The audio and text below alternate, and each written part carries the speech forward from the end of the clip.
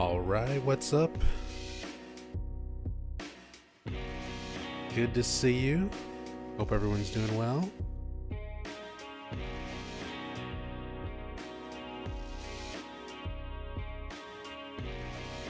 Lounbub, Clappy Coon, Father Ikari, Valorosa, hello. What's up, Fishbones?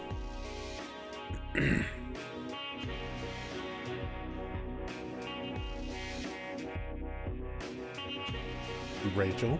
Love you.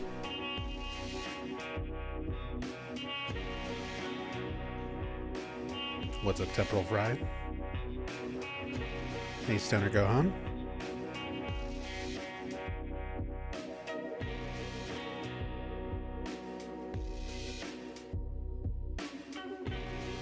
Hope this week's been good so far. Same for you, Fishbones. And for all of you. Hope you've all been doing well.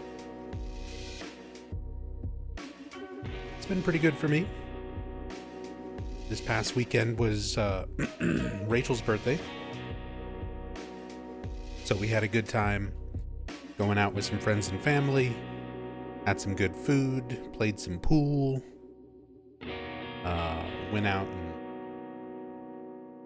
did a little bit of shopping and stuff together.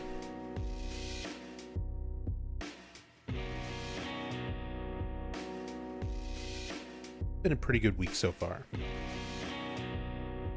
Needed yesterday to kind of rest and catch up on some other stuff. Got some cleaning around the house done. Got some other stuff done. I was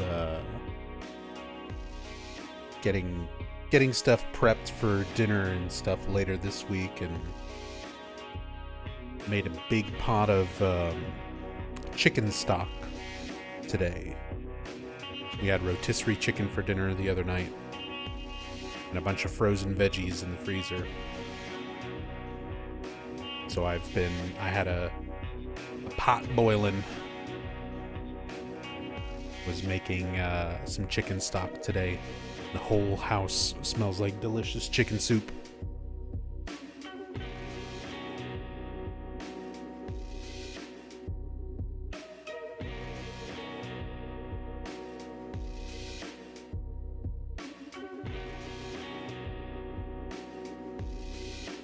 Wow, so productive. I'm trying to be productive on some of these days. Because, some days, feel like shit and just don't get anything done. So on days where I'm feeling good, I try to do as much as I can. I try to clean and cook and edit stuff, work on videos, work on things for my friends, work on stuff around the house. Always stuff to do.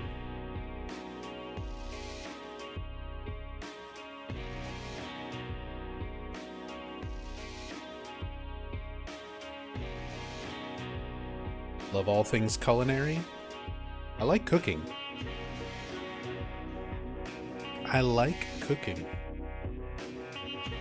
I don't like cleaning up after. I don't like dishes, and I don't like cleaning the kitchen. But I do like cooking.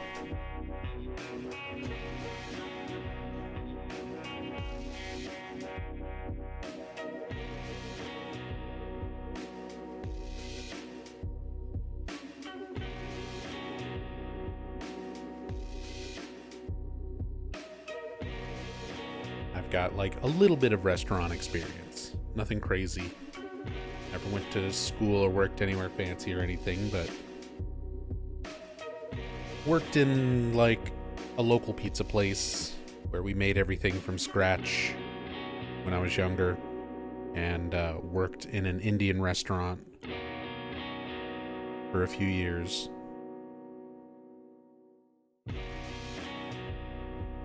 Because I never really cared too much about cooking before that. And while I was working there, I didn't care very much about cooking when I was home.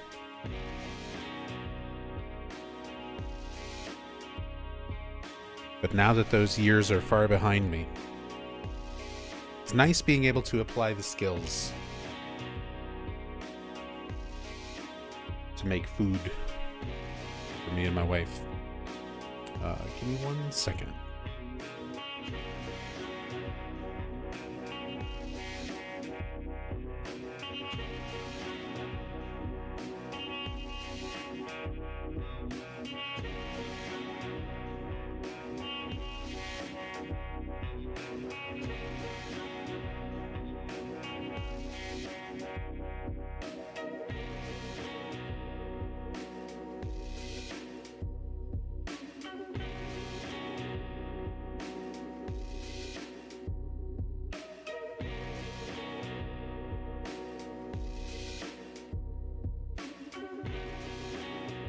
All right.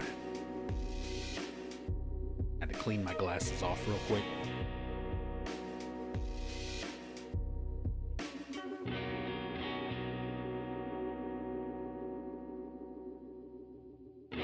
I'm still getting used to wearing glasses. I've had them for a few weeks now.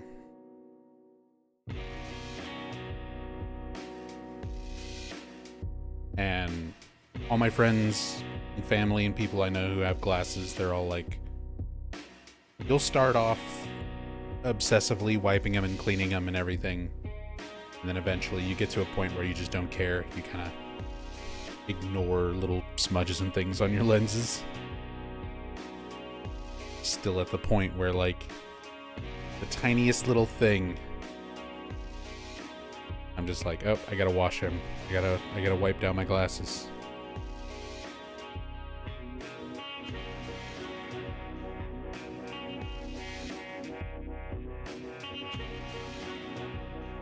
Hey, Villatarian.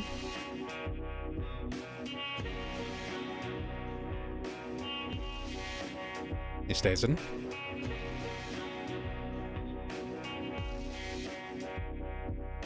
Still there, been years. Yeah, I mean, I guess it's different from person to person, but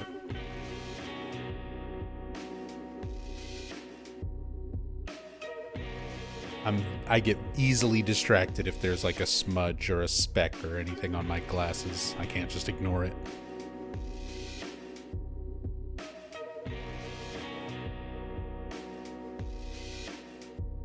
You see Salome Gunnarsdottir, actress for Mary Maria and Remake, has been streaming herself playing the remake. Yes. Yes, I have. I still need to watch, like, catch up on the VODs and everything. I've seen some clips and highlights and little bits and pieces of it. We've been sharing it and talking about it in our Discord. For people who are not already in our community Discord,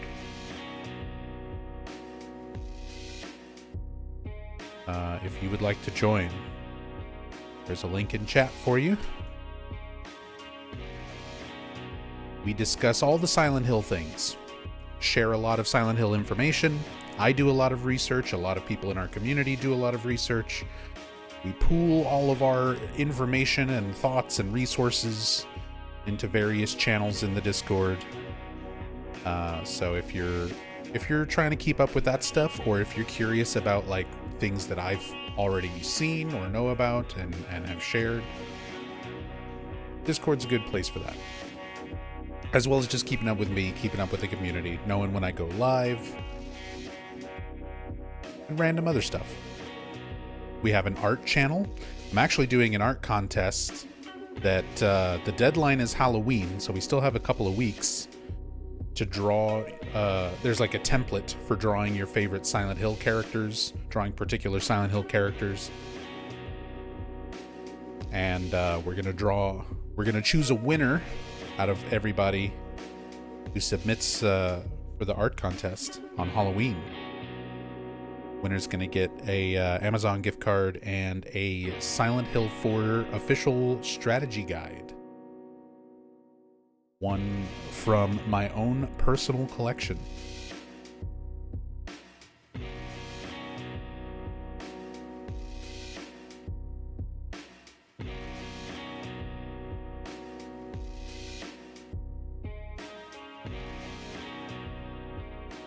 But yeah, we got an arts and crafts channel. I said we got the contest going on. I just shared. I'm trying to get back into doing creative things in my off time. A lot of times I get very focused on work, on like streaming, on editing, on researching, and I don't do much else. And I need to have creative outlets as well. And a lot of times I deprive myself of that when I'm busy with other stuff. And this year has been very topsy-turvy because I missed several months where I've just kind of been focused on my health, and wasn't able to stream, wasn't able to really do much of anything. So I still kind of feel like I'm playing catch up on all of that. But I've been trying to be productive, and I kind of put a lot of creative mindset stuff to the side. So now I'm starting to get back to it. And I've been painting. I painted a portrait of a haunter, a picture of a haunter, just as like a warm-up exercise, just kind of get a feel for painting and stuff again.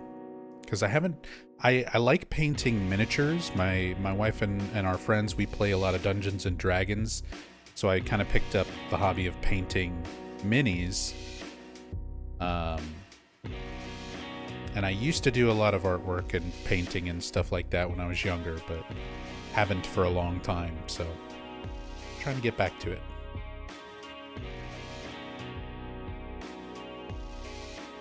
Is that your favorite Pokemon? Yours is Mudkip? Good old Mudkip. But yeah, Haunter. Haunter is my favorite. A lot of people love Gengar. A lot of people like... I like the ghosts, the original ghosts, your Ghastly, Haunter, and Gengar. But out of the three, Haunter is my favorite. It's so hard to find Haunter stuff.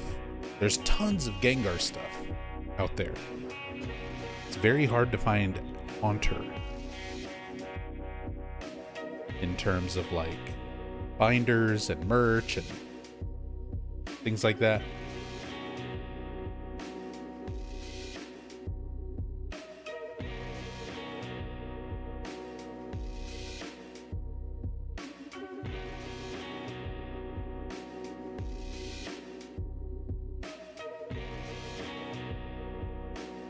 But yeah, one of those things that I was around when Pokemon first started. I can remember getting into the cards when the card game very first came out in the US, and playing the Game Boy games when those first released, Red and Blue and Yellow. Been a fan ever since. Every once in a while, when I can still find them, I try and get Pokemon cards, which is not very frequently these days. The market for them is fucking ridiculous right now. Trading cards in general is kind of ridiculous right now.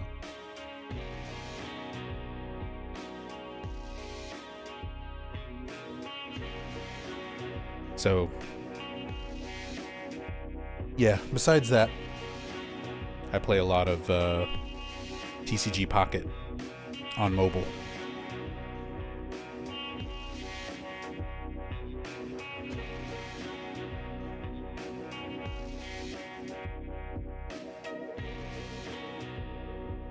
Hey, what's up, Terry Red? Good to see you again. Been having fun watching you stream Silent Hill F and watching Salome play Silent Hill 2 Remake? Yeah. You're the second person. We haven't even only been live for like 20 minutes. Second person to talk about Salome streaming Silent Hill 2 Remake. That's awesome, though. I love that we live in an age where that kind of stuff can happen. It used to be so difficult to get even an interview with a lot of actors and actresses and people involved with making the games. Like, even just a basic interview used to be so difficult. And now it's like, yeah, here's one of the main stars of the game playing it herself and sharing her thoughts and talking to chat. That's awesome. Isn't Hinako's Japanese voice actress streaming F as well? She is. She is. I haven't looked that one up yet. I knew about the Salome one, and I've seen little bits and pieces of it. I need to watch the full VODs at some point. But I remember somebody sharing that in our Discord as well, that Hinako's Japanese voice actress was also going to be streaming Silent Hill F. I don't know if she's already started or finished, or how much that's in progress, but that'll be another VOD to look up at some point. Or try to catch live if she's still going with it.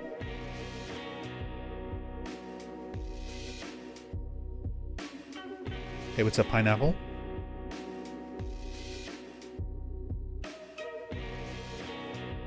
If you love D&D, check out OSR game on Amazon, Wendigo Survival Horror RPG. Inspired by Silent Hill and Resident Evil. Sure you'd enjoy it. I will make a note and try to check that out at some point.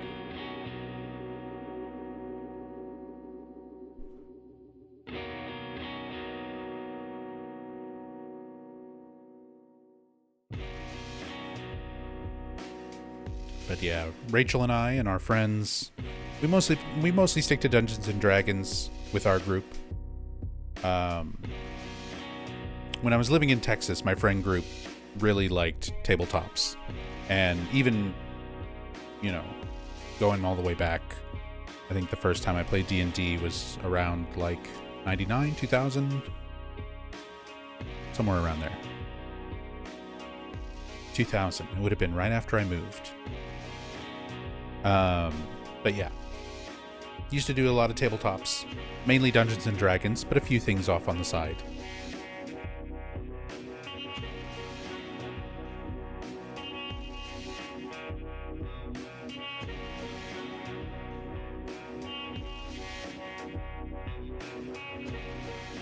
Silent Hill is back. Let's hope we eat even better in the future. I mean, we've still got Silent Hill Townfall to look forward to. We've still got the Silent Hill 1 remake to look forward to. We've got Return to Silent Hill. We've got a new movie coming out in January.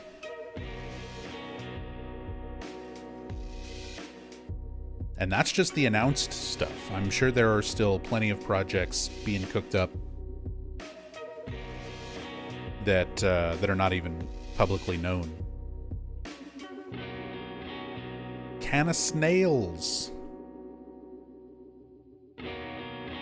Can of Snails, thank you so much for the 5 gift subs going out to the community. Jitwode, Slick Ghost,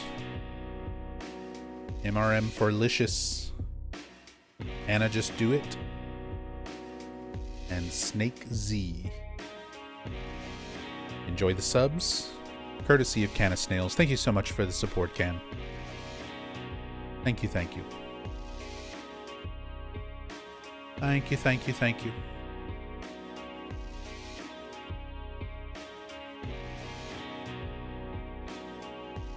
Your son plays D&D every week through Discord. Got into it through Stranger Things. I mean, that's awesome. It's really cool. Hey, what's up, Steel Priest? How do I feel about this game so far, Silent Hill F? It's pretty good. As a Silent Hill entry, it does some things that are very out of the norm for this series. But then again, this is a franchise that's been going on for 26 years.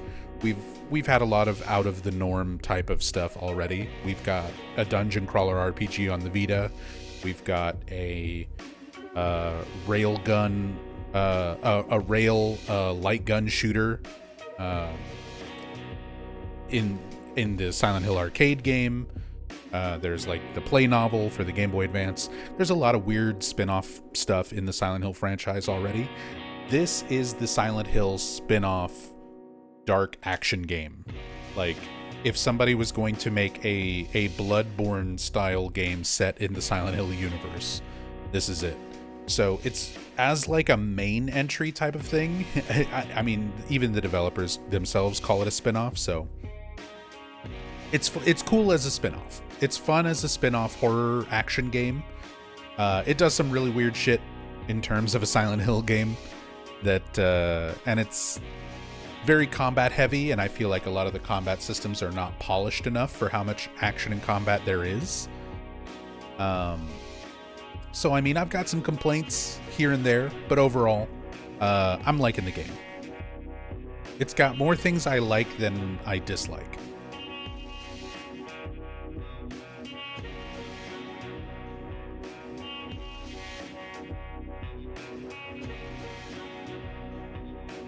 Final stretch for true ending today. I mean, we will see. I don't know how much progress we'll make. I'll try and get through it. The main thing I need to remember to purify the sword. I need to remember to give up the brooch. And I think that's it. As long as I continue down that path, we should be good for the ending. It's just a matter of getting through the game.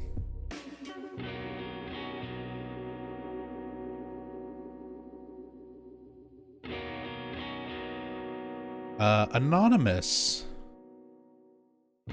gifting out a sub to Johnny Quest. Johnny Quest, enjoy the sub. I used to watch your cartoon all the time when I was younger.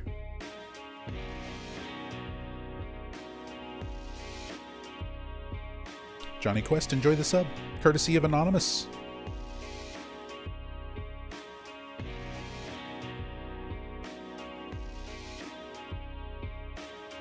And Villatarian, thank you so much for the sub. The brand new tier 1. Thank you, Vilo. Thank you. Very much appreciate that support, you guys.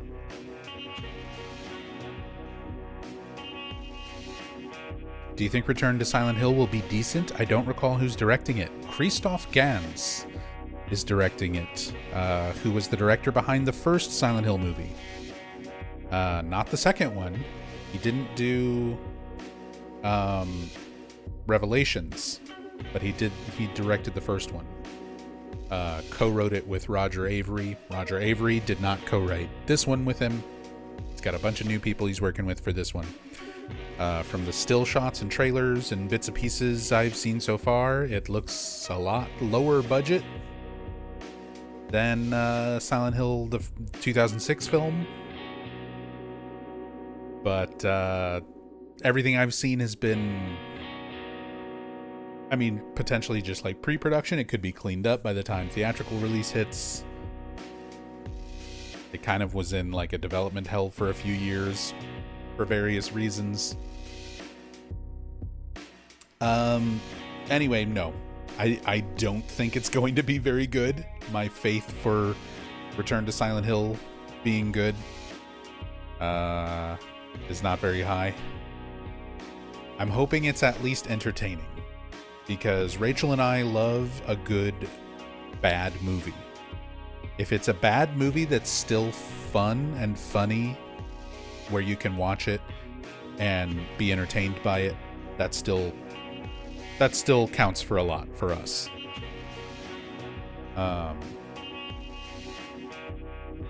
So I'm hoping it's at least just a fun, entertaining movie. But I don't expect it to be like an amazing, actually good movie.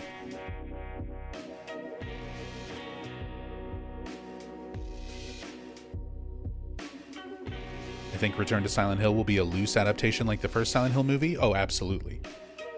Absolutely. There's already enough information just from what we've seen and from like pre-release info that they've made a lot of changes. It's not just going to be Silent Hill 2. Like, it is loosely based on Silent Hill 2, but it is not going to be the exact story of Silent Hill 2. It's going to be very similar to the first movie, where there's a few similar things, but otherwise it's its own thing. A few similar elements, some character names, some settings. But yeah, I feel like they're going to be doing... Christoph is doing his own thing, his own take on it.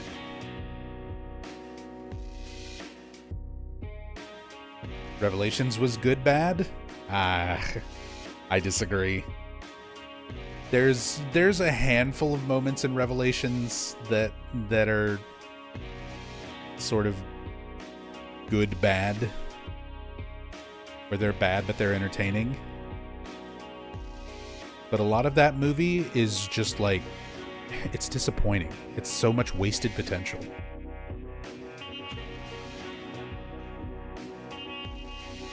Yeah, Pop-Tart jump scare and seeing Sean Bean die. Sean Bean not die.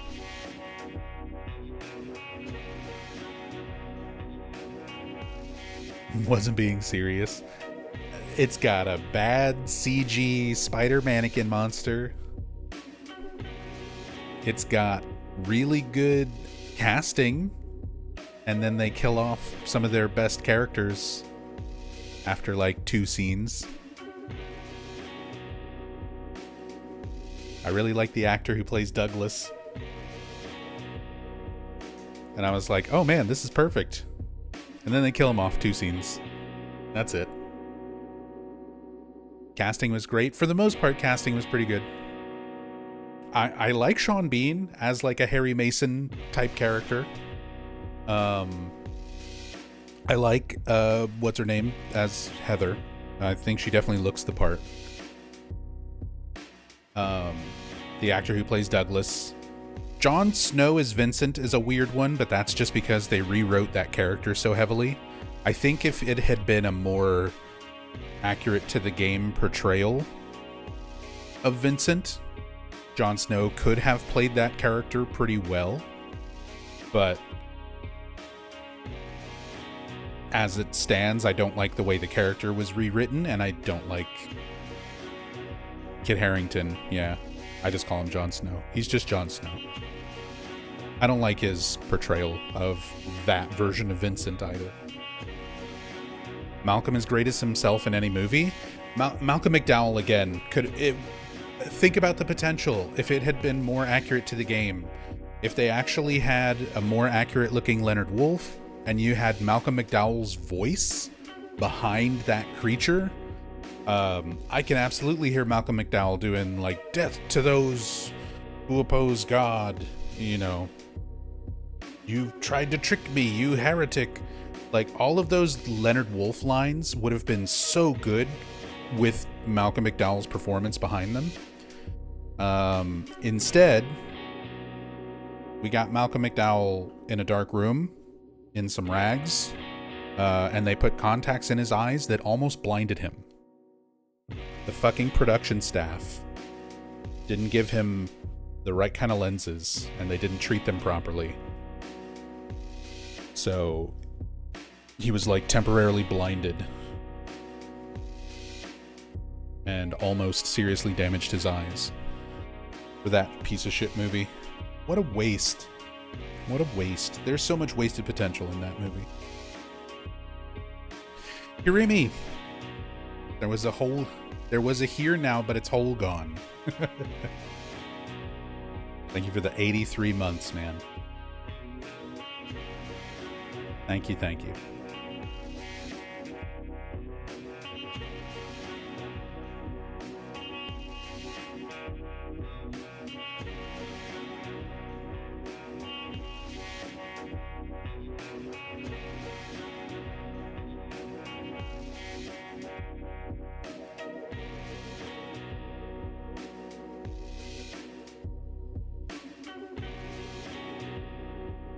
Hey, what's up, Shadow Noises? Hey, Rogue Cowboy.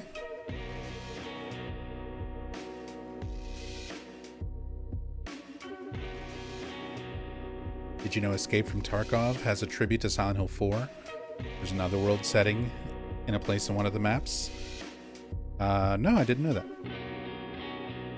I don't play Tarkov, so I don't really keep up with that kind of stuff. But I'll add it to the pile of games that make Silent Hill tributes, because there's a lot of them.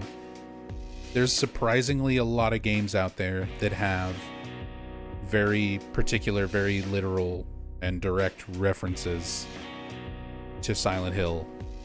And it's almost always Silent Hill 4. There's a lot of them where it is like Room 302. It's the apartment, like recreated for some little part of their map, or because the like House Flipper, I think, has like a DLC where it's Room 302. It's not exactly, but it's close enough where you can tell, like, that's what it's supposed to be. Stuff like Tarkov. There's another one. There were some other games that have Room 302 in them.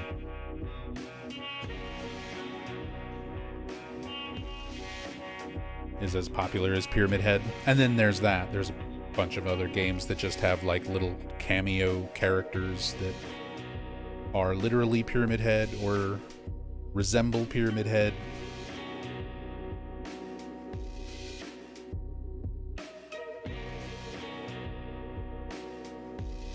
Pyramid Head was in Track and Field. He was in one of the Track and Field, one of the later iterations of Track and Field. The Silent Hill developers, most of the people behind the original Silent Hill, the big project at Konami that they made before Silent Hill was Track and Field. So much so that there are Track and Field textures in the Silent Hill 1 game files. When they were very first setting up the engines and using temporary like placeholder textures and things like that before they had any assets made, they just used some placeholder assets from Track and Field that they had worked on previously and didn't remove all of them from the final build of the game. So there's like Track and Field unused assets on the disc for Silent Hill 1. He's also in Konami Kart Racer, and he was in the new Astrobot game. Pyramid Head's and everything. Of course, like Dead by Daylight and stuff like that.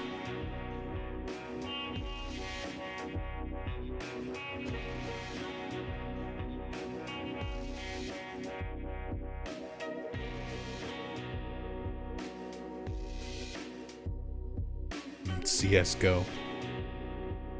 When CSGO? Are you asking like when am I going to play CSGO? Probably never.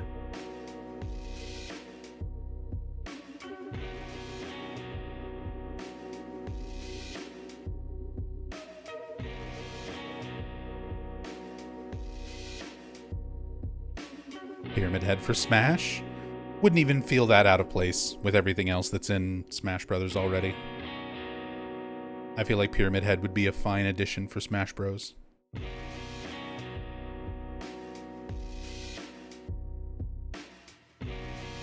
Ever play Silent Hill 2 Remake with the Mary Pipe mod? No, I did not. I've seen people do that, and I've seen the mod, but no. The only mods that I've used for Silent Hill 2 Remake was for the Cam Hack playthrough.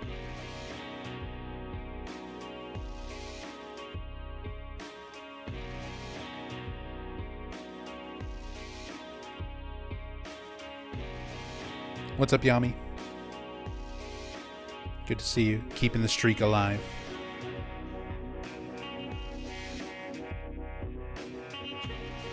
All right. Let's play some Silent Hill F. Let's get out there and let's go back to Ebisugaoka.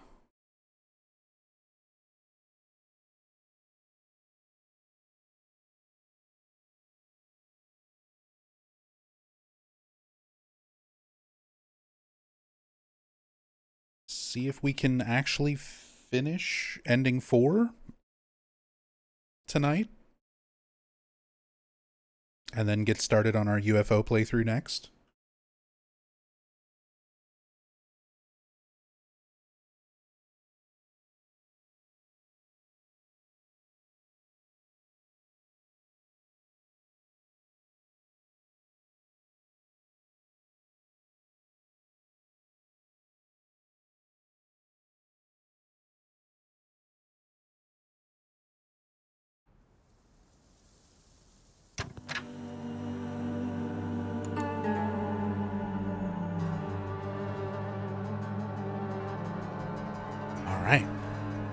Day 8 of Silent Hill F.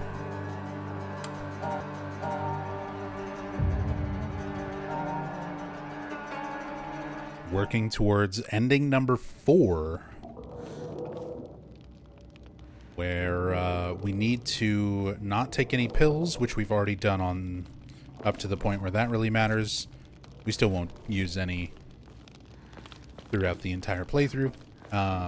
We also need to purify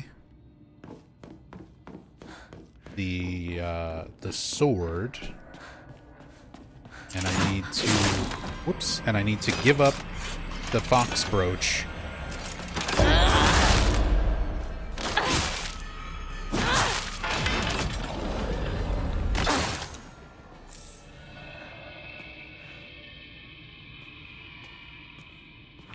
Not asking for exact details, don't want to know them, but is there another ending after UFO, like a true ending type thing?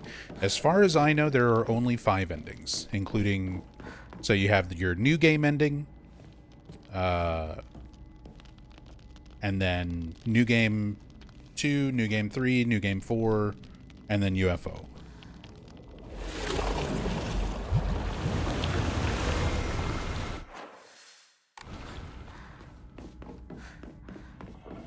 And you don't have to necessarily do them in that order. It's just kind of the order that I've chosen to do, but yeah, that's as far as I'm aware, all the endings. Unless somebody discovers some crazy hidden super secret ending that nobody knows about as of right now. Which, you know, is always possible. There's a lot of game secrets and things like that, and a lot of games that go undiscovered for sometimes years before people know that there was something. It's rare that that happens these days, because it's so much more prominent for people to just look at everything. They just completely decompile a game after it releases, look at all the assets, and kind of see everything that's in it. Yeah, everything gets data mined as soon as a game comes out. So it's really, really rare for there to be something major hidden that way.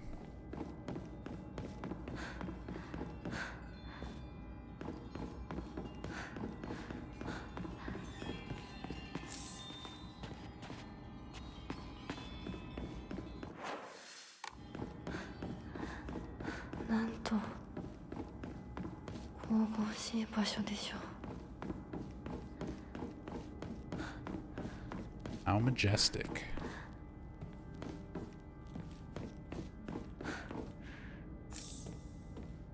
Full of dried carcasses.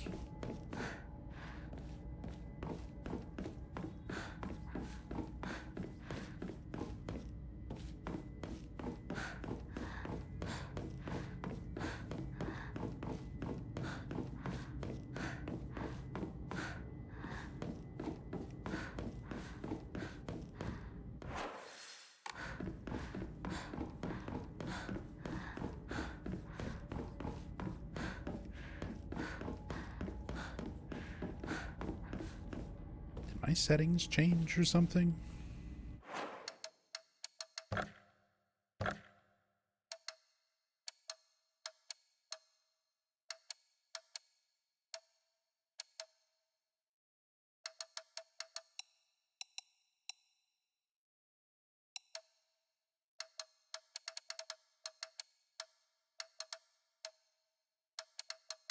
No?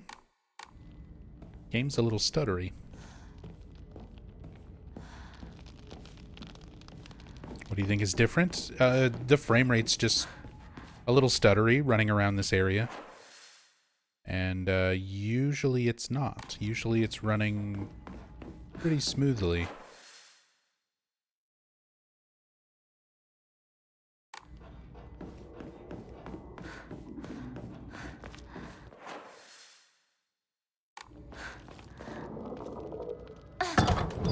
No, it's not like a VSync thing. It is straight up like frame drops. Like,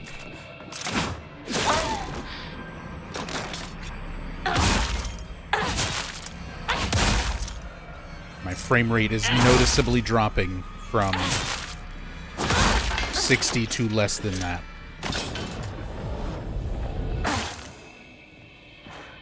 Getting a little bit of the classic UE5 stutter. There was a Windows update,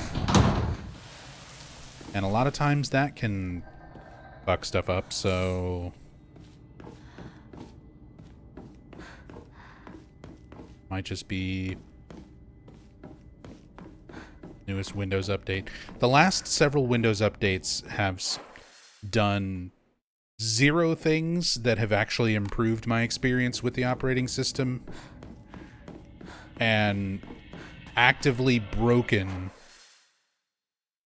multiple games that I play. Like Silent Hill 4 on Good Old Games is really fucked right now because of Windows updates from a little while back.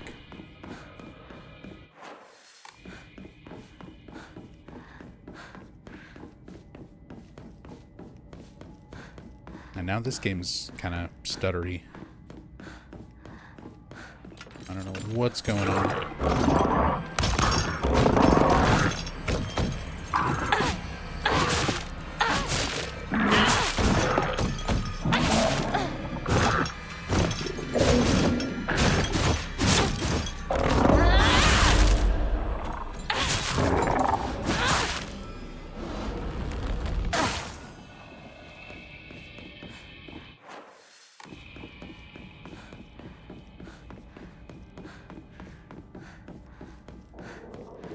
Hey, what's up, Ray?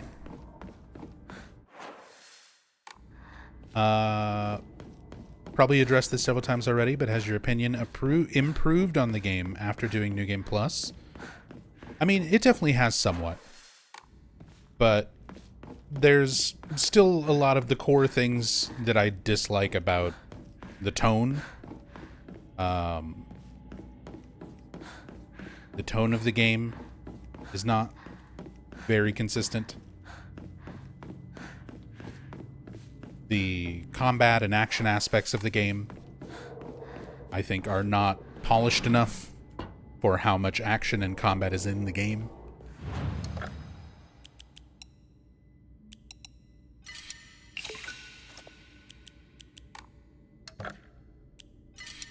A lot of the stuff that is locked behind New Game Plus, I feel like should have been available on New Game. Even though it is stuff that I do like, a lot of it easily could have been on New Game. And I think would have made a lot more players happy, or at least satisfied with the story as it's presented on a first playthrough, enough to where more people would actually want to do New Game Plus to learn more. Because that's a big problem in the community, like with fans playing this game. They play it the first time, they're frustrated by it, and they don't want to do it. They don't want to play it a second time or a third time, let alone 4 times or 5 times to, like, get absolutely everything.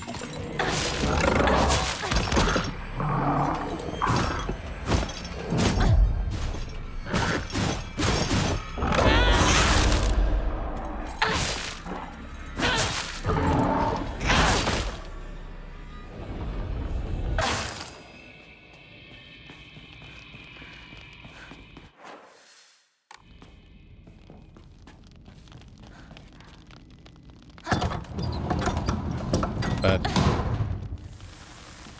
yeah, a lot of the things that I kind of disliked with my first playthrough are still complaints that I have now with New Game Plus. I basically, from New Game Plus, I've gotten some more satisfying endings, which has been a big plus, and I've gotten more context from the new notes for Hinako and her friends, and Otoyuki, like all these characters.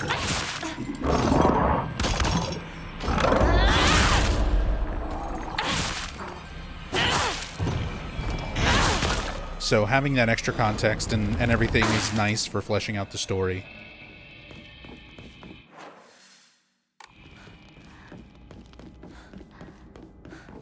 But it's not enough for this game to suddenly be like a 10 out of 10 for me. It is still very much a flawed game. Not a bad game. Not a bad game. But a flawed game with a lot of enjoyable elements.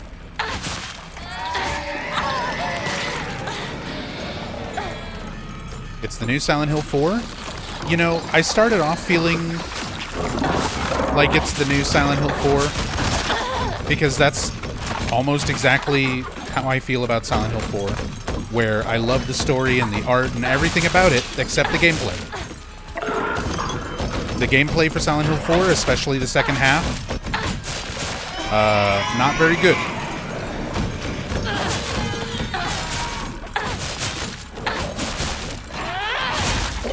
And this game is very similar in that regard.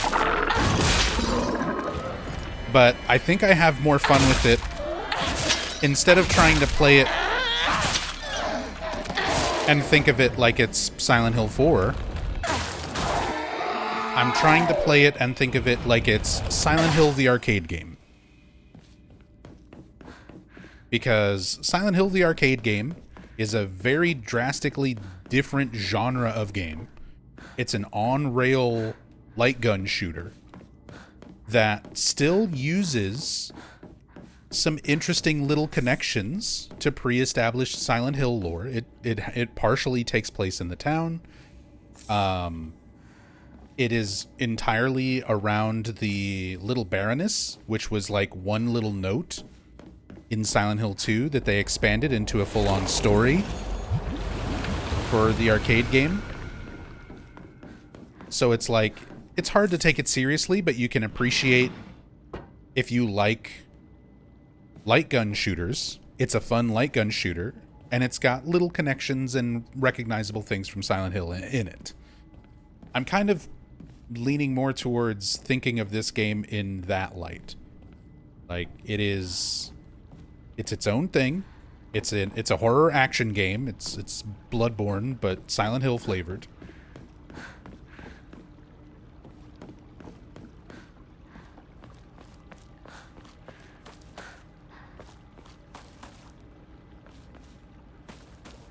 And it's good for what it is. It's a fun spin-off type thing.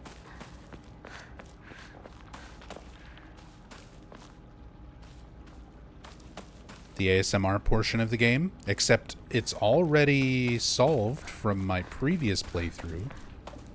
But I do want to check here to make sure this is not where I purify the sword, because I figured it's either going to be here or it's going to be at the shrine in the fog world near Shu's house.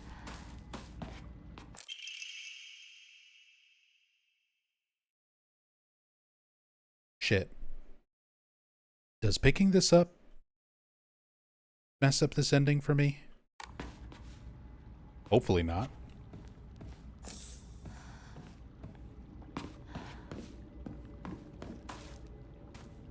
I think it's fine. As long as I purify the sword and give up the brooch, I don't think it matters if I have this or not. My Aglophitous. This is 100% Aglophitous, by the way.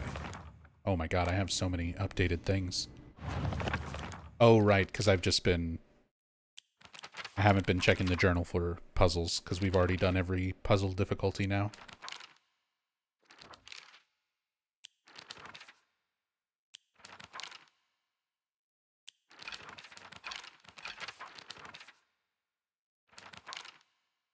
Oh, we did get an entry for the fox that I never looked at.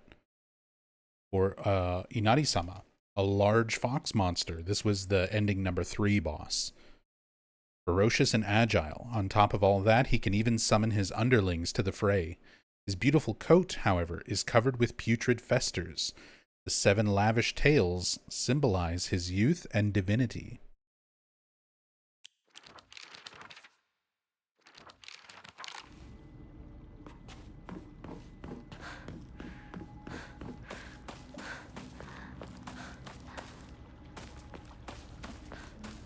You got Silent Hill Arcade on your PC? Same. If you go through my YouTube stuff, I've done story playthroughs of it and showed off the endings, and I also speedrun it, because I do speedruns for all the games in the series. The only stuff I don't speedrun is Silent Hill 2 Remake and this.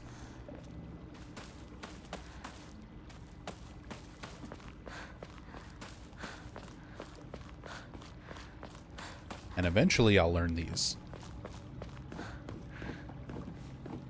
But okay. Nothing... Since I don't have the sword with me, it makes sense that I wouldn't be able to purify it here. It's going to be when I get to it in the fog world, next to Shu's house. Which will be after this section, I think.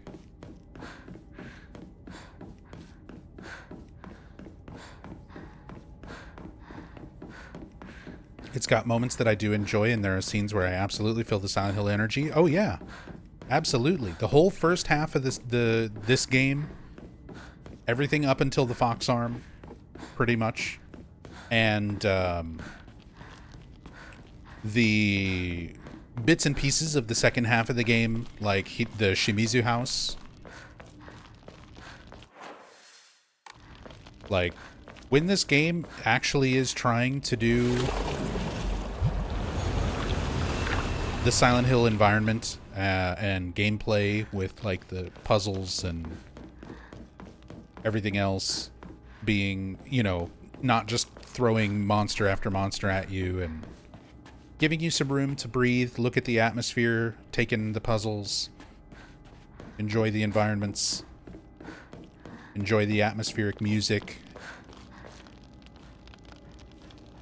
Those moments in this game are very, very good. But also, I can activate my bestial form and swing around my 20-foot-long monster fox arm. And those are the moments where it just kind of stops being a Silent Hill game for me. Like, I've already read all the comments, everybody, like, it's supposed to be that way, it's symbolic. And I mean, you sound exactly like the fans defending the bad combat in, like, Silent Hill 1. All the way back in 1999, being like, he's just a regular guy, that's why he can't fight very well. You're trying to justify the gameplay to the character.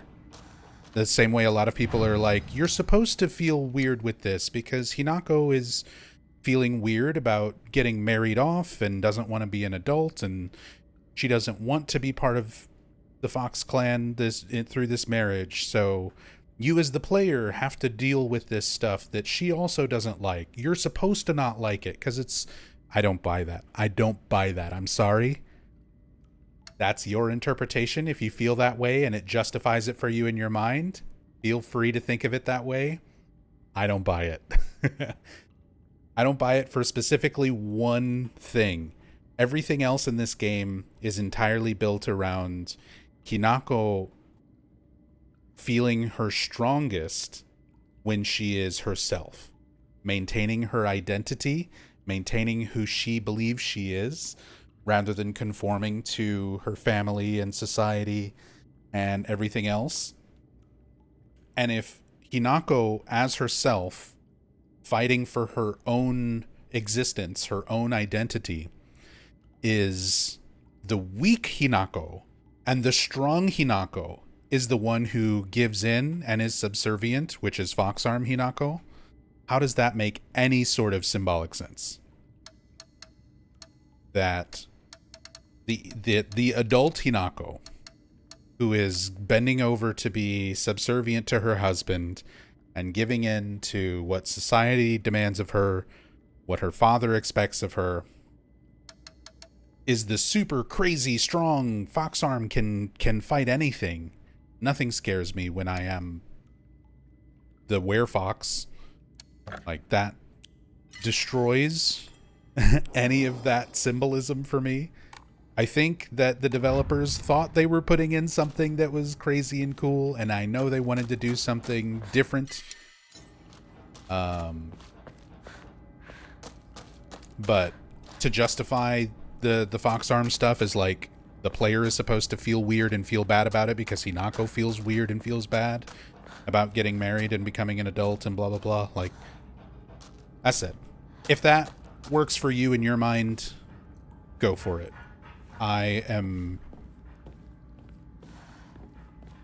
It's not enough for me.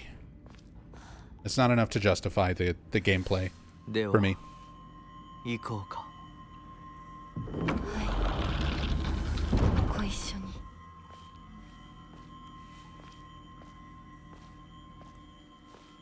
Don't think they made the combat deliberately bad in Silent Hill 1 to enhance the horror or anything. No, I definitely don't. There is something to be said for being limited and overwhelmed by the sheer volume of enemies relative to the available space you have. No, those, like that aspect, being overwhelmed by enemies that are legitimately threatening to you, is an important part of horror in games like these. Being trapped in a little tiny arena where your goal pops up in the top left of the screen telling you to destroy all the enemies with your crazy fox arm powers so that you can progress to the next point where you're locked into a little arena and it pops up and it says you kill all the enemies to proceed, and like, come on, like, that sucks. That sucks. However you want to justify it in your mind is fine. For me, that kills the pacing of the game. It kills the tone of the game. It ruins a lot of aspects of Hinako's character in terms of feeling strong or feeling vulnerable. That's what I mean when I say the tone is inconsistent.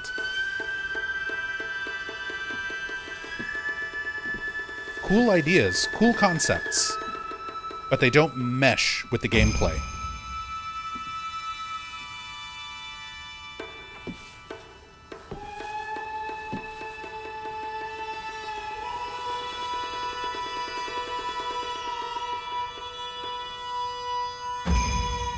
Devarin, thank you so much for the 47 months. Welcome back.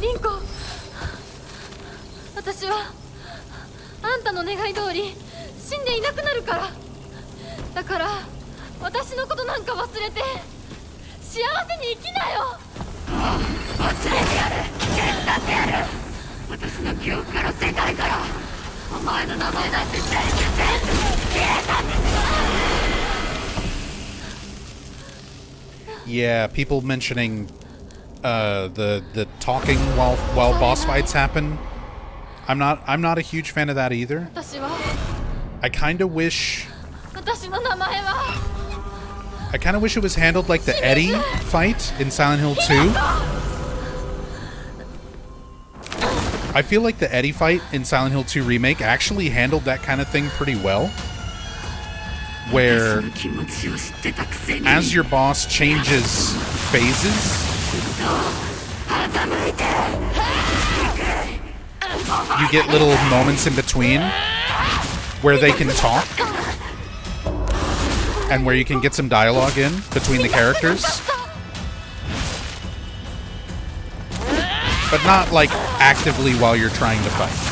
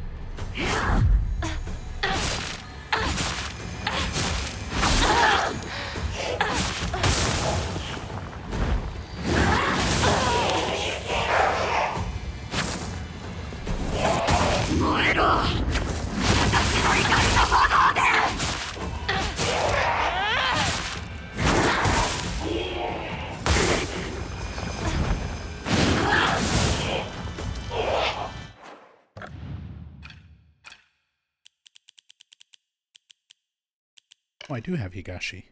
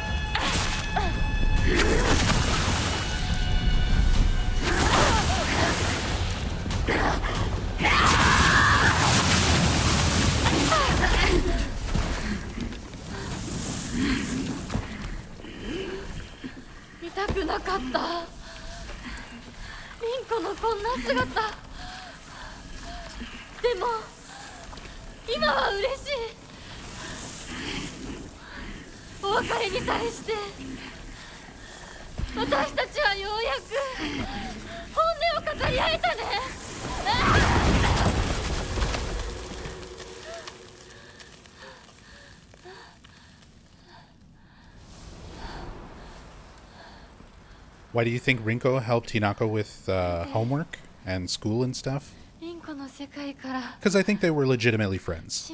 That's one of the bits of context from all the extra notes that we've been getting from the New Game Plus playthroughs. Their friend group wasn't strictly purely toxic. And I'm starting to wonder if a lot of the more negative aspects of those characters are even real, or if that is like ideas that were put in Hinako's head about them by Kotoyuki or Inari-sama to try to make her let go of them more.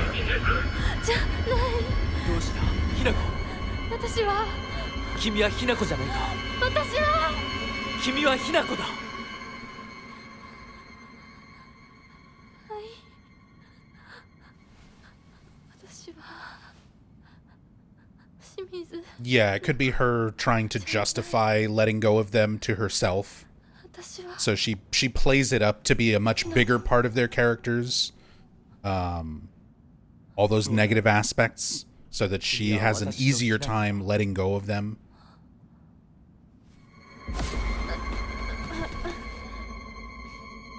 It's either something like that, but I think in reality, their friend group was actually a bunch of good friends, at least at some point in their history. Especially middle school and stuff like that, whenever Rinko would have been helping Hinako with like schoolwork and stuff. Which ending have you liked the most so far? Ending 3.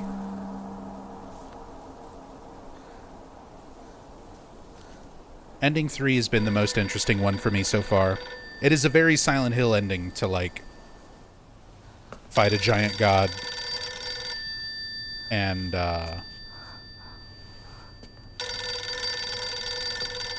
interesting seeing Hinako make the choice to, like, run off with Shu. And then bad shit immediately starts to happen because she's not sort of going along with the gods' wishes, their plan anymore.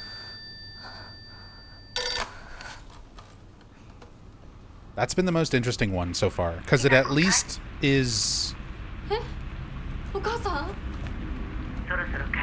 It's a little bit more respectful of all the lore that you find in the notes about the town and the history and the gods.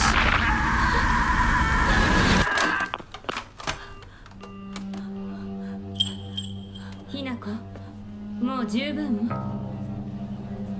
殺すか殺されるか決めた？姉ちゃん。殺されなさい、Hinako。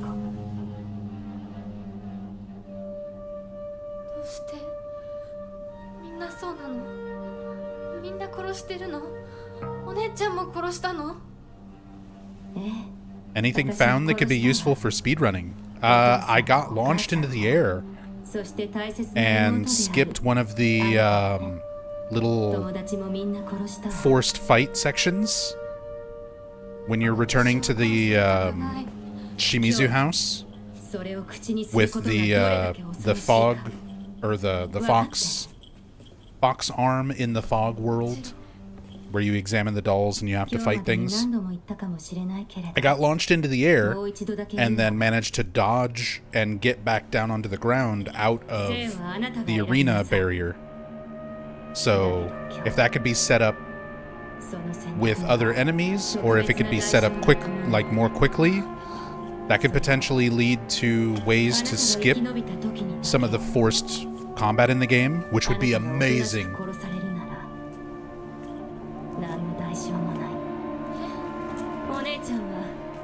I am all for combat skips. 幸せになってほしいよ。お姉ちゃん。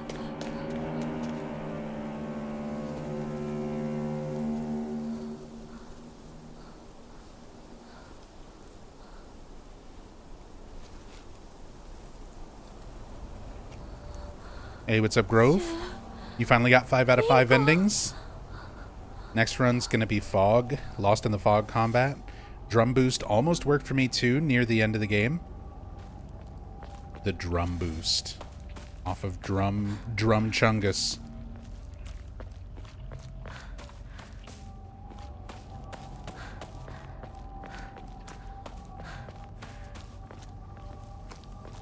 Okay, do a quick look around here.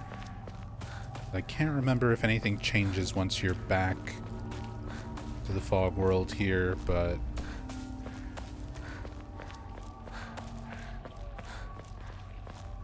yeah, I think we're good. Just need to make sure. Purify the sword.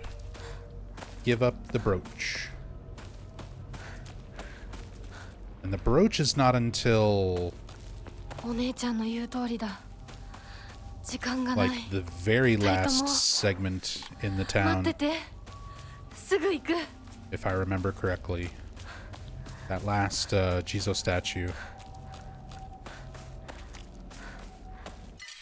Baseball bat. Might as well replace that. That's about to break.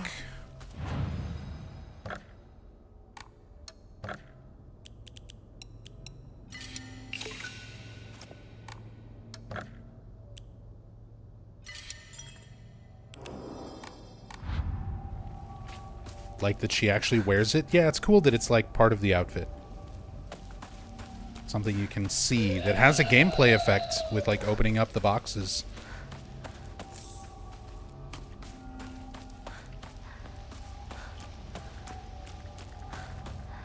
Wish we got that, but patches for Silent Hill, for James and Silent Hill 2 Remake, oh, that would have been great.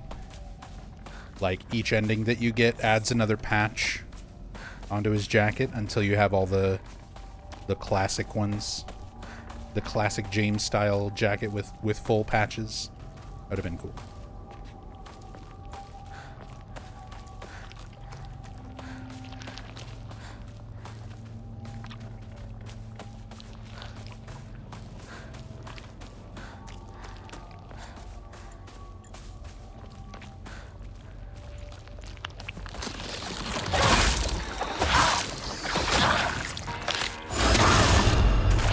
Shoutouts to the person in my comments who was like, just destroy all the eggs.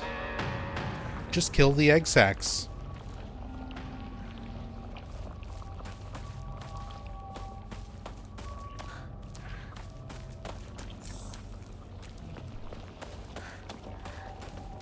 Someone was very frustrated that I wasn't focusing on killing the egg sacs when I fight the big pregnant bees things.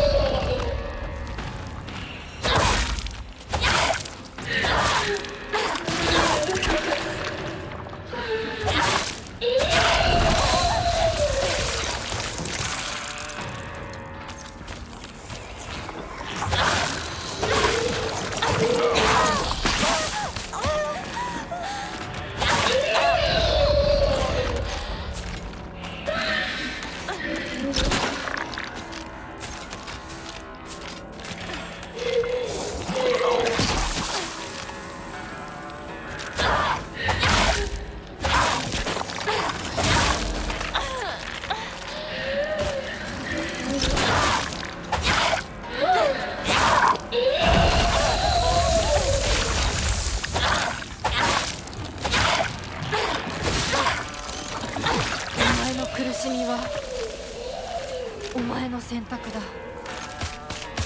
私は前へ進む。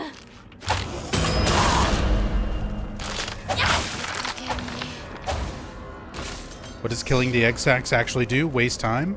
I mean, the idea, I understand. It's like, okay, it keeps spitting out eggs, and the eggs hatch into more monsters, and then you have more threats that you have to deal with. So it's like, just kill the egg sacs, forehead.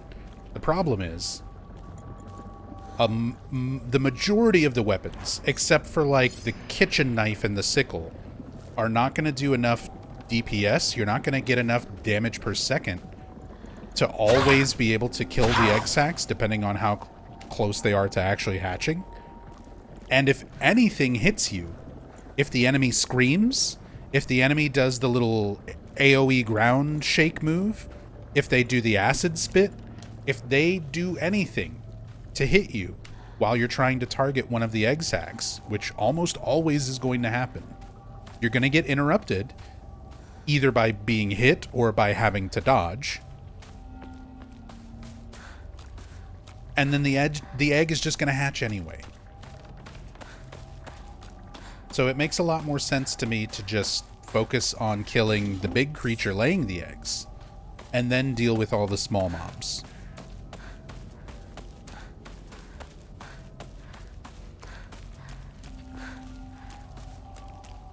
But there were, I had a commenter who gave me some feedback. They were like, essentially just telling me I need to get good at the game. And I mean, I get it. I'm not gonna be the best at the combat. I'm not gonna perfect dodge everything and perfectly counter everything.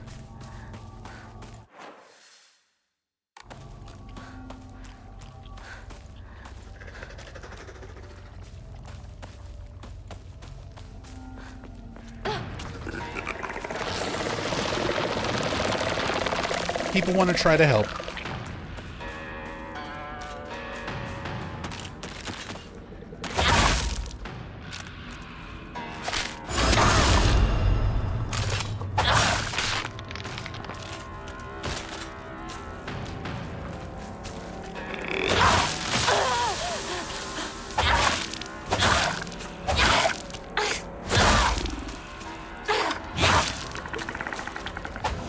Correct me if I'm wrong, the egg should have the natural HP of the enemy that it will hatch from it. I don't know exactly. It doesn't seem that way, though. It seems like the eggs, before they hatch, just have like a set amount of HP, regardless of what hatches from it. And the enemies that hatch from eggs seem to be weaker than normal versions of those enemies. Oh, here we go. Purify. Nice.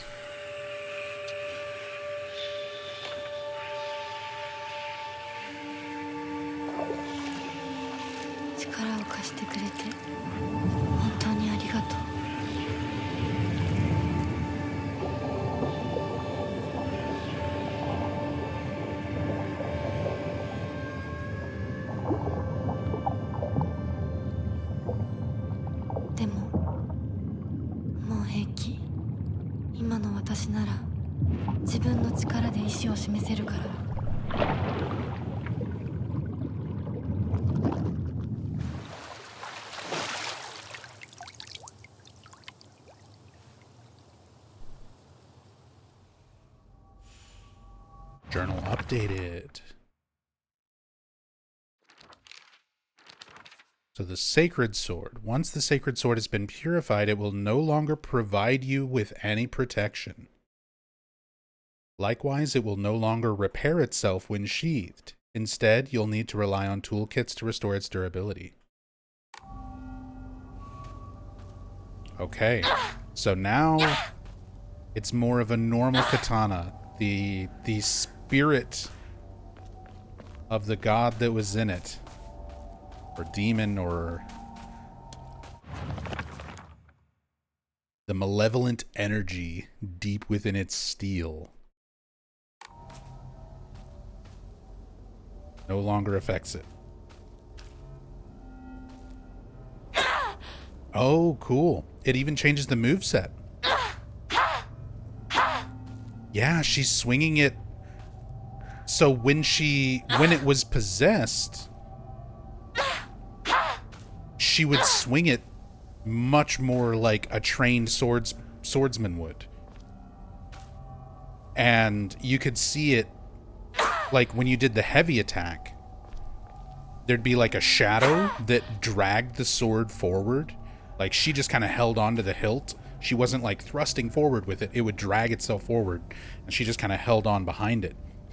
Now that's gone, and the heavy attack is sort of like the pipe overhead. Actually, this looks like it might just be the pipe moveset.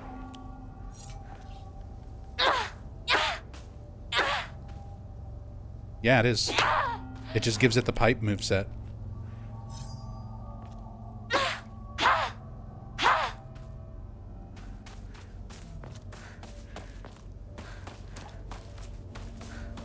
Don't see a use for that outside of the ending, unless there's a hidden ability. There might be some hidden attribute to it, but I think it's just for the ending. Like you're purposefully nerfing yourself. Nerfing this weapon anyway. Which is fine.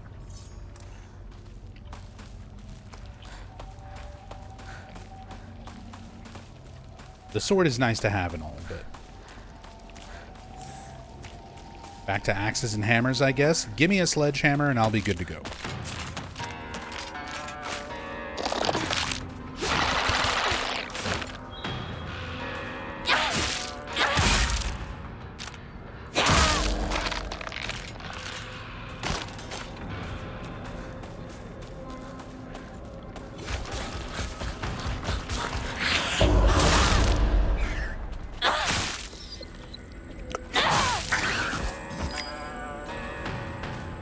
And I mean, it still does good damage. And I've still got 4 toolkits and the Otter Omamori so that I can swap out for other things and repair it. So it's fine.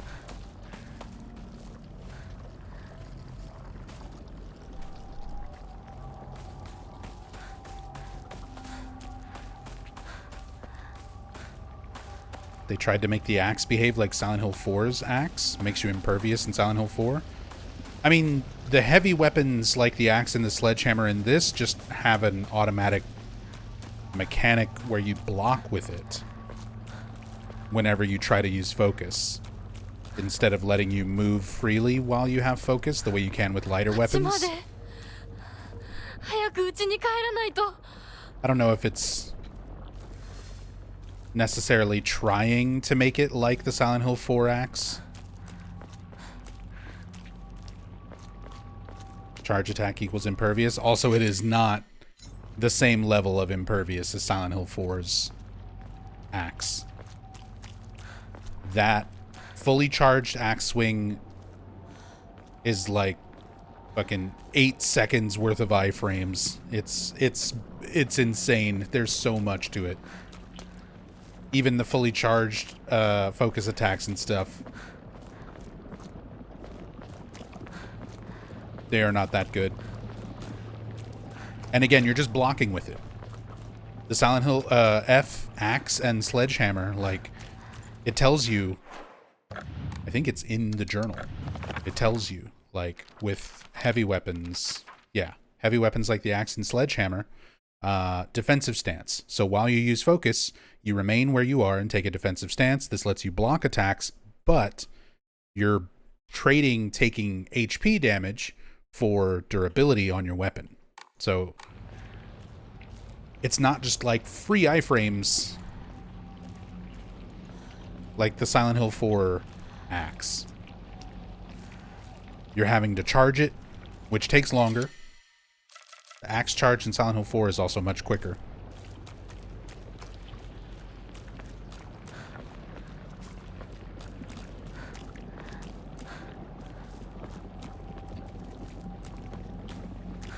That was 100% Aglophitous. Oh yeah, I started talking about that earlier. There's absolutely no question that this item, the Agura no Hote-sama, this, and the red liquid, it is absolutely 100% Aglaophatus. If I can find the note, just to kind of show that, but the name of it is just like, it's essentially a Japanese wordplay on the Japanese pronunciation of the word Aglaophatus.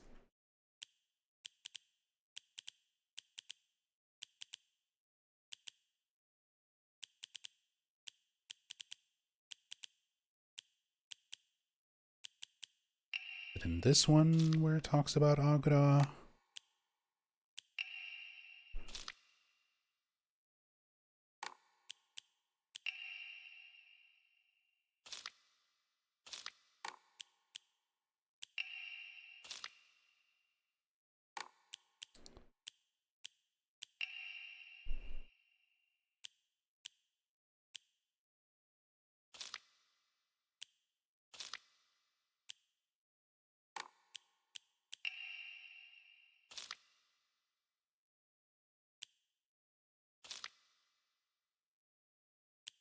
I'm just trying to find one of the notes that has the full thing written out. Agura no Hote-sama. But anyway, Aglaophatus, if you were trying to use Romaji, Roman or English characters, to spell out Aglaophatus in Japanese, or like if you were to spell it out in katakana, it would, Aglaophatus would be Agura Hotesu. So, like, there is no real F sound in Japanese. A lot of times it gets equated to like an H sound, which is why, and there's no L sound, so a lot of times that gets equated to like an R sound. So instead of Aglaophatus, it would be Aguro Hutisu or Hutesu. And then that is very close to the Japanese Agura no Hote-sama. It's just sort of like a close enough series of Japanese words that is very close to the Japanese phonetic pronunciation of the word Aglaophatus. Like, it's 100% Aglaophatus. ここは侵食されてない。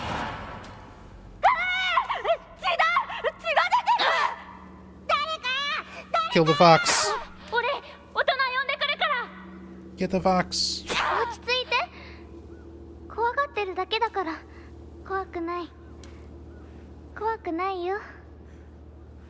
大丈夫？すごい血。早く手当てしないと。ありがとう。大丈夫か？子供を噛むなんて許せねえ。ただ殺してやら。僕は琴雪って言います。君は？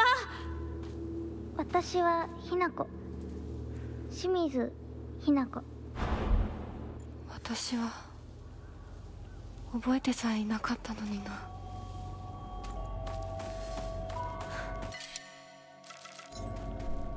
Are we supposed to feel bad for Kotoyuki in ending 3? Seems like he actually loved Hinako. I mean, there's all these notes and everything that you find about Inari-sama, you know, keeping its bloodline alive and wedding humans. I don't think we're supposed to feel bad.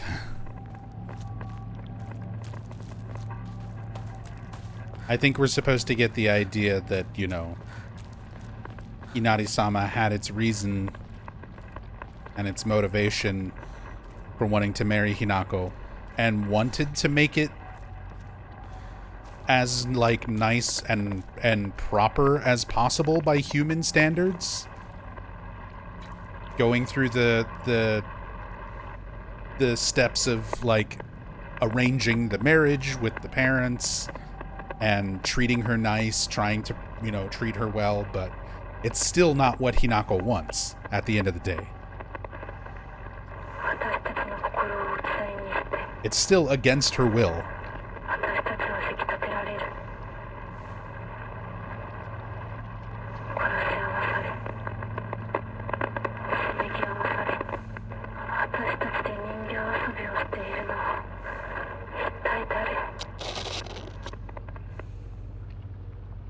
Ooh, who is it that's playing with us like puppets?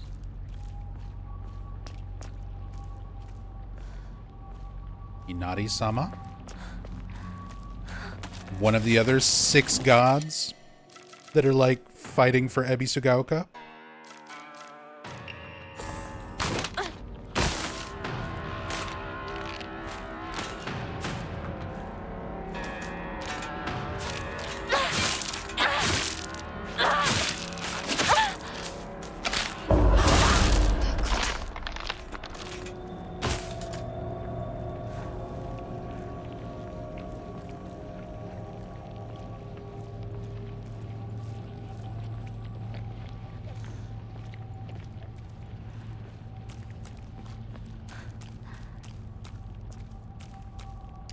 Jaro Kingu. See, I don't think it would be FI. I don't think it would be he. Listen to the way Dahlia Gillespie pronounces the word Aglophatus in Silent Hill 1. When she says Aglophatus, I thought I got rid of that. It's much more of an O sound. I think Agura Ho Tesu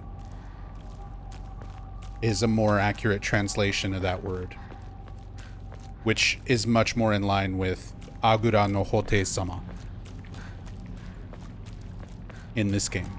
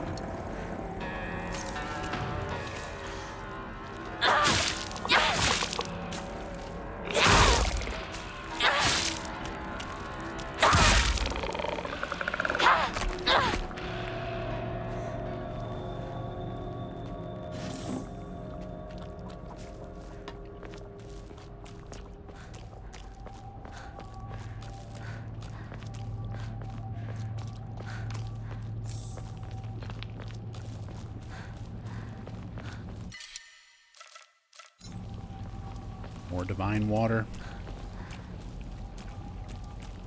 I've already got so much faith. I just need to find Emma. I'm sure there's still some... I mean, there has to be hidden ones that I just haven't gotten. Oh, Fox Box. Just chocolate, though. No Emma.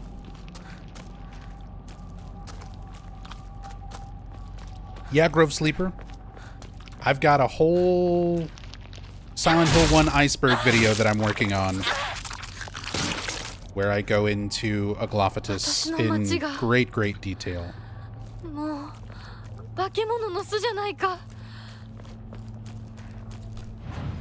It originally comes from Greek philosopher and physician Dioscorides, who coined the term.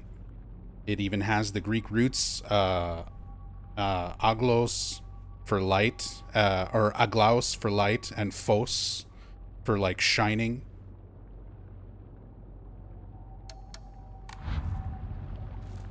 But yeah, it's also used to refer to a specific type of peony,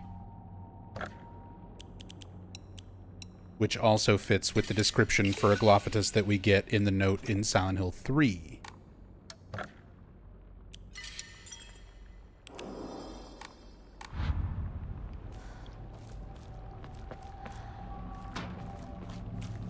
Although, depending on which...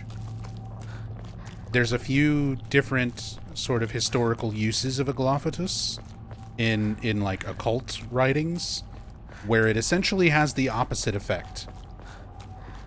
There is mentions of it in some writings where it is used to expel demons and ward off demons. And there are writings where it is used as an element in summoning demons.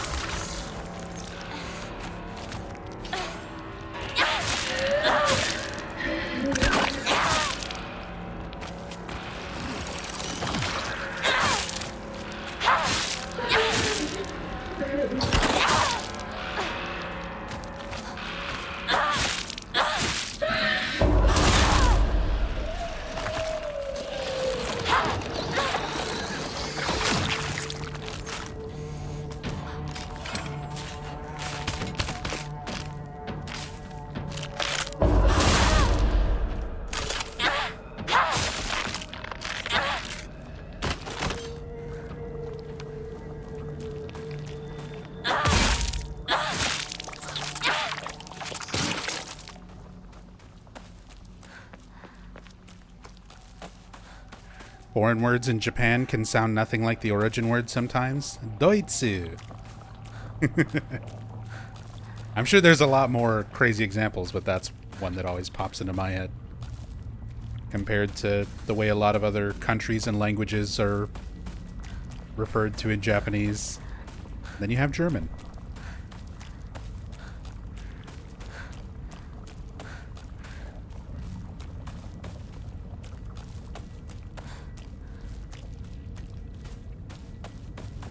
I think the health items being sweets and treats is symbolism to Hinako's friends and hanging out. Yeah, of course.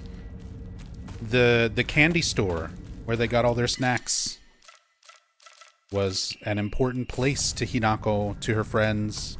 It was where they spent a lot of their youth, which is what Hinako is sort of clinging on to.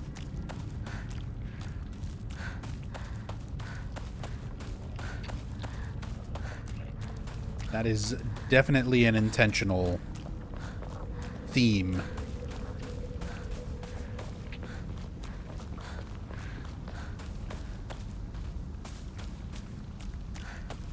Deutsch is closer to Dutch than German is? You got me there. Got me there. Can we just shake hands and agree that all languages are stupid and have things that don't make sense?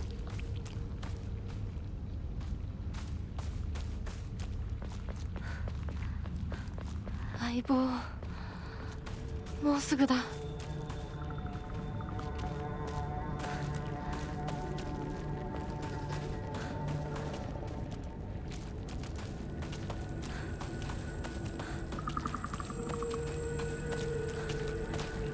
くそー。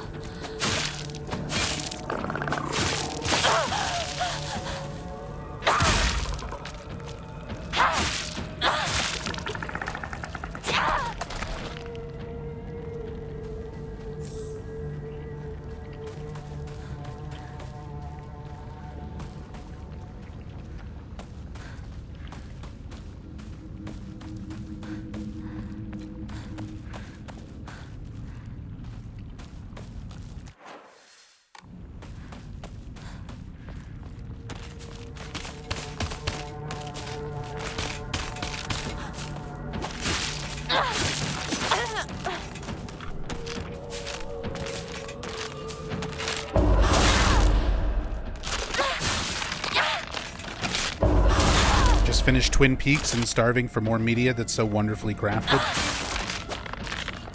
I mean, there's a whole lot of David Lynch stuff out there to watch. Not The Return yet? Oh, then you still have plenty. If you haven't already seen... If you've only seen, like, OG Twin Peaks, definitely you've still got Fire Walk with Me and Twin Peaks The Return.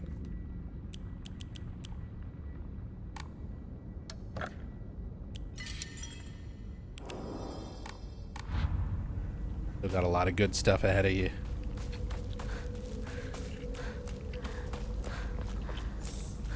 Don't want to kill the OG with DLC? I know what you mean, but trust me, it's really fucking good. As somebody who absolutely loves the original run of Twin Peaks, Fire Walk with Me and The Return are incredible.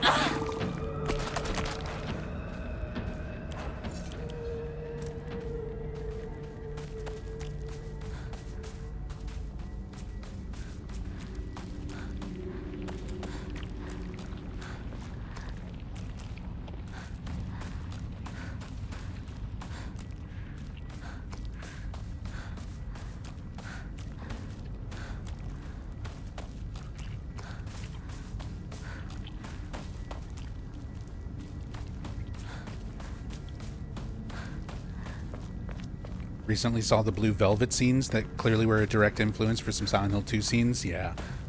It's very obvious once you see it. I definitely recommend watching the movie, like the whole movie in context. Blue Velvet is, again, really, really great.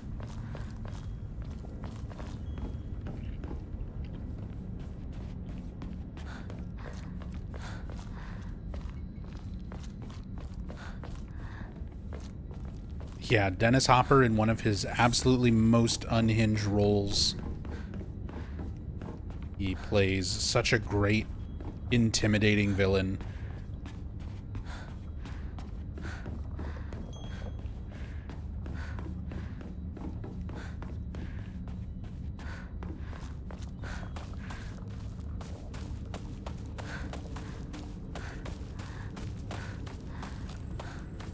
街は化け物だらけだ。家に戻ろう。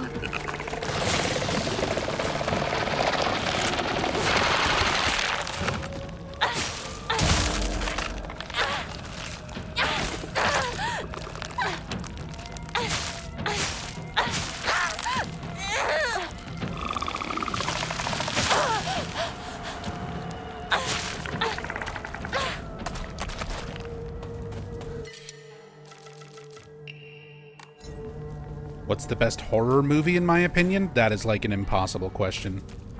That's similar to asking like what my favorite horror game is. There's so many things in the genre and in various little sub-genres for like surrealist horror and slashers, and there's too much.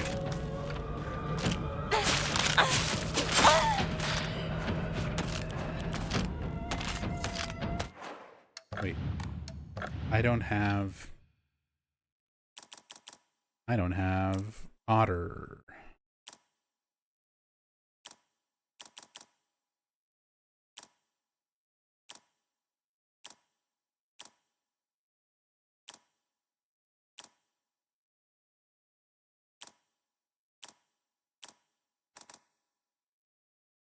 Oh, right, I'm in combat.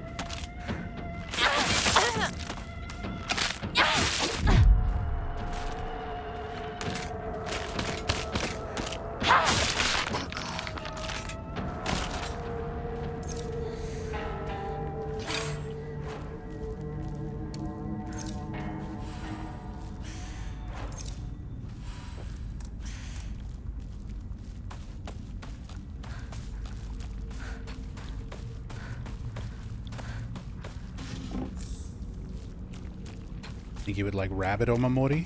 I mean, right now, I like the build that I'm using.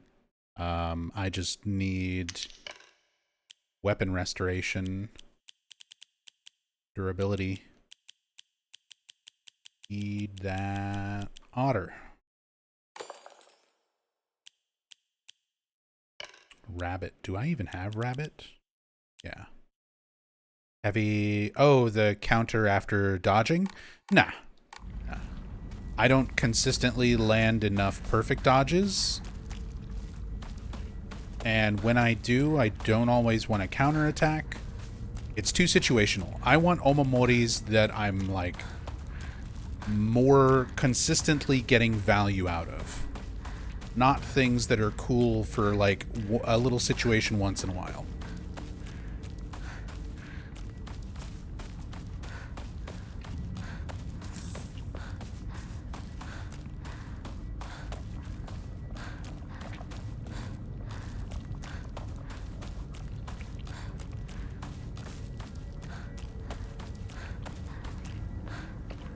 Sledgehammer. Give me that.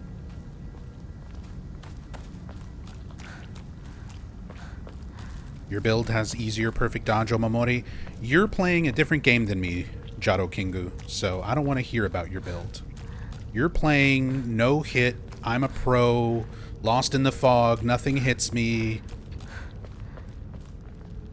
Because if anything hits me, it instant kills me. Like, we get it. Your penis is huge. You don't need to brag. I don't want to hear it. I'm going to stick to my baby mode auto counters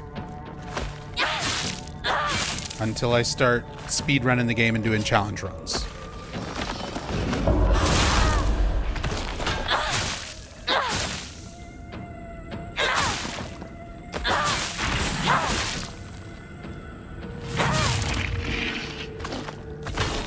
Take that, Knife Chungus.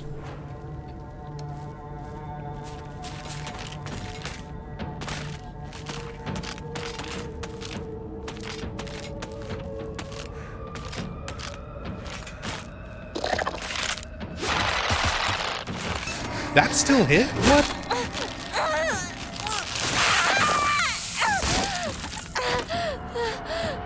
The range. I thought I was backing up enough out of range. I'm just trying to get counter hits to get little heals back. Not like I need to. Oh, and now Chungus is awake.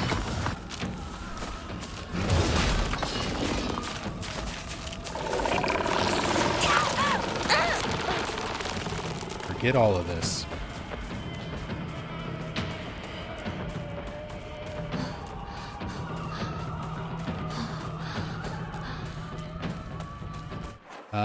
I also want to make sure I don't pass up the Jizo statue for offering the brooch. That's like... Wasn't that like right here?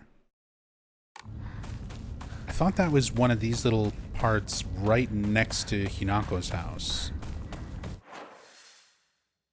Not here. But here?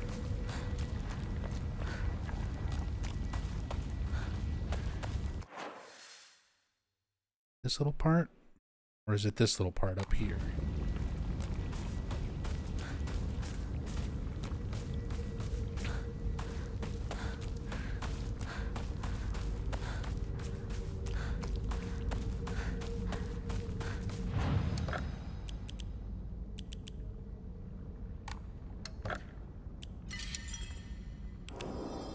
Have I played Alan Wake 2? Did I enjoy it? I have not played Alan Wake 2 yet.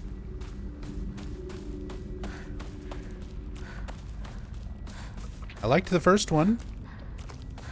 Didn't care for the American Nightmare DLC.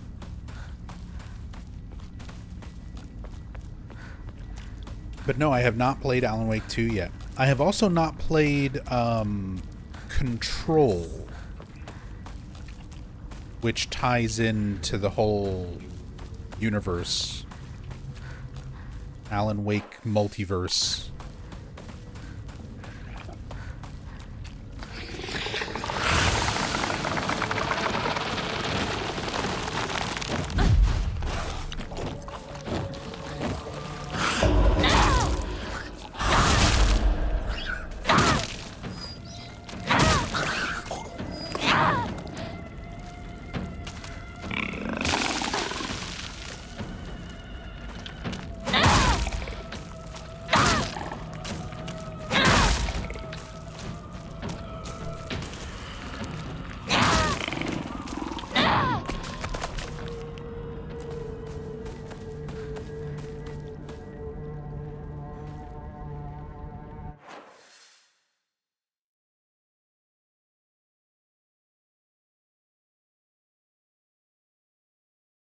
Near the save point, there's stairs. Go down past the house, and it's to the side of the next stairs. This save point right here, right? With the stairs right there. Down past that house. Oh, this little area. This little area. Gotcha. I see it.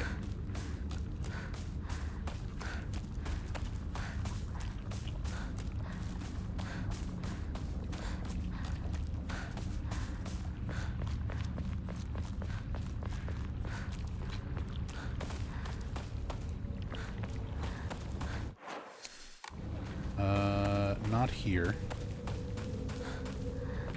Not there. There.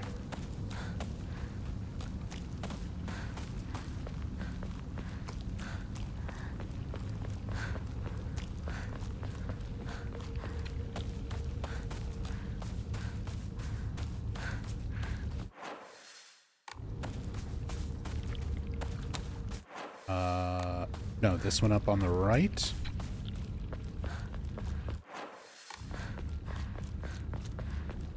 That's it.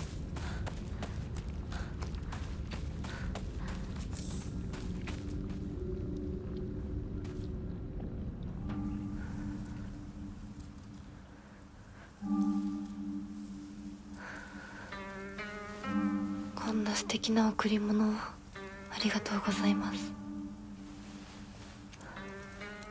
せっかくいただいたものですが。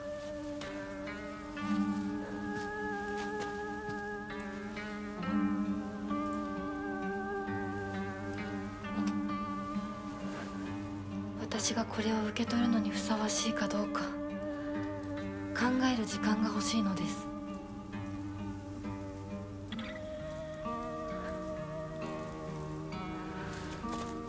I love the music for this. So many little music tracks. These little Yamaoka bits.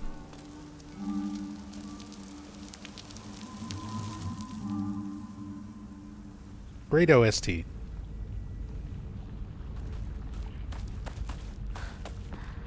Really, really good soundtrack for this game.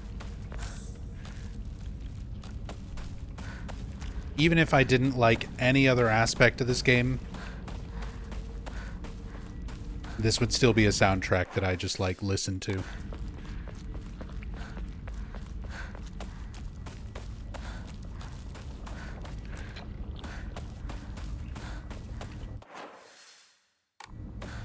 Am I a stooge for honestly putting this game in my top 5, flaws aside? No, not at all. You're allowed to have opinions. We need to break out of... We need to destroy the internet. Let people think what they want to think without worrying if it lines up with the general consensus of things. Like, if you like something, just enjoy it. If this is one of your top 5 games, then it's one of your top 5 games. It doesn't fucking matter.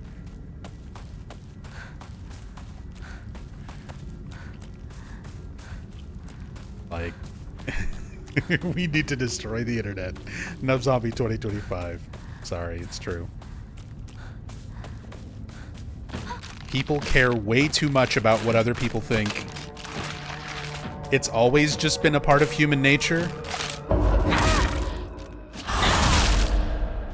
But it's gotten so much worse when we have social media and Reddit.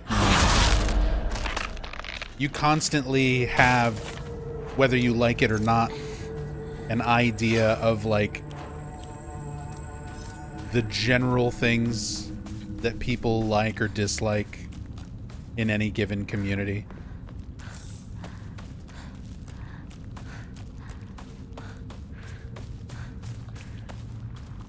Exactly. Gatekeeping sucks. Exactly. Like, here's the thing. I fucking hate Book of Memories. If you say that game, you love it and it's the best thing that you've ever played, you grew up on the Vita and that was the only game you ever had, and it got you through your fucking parents' divorce or whatever, so it's like a best friend to you, that's cool. I disagree. I think the game is shit, but we can still, like, be Silent Hill fans together and hang out and talk about stuff, you know? Like, you're not going to be fucking ostracized for having an opinion that doesn't line up with everyone else's. Not here, anyway.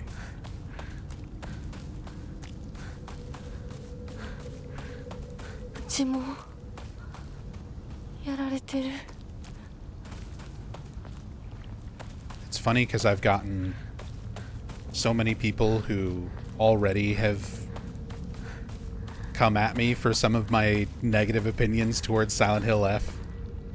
It's like, who fucking cares? Like, actually, who cares? I'm not even remotely one of the biggest, like, Silent Hill creators out there. Like, streamers or YouTubers or anything like that. Like, my opinion is just that. It is just my opinion. Forged in 26 years of obsessive fandom. But, like, nobody gives a shit.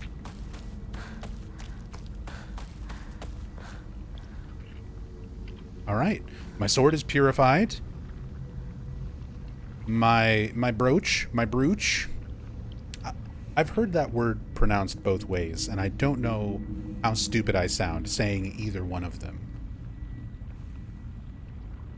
My pin. My lapel.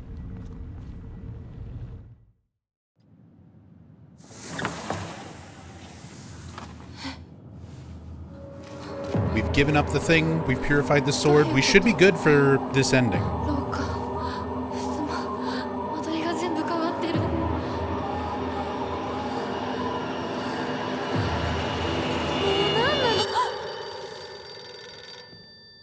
Moshi Moshi.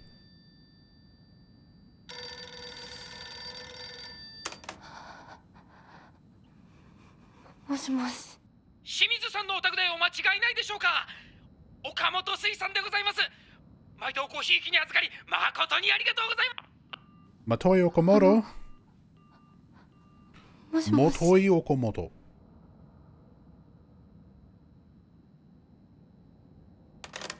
That was the producer of Silent Hill. I think he wants to sell me some fish.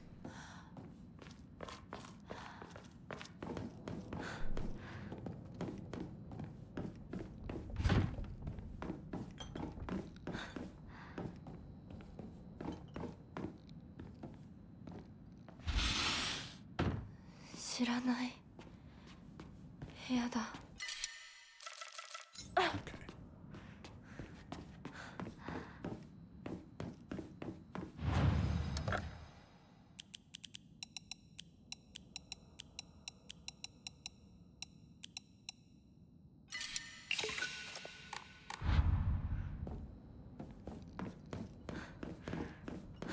Give up all the things.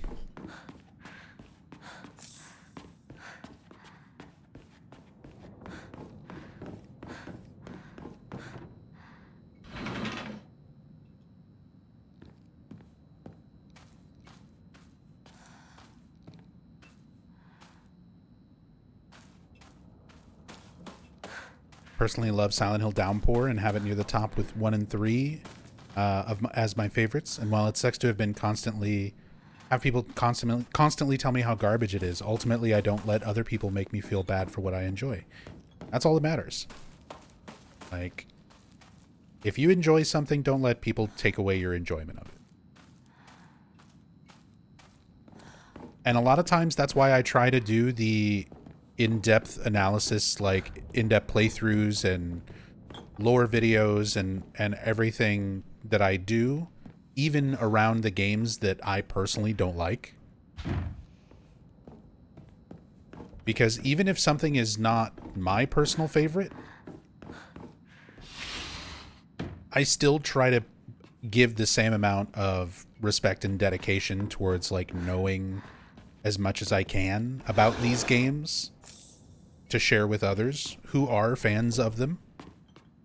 why I don't like Origins. I don't really like Downpour, but I still do story playthroughs of them. I still spend a lot of time, you know, researching them and trying to understand them. Even something that's terrible. Even something like Ascension. I watched Ascension like 4 times all the way through because we were watching it while it was live. We were doing recap episodes where I would rewatch it every week.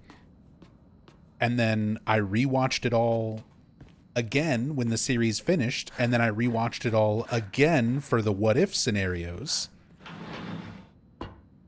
いつ撮ったんだろう。 Because even something as terrible as Ascension, like, I wanted to give it the benefit of, like, I'm not just saying that it's shit. Like, I've seen all of it. Every last frame that they've produced of it has been in my eyeballs and in my brain. You know, I watched it live for the entire first month. I try to give everything as fair of a shot as possible to understand it.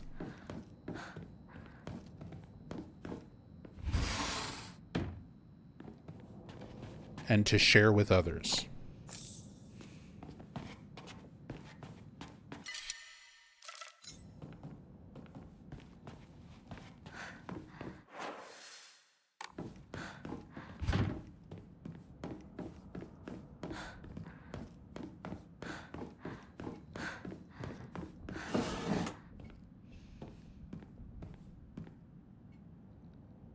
Has anyone started on the series with Ascension? Actually curious if Ascension was somebody's first taste of Silent Hill. It had to be for somebody. Somebody out there must have never experienced anything Silent Hill until they were like, oh, I might as well participate in this. It's free. Just do it on your mobile browser and get some influence points and watch some episodes. That must have been somebody. Married couple's letter. Kimie. Okay, this is Hinako's parents. Kimie, that's her mother. Tomorrow's the big day. I'm looking forward to seeing Hinako dressed as a bride. I still can't believe she's marrying that rich young man. We won't have to worry about money ever again. And I'm sure Hinako will be happy too. Hinako's the afterthought. Like, we won't have to worry about money ever again, and I'm sure Hinako will be fine. You must feel like a huge burden's been lifted off of your shoulders. Let's take life easy now. We can fulfill that dream of yours of going to every onsen in Japan.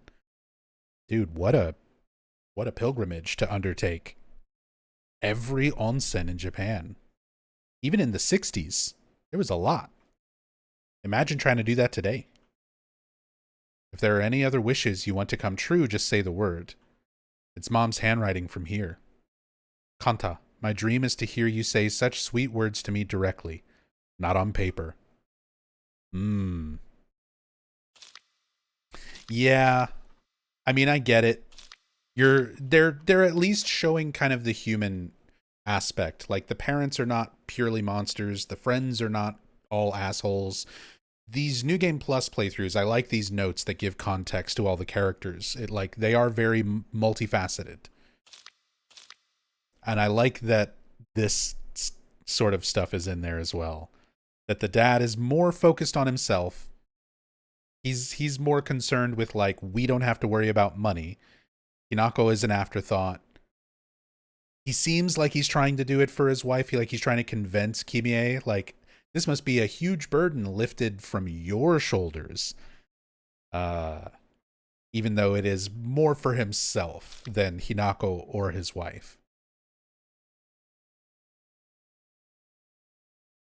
And then the mother being like, say it to my face, fucker, not online, and see what happens.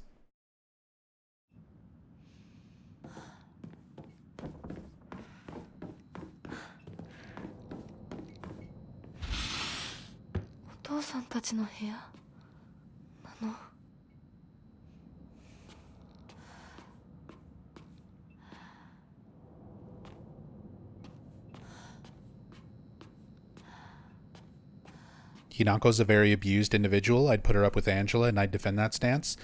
I was really worried when they were showing the first little bits of trailers and the first few bits of information about Silent Hill F months before, the game came out. And we knew, like, they were already kind of showing the idea that she's got this abusive father who's yelling at her and she runs away. We saw that first little bit of that intro scene. I was actually worried that they were just going to do like a ripoff of Angela. And I'm very glad that they didn't. That she is not just another Angela, that she is not just another Alessa. She has little elements of those characters in her, but she is still very much her own character with her own problems, her own mindset.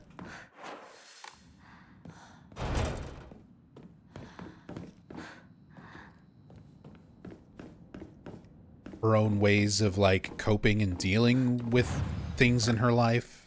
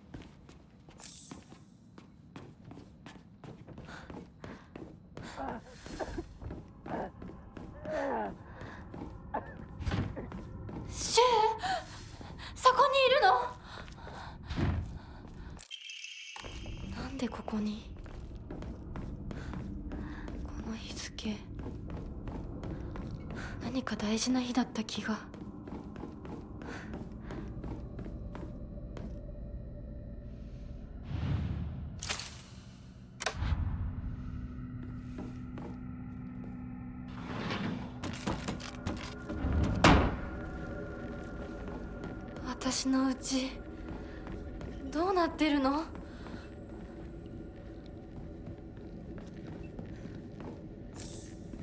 Bandage.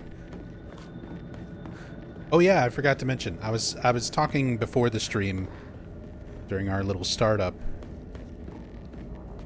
which if you're watching this on YouTube, there is a secondary channel, the Nub Zombie Archives.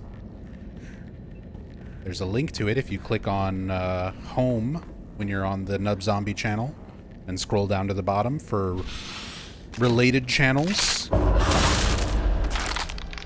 There's a link to the archive channel. If you want to watch the unedited versions of the VODs, where I usually chat with people and before and after the stream. But anyway, this past weekend was Rachel's birthday. My wife's birthday, and we went and had Japanese food for dinner. So I actually got some sushi and ramune. It had been a little while since I had anything, and playing this game makes me dearly miss Japanese food.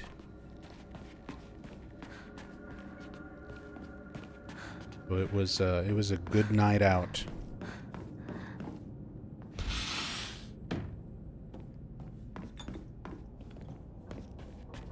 Wish I could afford to visit Japan again. That is also weird to think about. Because the last time I went was 2010? It's already been 15 years, a little more than 15 years since I was last in Japan.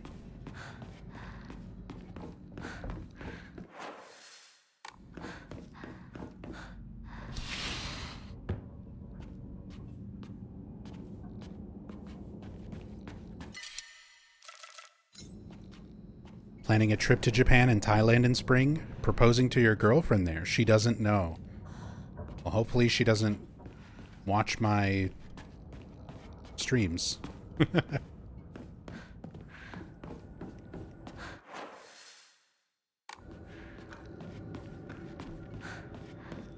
But that's awesome. That's awesome, Grove Sleeper.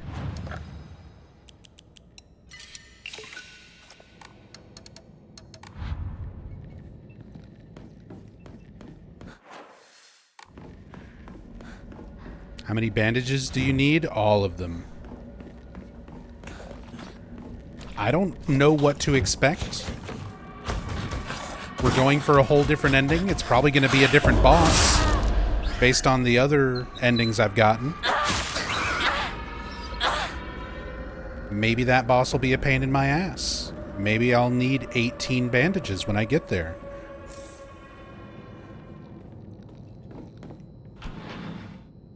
Or however many I have. 20.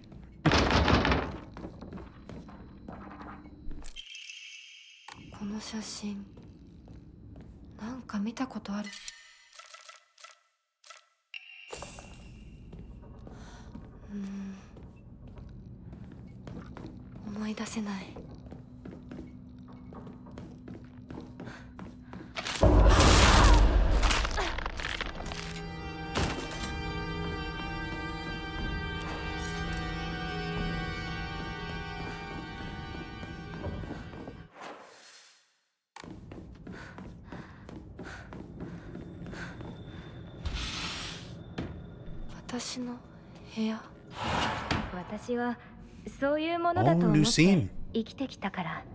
だからお見合いの話が来た時も、今度は私の番なんだってそう思ったよ。お姉ちゃんはどうして知らない人と結婚できたの？親同士で話して仲人さんが入って、その上で私にふさわしい方と分かって紹介されたんだもの。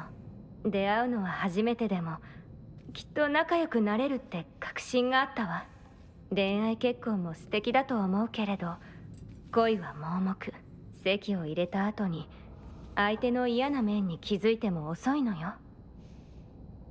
私にはお姉ちゃんたちの言うことが。Yeah, love is secondary. Don't worry about it. ひな子だってJust focus on making whatever life you have happy. そこが違うの。Even if it's with someone you don't actually love. 私とお姉ちゃんの、私と世界の一番の違いなの。違いって？私、幸せになることが絶対に大切とは思ってないの。もちろん幸せにはなりたいよ。でもそれよりも大事なことがあるの。それは何？自分で選択したかどうか。私はね、幸せにしてもらいたいんじゃない。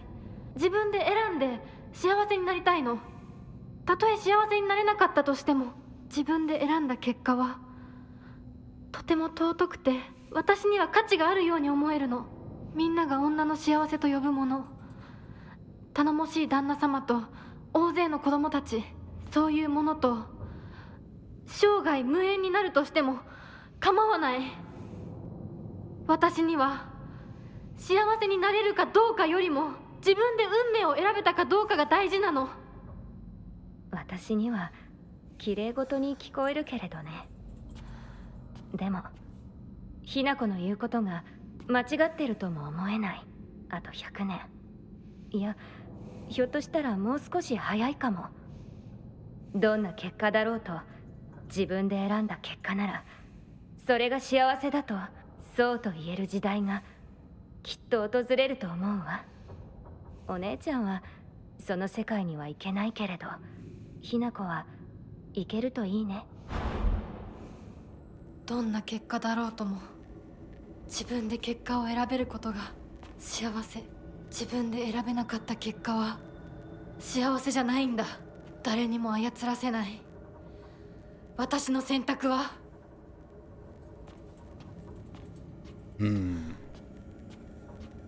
I'm still so torn on Junko because we have these moments where she seems to be supportive of Hinako, living for herself. Even if she says that I don't think that's realistic, I still want that for you. But we have Otherworld Junko. It could be a similar situation with the friends. Like, Hinako is playing up the negative aspect.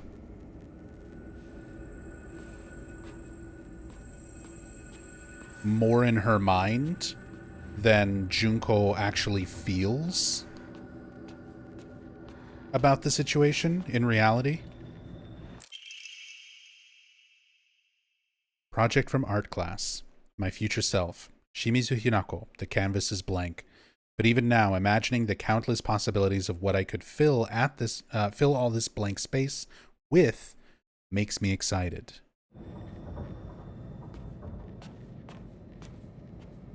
She wants her options open. She wants to be allowed to make her own decisions, not just fit into what her father wants for her, what society expects of her.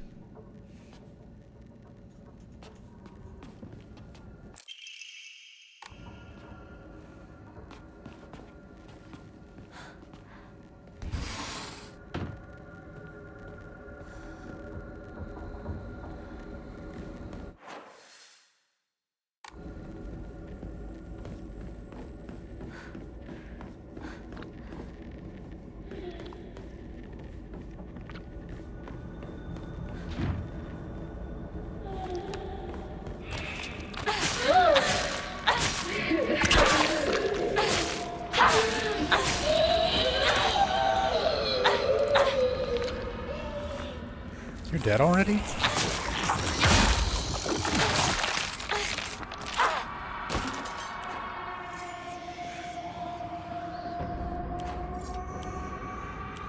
Kitchen knife OP.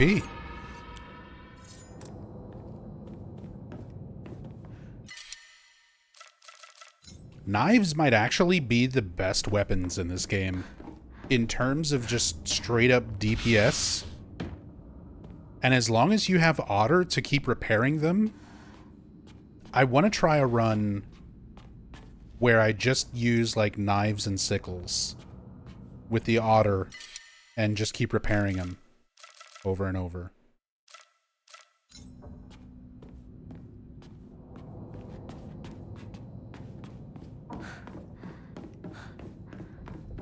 Because I honestly feel like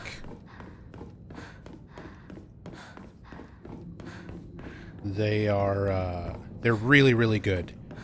And the only downside is the durability, which you can mitigate with Omamori very easily.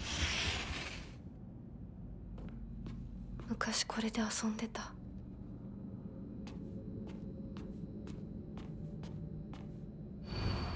But you need to be closer? As opposed to what?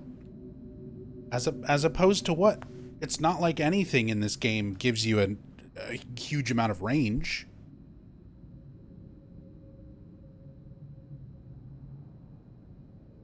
Longer range weapons? Maybe? I mean, so that you can be 2 steps or maybe 3 steps with like the Naginata away from an enemy instead of right up in their face. Most of them can lunge forward anyway. Like, it's melee combat. It's all melee combat. You're always going to be up close. It's not going to make a difference if it's at Naginata range or knife range. Your attacks will always move you forward, and enemy attacks will always move them towards you. The little bit of difference between the range of like a Naginata or a knife, or, you know, it's negligible. This note's the same.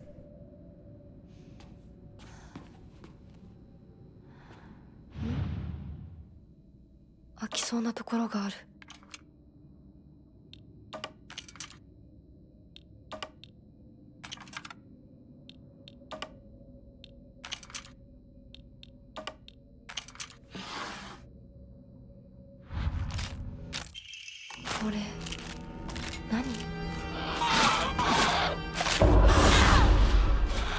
Can't get to her. The table. There we go.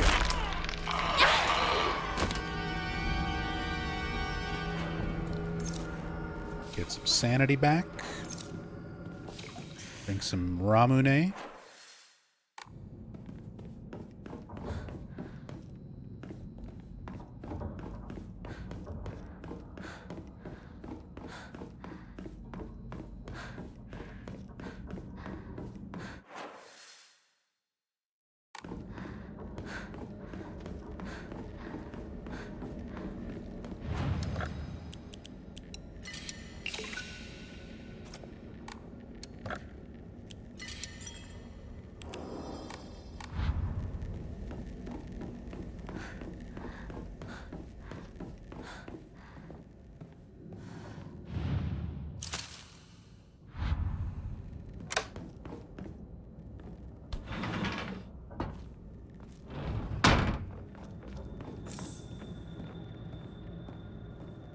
Wonder if anyone will mod in a gun.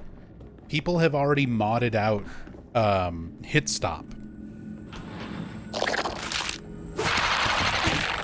So I would not be surprised.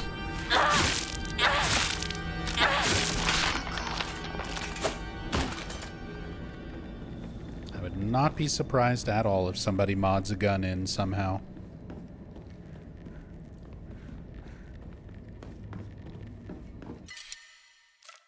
Another kitchen knife. Might actually swap this out for the bat. Just go 2 knives. 2 knives, a sledgehammer, and a katana.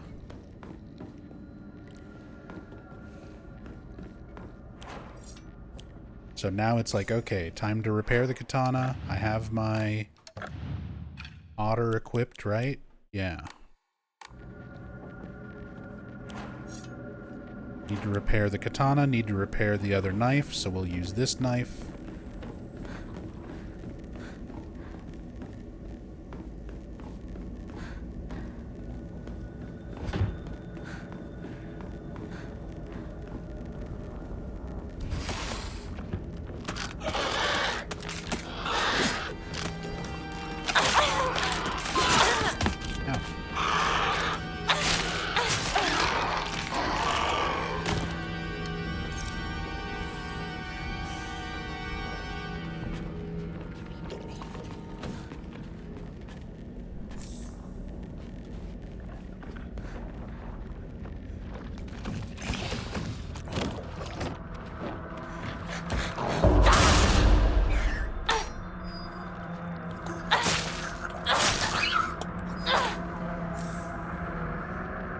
Toolkit.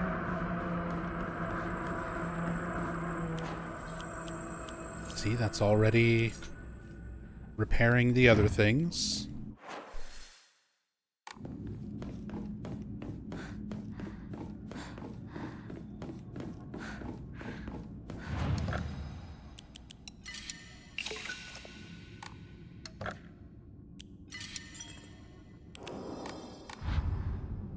Hinako beam. They just straight up give her a heather beam. I would be fine with it. I feel like the heather beam, by comparison to like the fox arm stuff, is not even that ridiculous.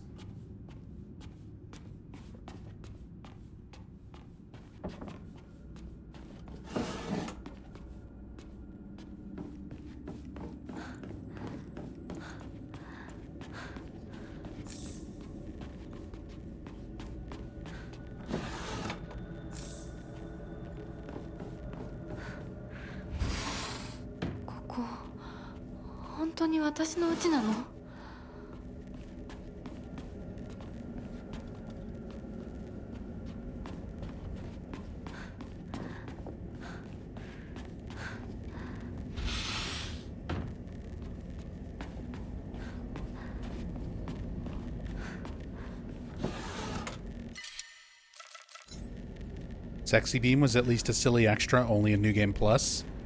Not an easy thing to unlock either.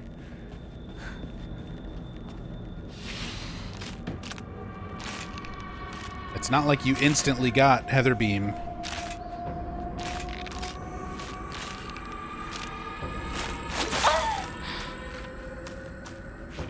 You had to kill more enemies than there are in a single playthrough. It took multiple playthroughs of killing every single enemy in the game to even unlock it. Fried carcass. At this point, I don't even think I need more faith. I'm sitting on 20,000, and I can't spend it on anything until I find more Emma.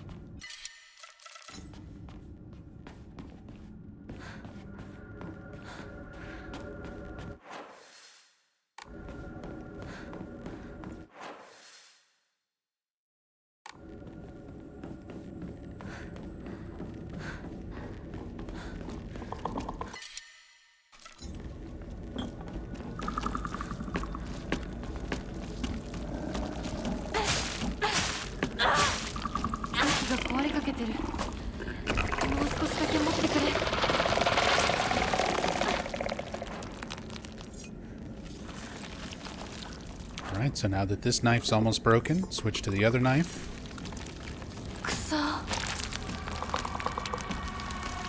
Fight the worst enemy possible to fight in little tiny hallways. You can just put crap all over the floor that you have to sit around and wait on. Or take damage just brute forcing your way through it. Do I know how many Emma I'm missing? Nope. I don't know what the max number of, like, upgrades are. I have at least one upgrade available still for health, stamina, and sanity, because none of them have said that they're, like, capped out or anything. They're all 2,000 for the next upgrade, so there's at least 3.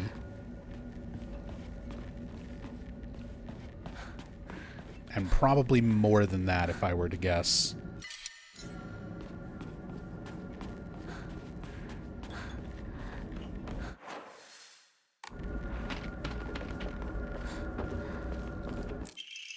Gas が切れてるみたいだけど、チューブはまだ使えそうだ。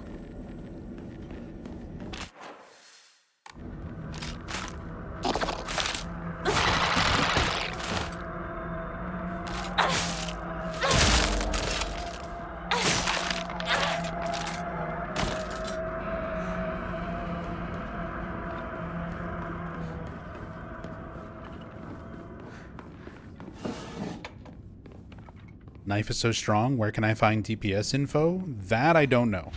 I don't know if anybody has like an actual numerical breakdown of damage values and health values for different difficulty levels and stuff like that. Someone might have already dumped that info somewhere, but I'm still at a point in the game where I haven't seen all the endings yet. I'm not diving into that sort of research until I finish all of the basics first, so that I don't, you know, ruin too much of the experience immediately. This game that I'm going to be playing for the next many, many years. I don't need to ruin everything on the first 6 playthroughs, you know? I just want to enjoy the game and play it without knowing everything. Because for somebody like me, playing a Silent Hill game where I don't know everything about it is a precious, precious point in time for me. Because it is not something that I can ever go back to. Once I play the game, once I know what all the notes are, once I've seen everything in it, once I've done all the research that I'm going to do, like, I appreciate the game from a different point of view once I have such a thorough understanding of it. But you guys got to understand how important to me it is to just play a new Silent Hill game and enjoy it without having seen everything, without knowing everything yet.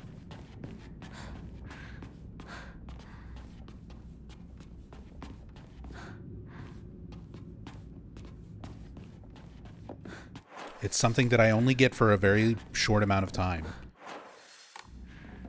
And not very often when it comes to this series.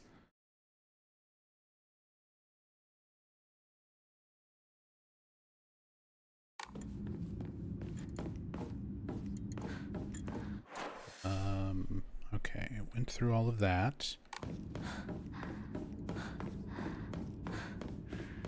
It's just Sparrow Key door. Okay. Did I get... I need to get the wax.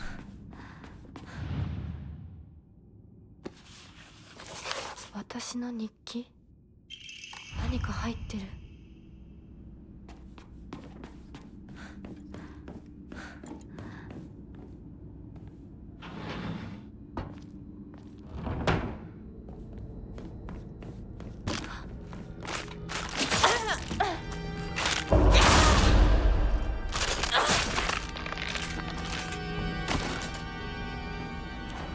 This knife's almost broken. Katana is full. Back to the katana.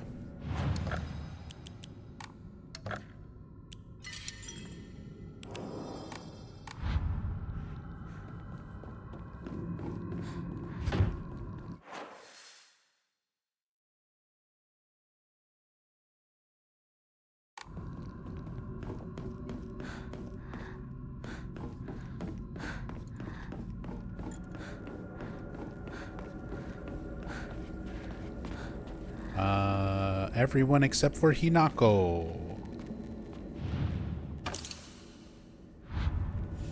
Gets flipped upside down. They're already upside down. Rinko go upside down. There it is.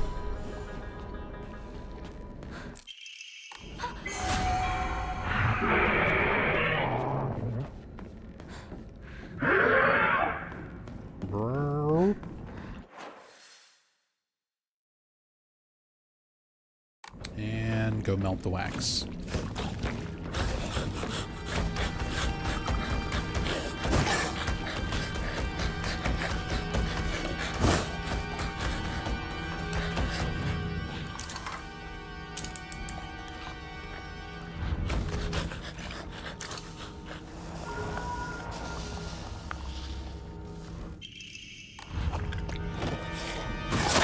Ow.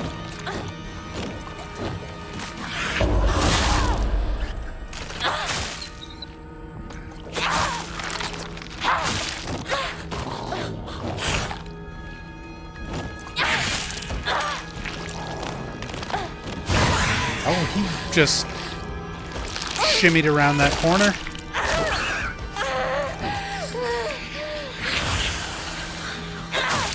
Door frames are the real evil in this game. Little tiny narrow hallways with very narrow door frames.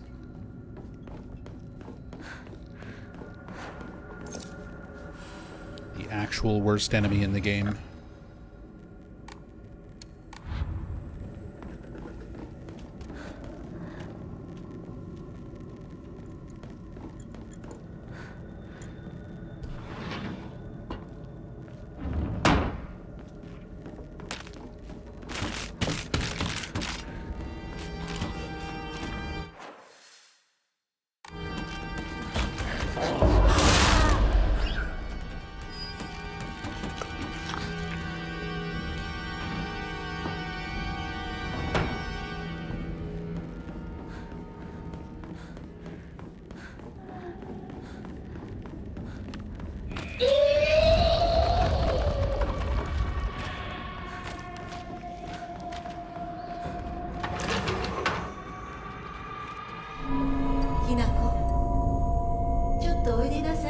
Oh.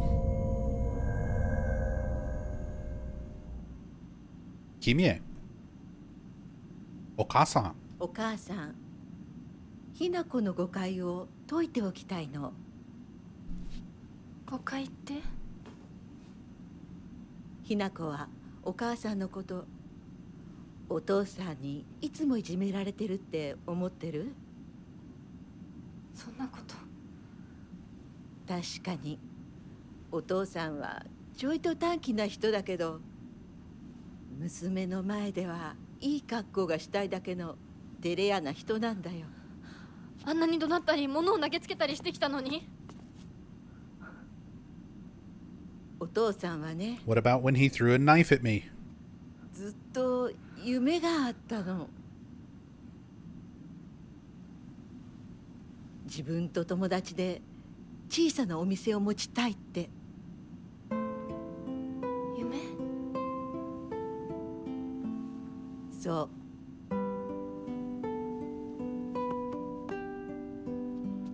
She said yume. She repeated dream like he had a dream?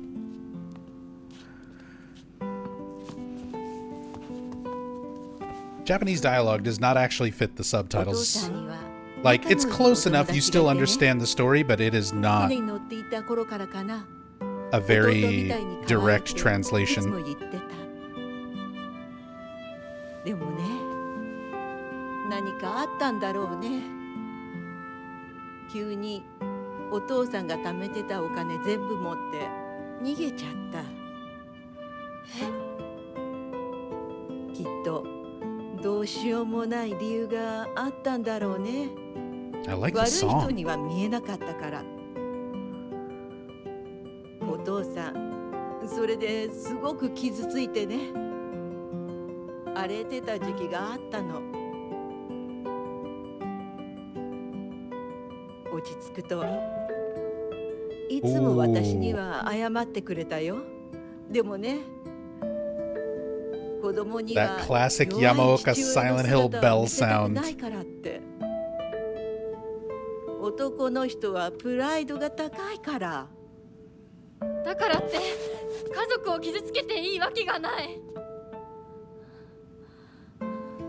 ひな子はきっと家に入ると女は男に虐げられるってそう思い込んじゃってるんだろうね。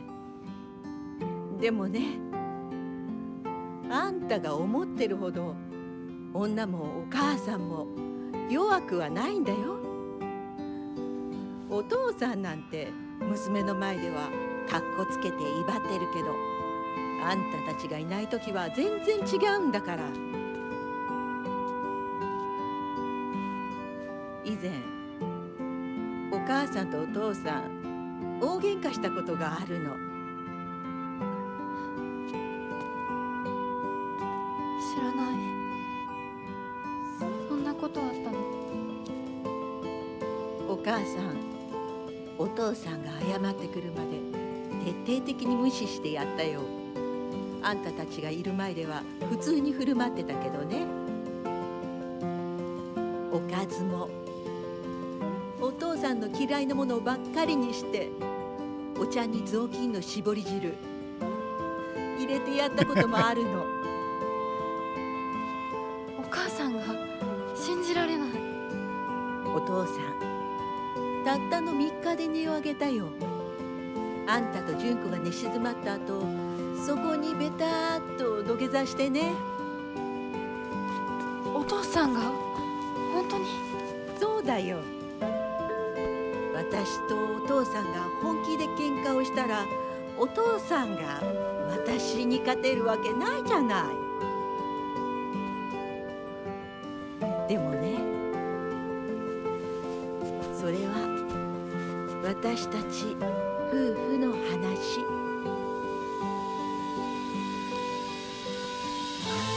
娘のお前に心配かけたのは本当に申し訳ないと思ってるよ。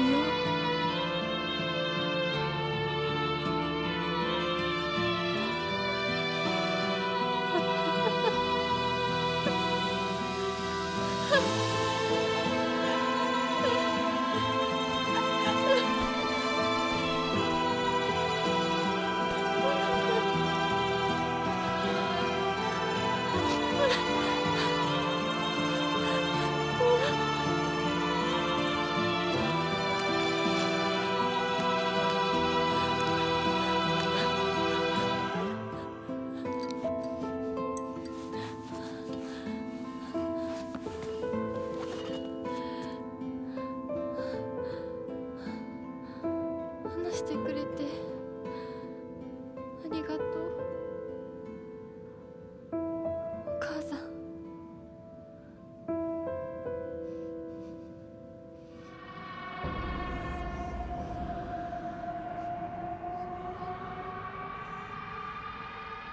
Oh, and then immediately creepy vibes again. Right back to it. What a good scene.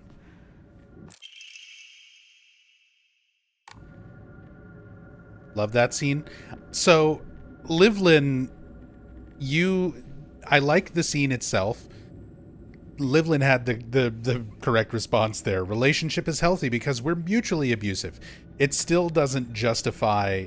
I completely agree. It does not justify like either of those characters, but it at least gives you a better sense that the mother was not just as spineless and subservient to the way Hinako thinks that she is and the way that she is portrayed in the first playthroughs. These are the kinds of things that, yeah, Fishbones says, really wish these other facets to these characters were hinted at or shown a bit more in New Game. I completely agree. You don't need to give everything away in a New Game playthrough, but you should have gotten a little bit more of this. You should have absolutely gotten a little bit more of this for each of these characters. Enough to where you still want to play the game again to try to understand them better. Like real people usually are, even the crappy ones. That's the thing. That's real life. That is realistic, right? Everybody has positive and negative traits about them. Everybody does different things in their life to cope with those positive and negative traits. Some people flaunt things, or some people mask and hide how they are around certain people. Everybody is kind of like that to some degree.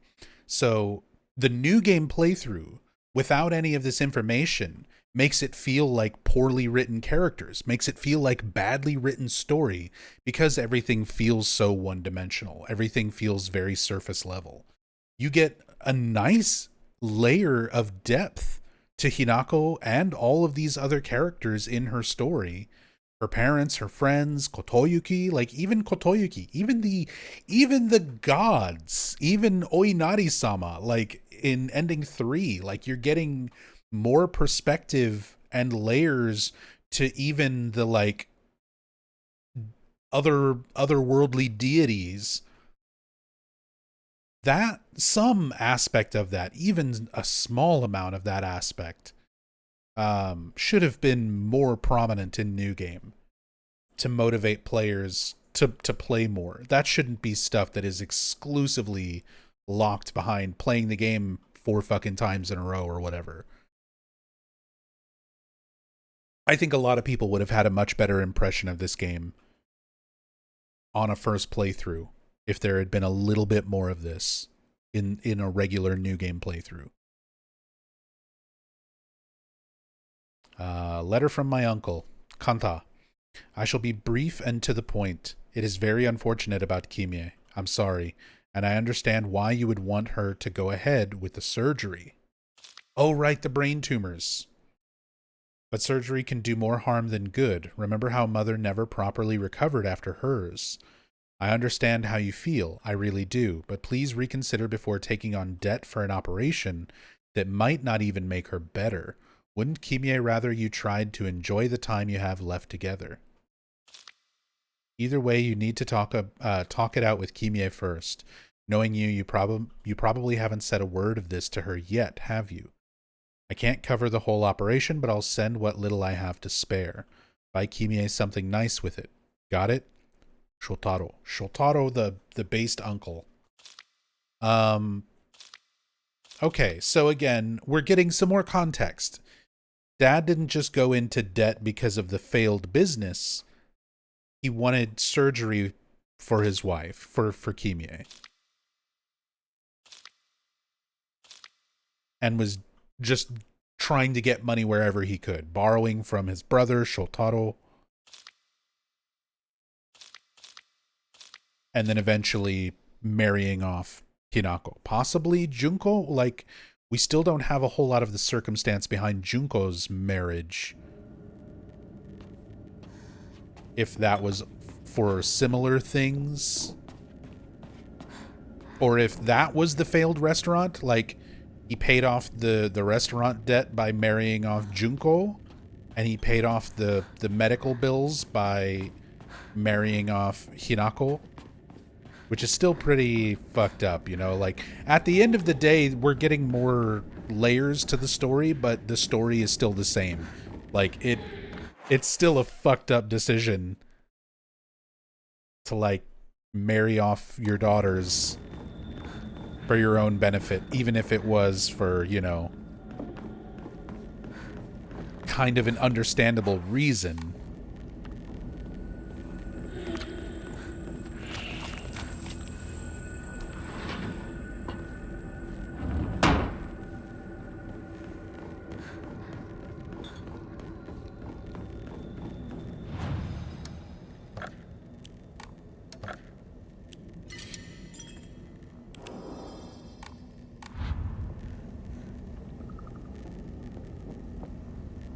I'd very much like to know which ending was the first completed by Ryukishi. I think in Silent Hill 2, In Water was the first ending finished in storyboard. When Silent Hill 2, the original Silent Hill 2 was first being made, In Water was the original ending. That was the first conclusion to the story, to the narrative, when it was, like, conceived.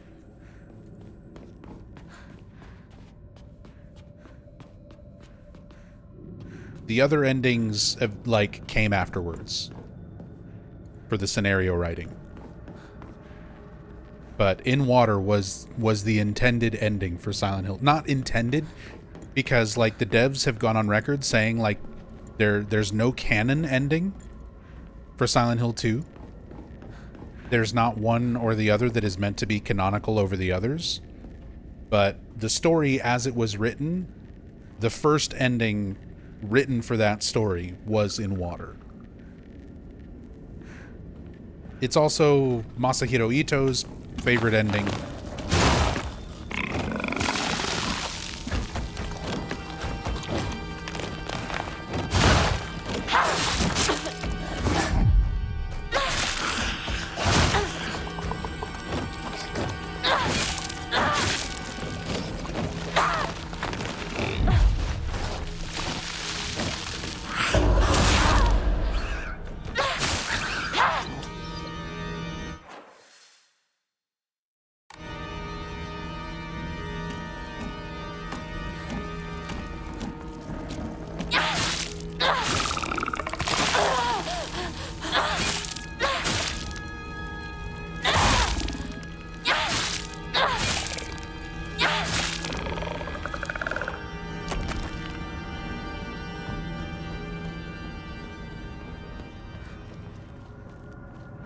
Is it just me, or is playthrough 4 adding more than 2 and 3? In terms of just amount of information, no. Playthrough 2 had the most so far.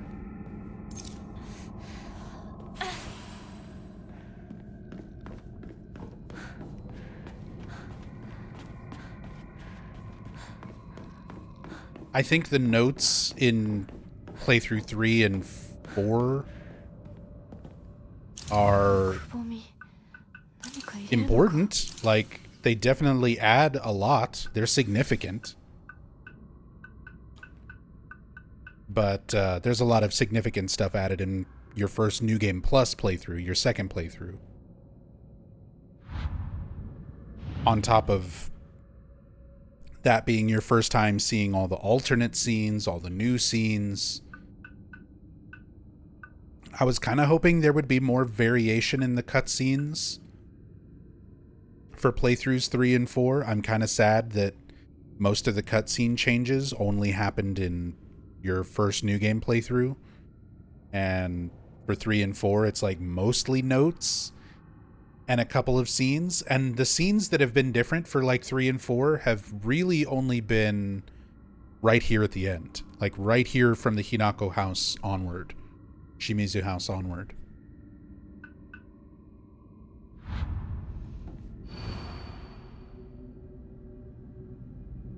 Yet neither wanted, for the scales for what they desired was simply a quiet gray place where they could belong together. Okay. White and black font, battling upon a set of scales. Neither wanted for the scales for what they desired was simply a quiet gray place where they could belong together. Whether we flee or spread our wings and fly is our decision alone, one to make only once we are ready. They had no use for those who towered from the heavens, imposing their will on others. So that's cool. This puzzle changes depending on what ending you're getting. And I'm curious now to try in future playthroughs if this puzzle changes based on your difficulty as well. Or if it's the same. I imagine it's got to be different for your puzzle difficulty setting and what ending you're getting. Like, I'm curious how many variations of this puzzle are there.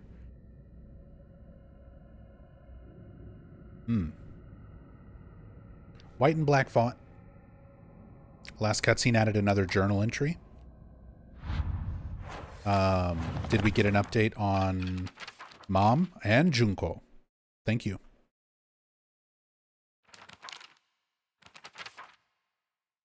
Junko says that she is happy, but I just don't get it. Neither she nor my mom ever look happy. Then again, when I tell her about my idea of happiness, she just says that those don't sound very happy to her at all. What matters most to my sister are results.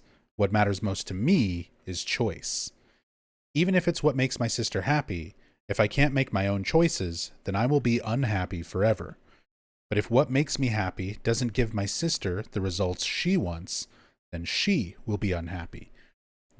Though our concepts of happiness may differ, I think as sisters we can respect each other's version of it and take comfort when we know the other has found it.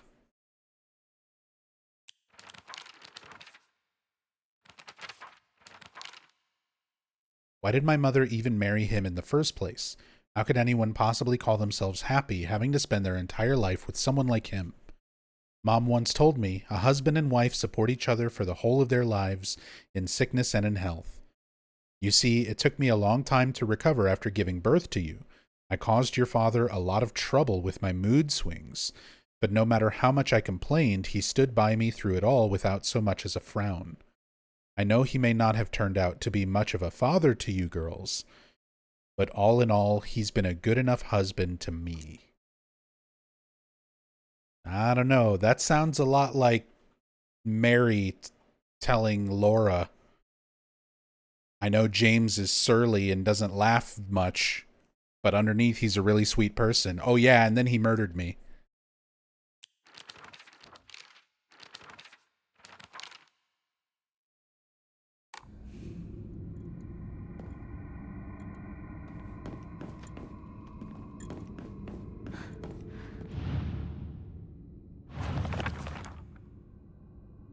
Okay. White and black font, battling upon a set of scales. Neither wanted for the scales, for what they desired was simply a quiet gray place where they could belong together. Whether we flee or spread our wings and fly is our decision alone, one to make only once we are ready. They had no use for those who towered from the heavens, imposing their will on others. So we do have white and black with nothing there. On top of the scales.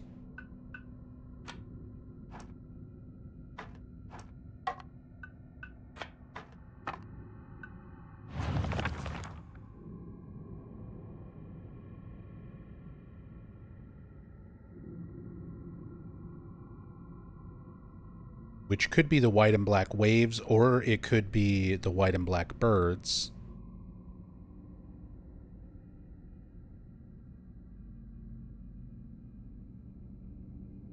No use for those who towered from the heavens.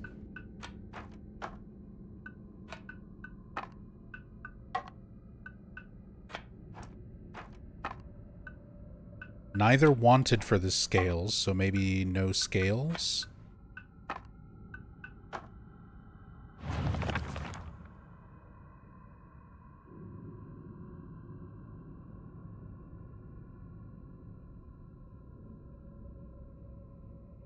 Quiet, gray place where they could belong together. Whether we flee or spread our wings and fly is our decision alone. No use for those who towered from the heavens.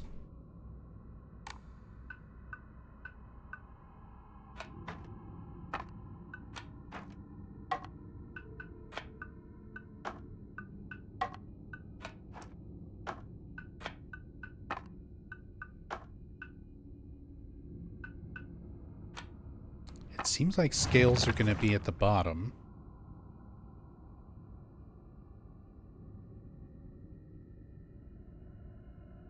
White and black fought, battling upon a set of scales. Neither wanted for the scales. Great place where they could belong together. If neither wanted for the scales, then that could be nothing. They had no use for those who towered from the heavens.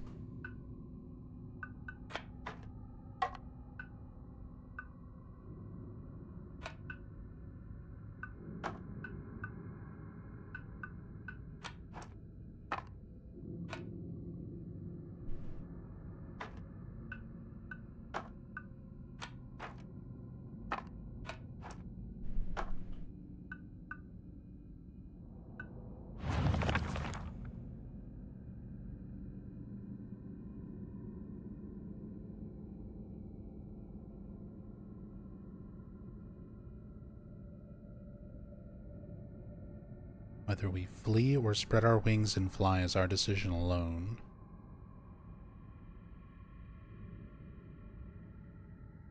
Focus on the red text here. White and black on a set of scales.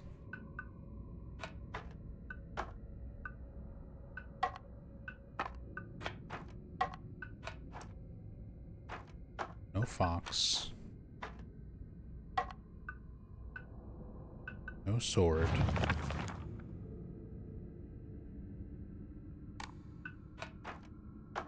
Nothing from above.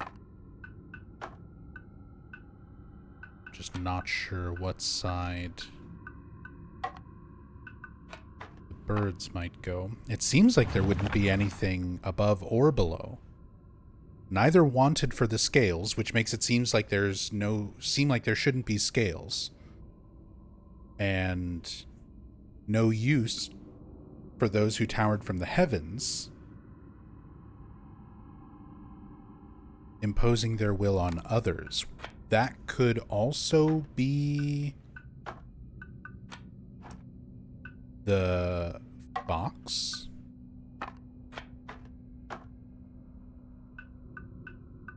I'm about to minimize chat. I am not asking anybody for help, you guys.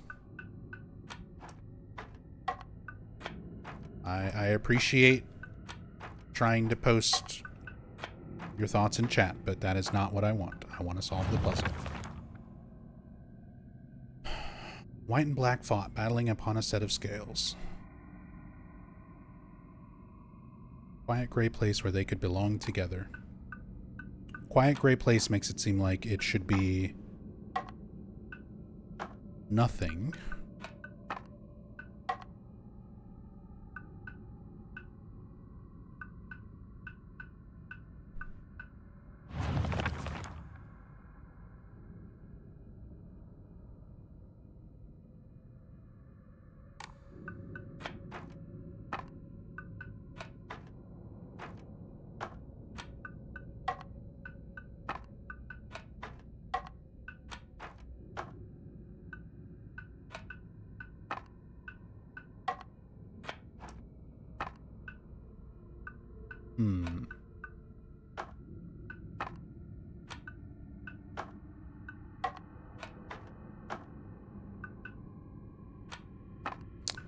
Nothing indicating like a left or a right side, the way they did before with like rising sun and setting sun to kind of indicate east, west, left, right.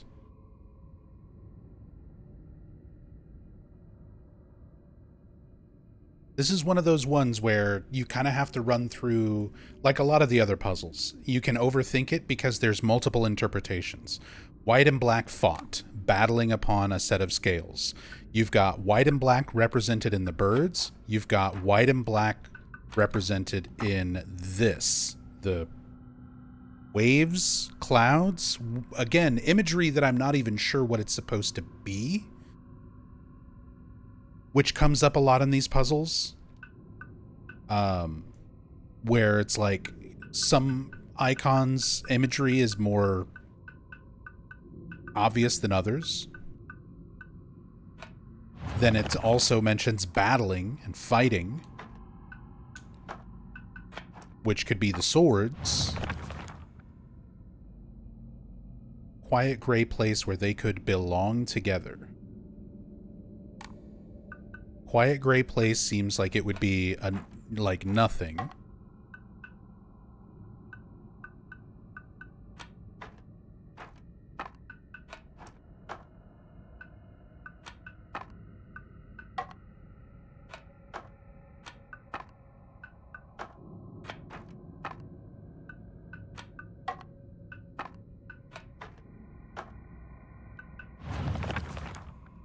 Had no use for those who towered from the heavens, imposing their will on others. Towering from the heavens, if these are clouds, it could mean clouds up above. If it means literally like a god, then that could be the fox.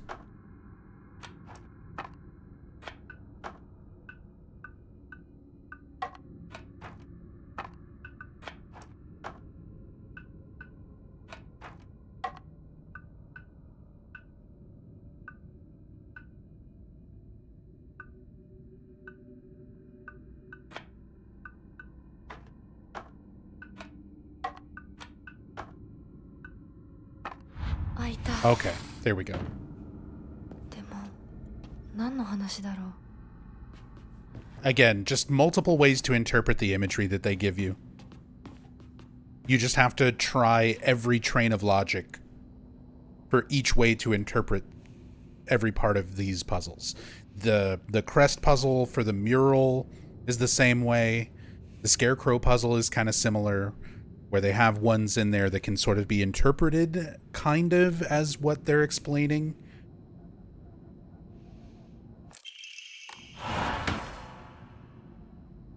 Hinako, 今少しいいか。なんかよ。お前に謝っておこうと思ってな。何を？俺は情けない父親だった。長い間怒鳴ったり怖がらせたりして悪かった。今頃謝ってなかったことになんかなるわけないでしょ。あれだけ長いことみんなに迷惑かけて全部チャラになるなんて本気で思ってるの？思ってない。お前の気持ちを考えれば到底許せるわけもない。それを重々分かってる。それでも俺に謝らせてくれ。許してくれなくて構わないから。はあ、あんた一人がスッキリしたいからってだけで勝手に謝ってるの？迷惑だよ。帰ってよ。今だって急に怒り出して包丁を投げつけてこないか怖くてたまらないんだから。子供に怖がられるくらいが威厳のある父親だと誤解していたんだ。本当にすまない。じゃあ勝手にこれからもそうしててよ。出てってよ。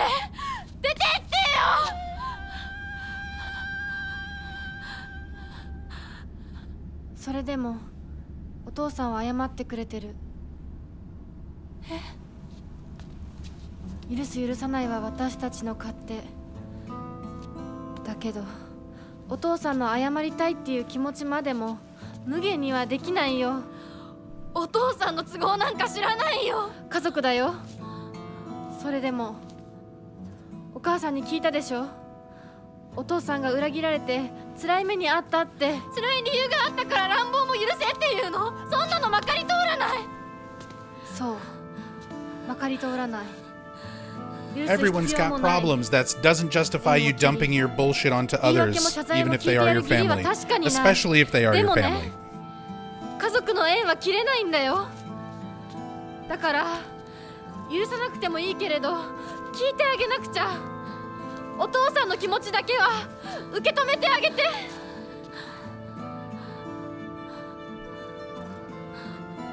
お母さんはお父さんを許しているのかもしれないけど、私には無理。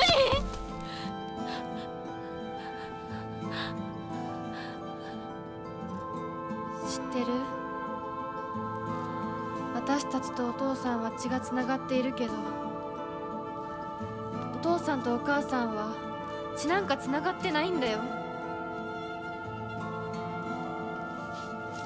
結婚したってだけの赤の他人のお母さんがお父さんの話を聞いて許せたんだよ。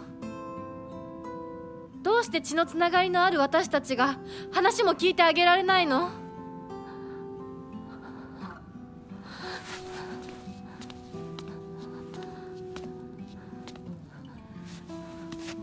怖かったと思う。今も怖いと思う。許せないと思うし、顔も見たくない気持ちもわかる。それでも話だけは聞いてあげて。許さなくてもいいからお父さんの気持ちだけは受け止めてあげて。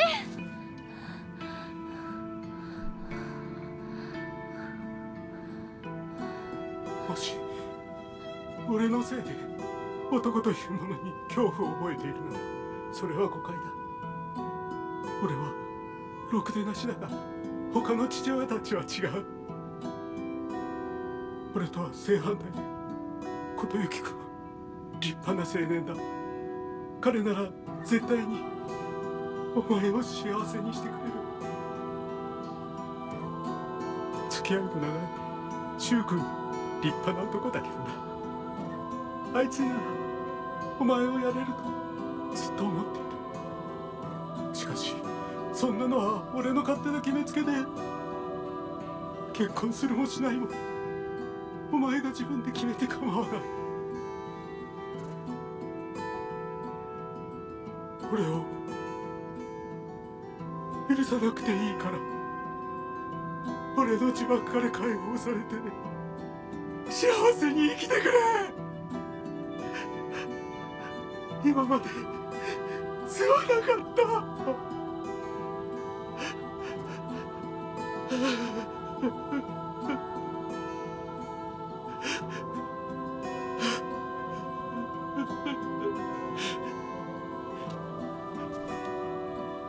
今でも怖いし許せるかどうかわからないけど、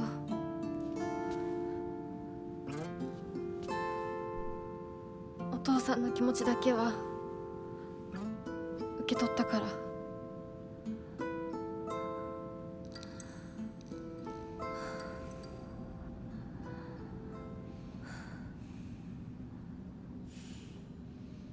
Okay, so I mean, kind of like what I said earlier. I like that we're getting these scenes and notes and elements to like give us more layers, more facets to the characters. And here we're really getting a lot more information about the relationship between Hinako's parents, them with each other, and them towards Hinako. The father like trying to apologize, like recognizing that he's made mistakes as a person and is at least trying to make the effort to express that he's aware and that he's sorry.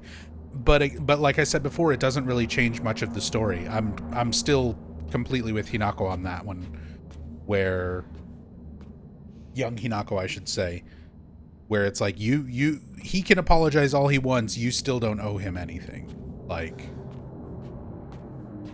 if he feels bad, that is on him, but you also have to live your life. Like, your dad's not always going to be a part of it, and the way that he treated you and what he set you up for in your life will affect you for the rest of yours, long after he's gone.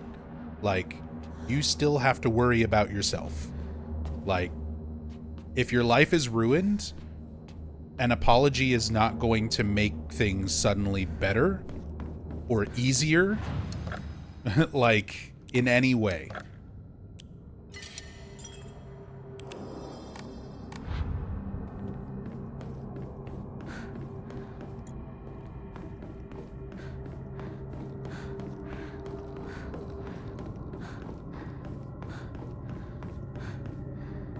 But it is a complex situation. At the very least, the game is trying to give many different perspectives, many different sides to this complicated story. It is not just one-dimensional characters acting selfishly, you know. There's reasoning behind all of the characters' actions and motivations. Yes, no one's a simple character. No one is like one-dimensional, which is very, very good.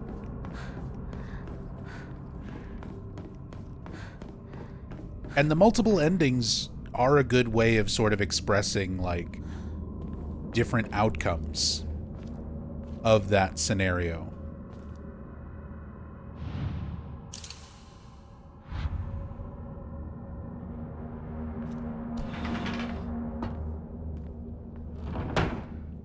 Where it's like, if you go along with it, if you sort of run away from it.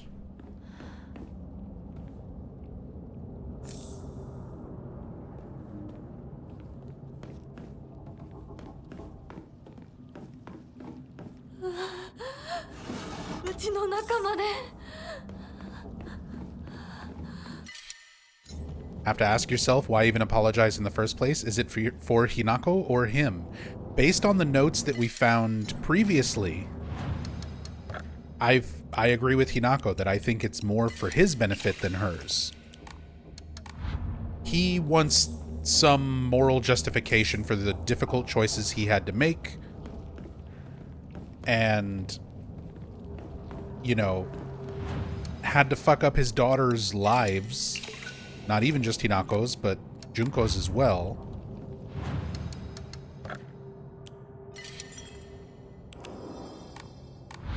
So, I mean, like, being self-aware of that after the fact and asking forgiveness,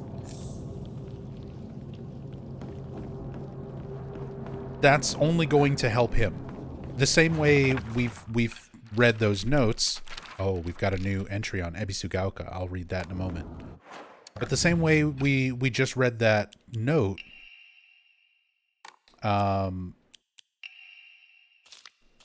here, when he did the exact same thing to his wife, where he's like, hey, I know we married off Hinako to that rich young man.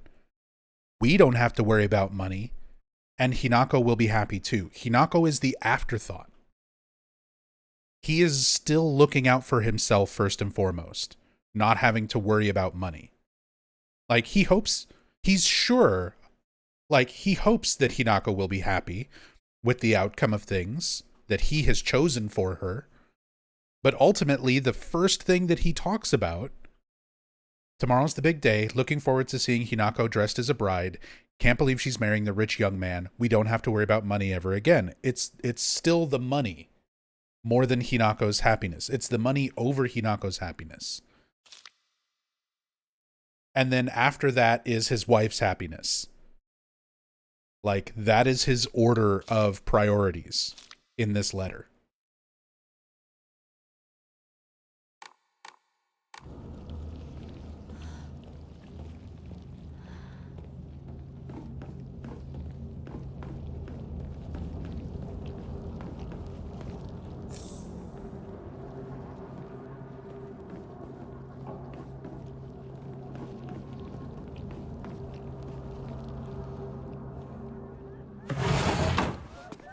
Anyway, time to fight monster versions of them.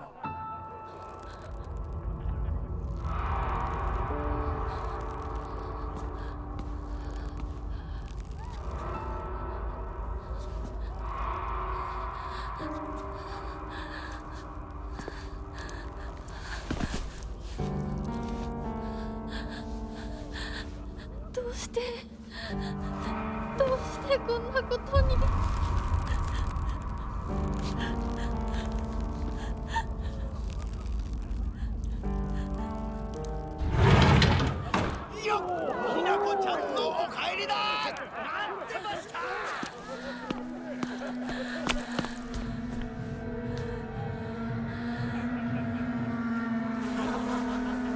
Time to fight Fat Daddy and Knife Bommy. Time to fight Momstein and Smotosan. ひなこ遅かったな。今から始めるところだったぞ。誰のなんだと。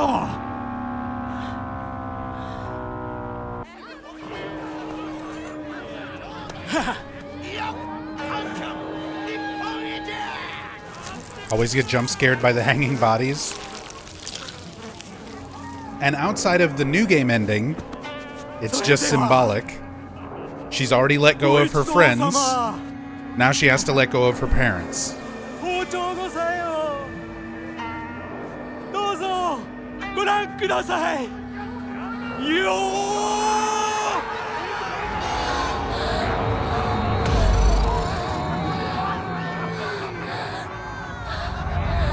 なんだその言い草は。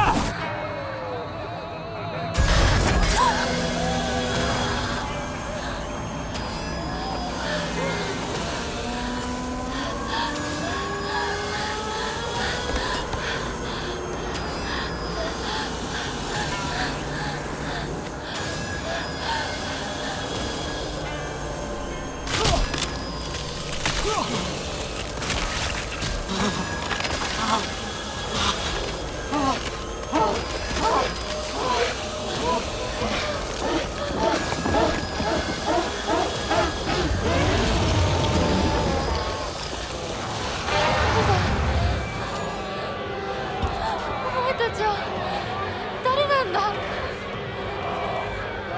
私のお父さんとお母さんを逃がすのはやめろ。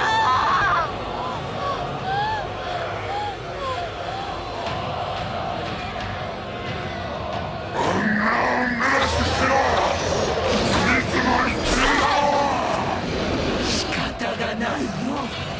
それが女の役目なの。やめろ。私をお父さんとお母さんと戦わせるな。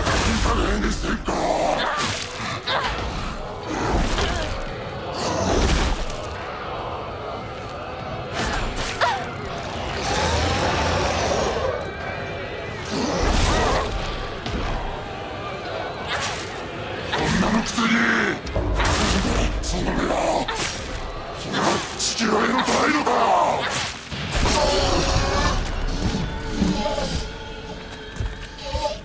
Knife is actually OP. I definitely want to do a playthrough with just like knives and sickles.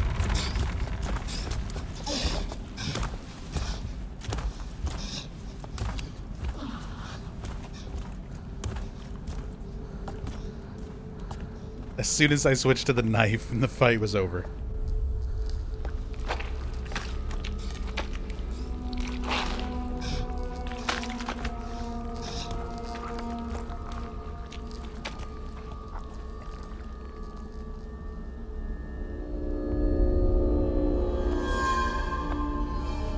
At the end of the day, it's just Hinako tripping balls at her wedding?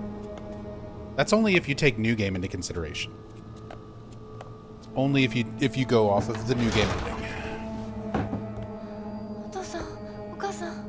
I mean, I guess in some sense you could apply that to the other endings. Just tripping out in different ways. She's still sort of trapped in this delusion state. She just doesn't always murder everybody.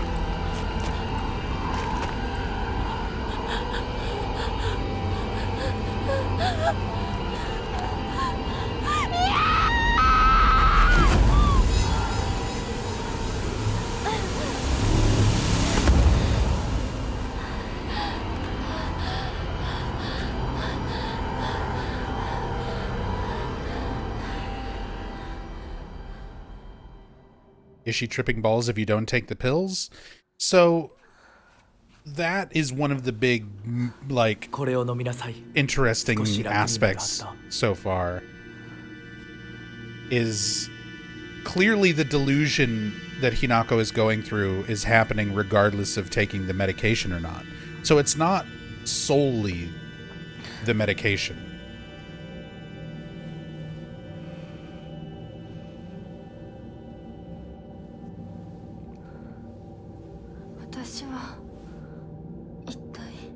まだ体が馴染まないのだろう。よくここまでこらえてくれた。 But is it the water dragon's toxic gas? Is it Inari-sama's influence? Does that make Hinako an unreliable narrator? Absolutely. This, you never see reality in this game. You never see it. Hinako is in her 20s. She's not a schoolgirl. Her friends are not students. You never see them as they actually are. Everything is sort of through Hinako's twisted views of things. It's a lot more like Shattered Memories, if you've ever played Silent Hill Shattered Memories, where everything is just in Cheryl's mind while she's going through therapy. It's based on little aspects of characters' real lives, but you never really see reality.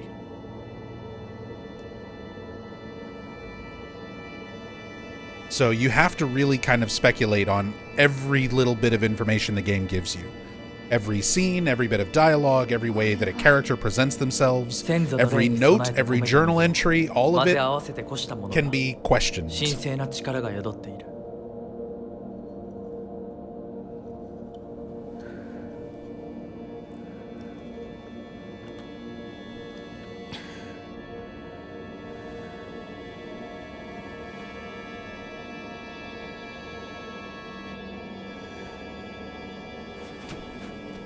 もう立てます。ありがとうございます。そうか、気をつけて。行こう。君のために用意した一番大切なものがある。はい。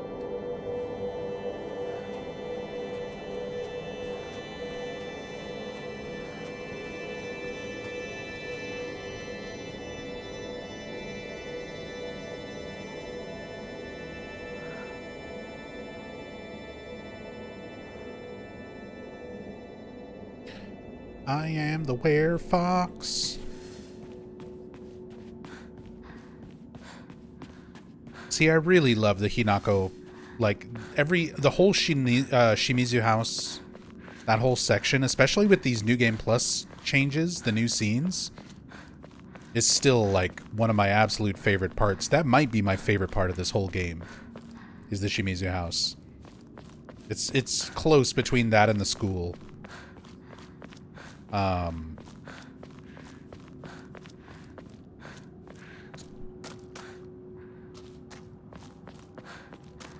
But then we're immediately thrown back into Dark Shrine area that we've already been in before. We're back to the goofy-ass Fox Arm stuff. I just wish this game's tone was a little more consistent. Because it does that whole Shimizu house really well. Everything's so good. And then there's this.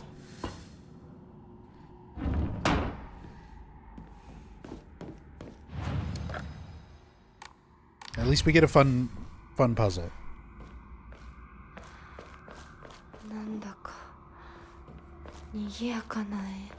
Was this one the same as before? No, it's different. So this changes with endings too. So, man, I'm really curious how many variations there are on these puzzles. Because if it changes based on your ending and your difficulty, with 4 separate endings and 3 different puzzle difficulties, is there a different puzzle for, like, each combination? I'm going to have to play this. Well, I'm going to be playing this game a lot more no matter what, but that's cool. 2 chicks confide in one another in their shells. A fox watches over them in the light of his lantern. Nobody knows when or even if the eggs will hatch. Not even the chicks themselves. Because, yeah, this definitely changes to be more in line with telling, like, the story leading up to your ending. But we have new things. New journal entries. After Dad saved up enough money from fishing, he decided to start up a restaurant with his longtime friend, someone who was like a little brother to him. That friend, however, stabbed him in the back and ran off with all his money, leaving him with nothing but debt. Apparently, that's when things really started heading south for my dad. I mean, I do sympathize with him, but his past is his problem, not mine. And it definitely doesn't excuse him for making every day a living hell for me. When it's just him and my mom, he apologizes for the life of poverty he's forced us into due to his debts.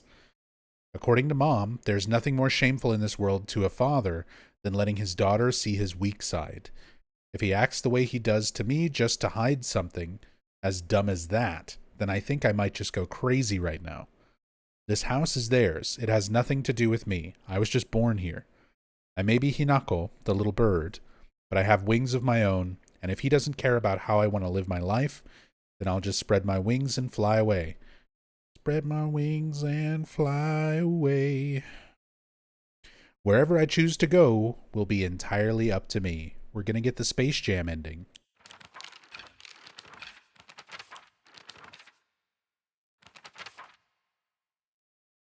According to another legend, once upon a time, a water dragon that resided here spewed poison so people would not approach.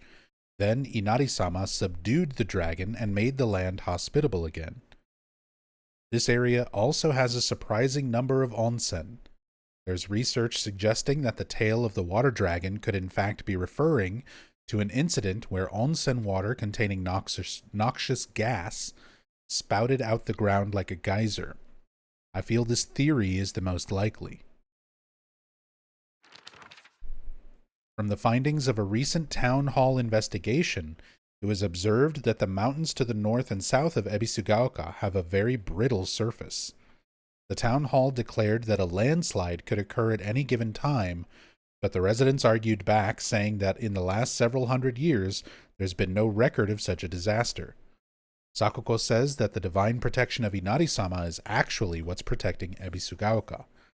I also remember her telling me with a straight face that when the residents no longer believe in Inari-sama, Ebisugaoka will return once again to an uninhabitable land.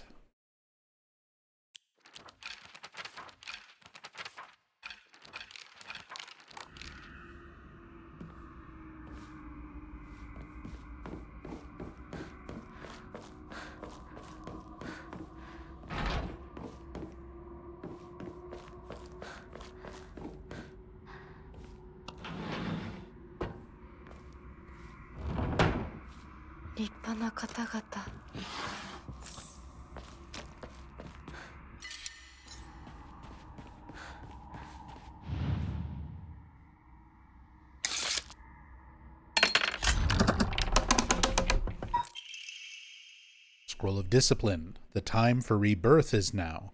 Respect us, serve us, become the good and clever woman you ought to be. Ugh. Ugh.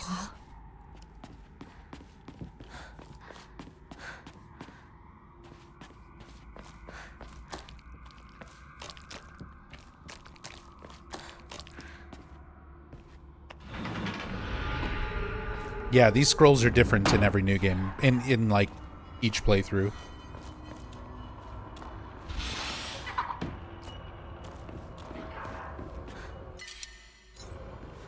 Higashi. Kinda do want a Higashi. I suppose I can sacrifice a couple of bandages. I only have 18 now. Huh.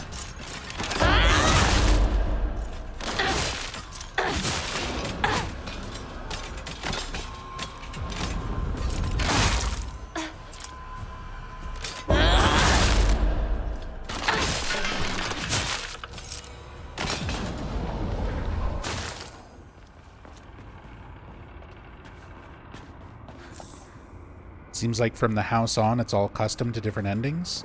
I mean, there's definitely different parts of the game where stuff kind of locks in. Like, not taking the pills seems to lock in once you get to Shu's house and read the note. Because then you leave the pill box behind. And then, yeah, from the Shimizu house, like, everything seems to change based on the ending that you're locked into. Because all your choices for an ending happen before this, so... But that's cool. I like that. I like the way that they changed that. And I'm curious to see how the puzzles are affected. I'm really curious to see how different they are based on puzzle difficulty and ending.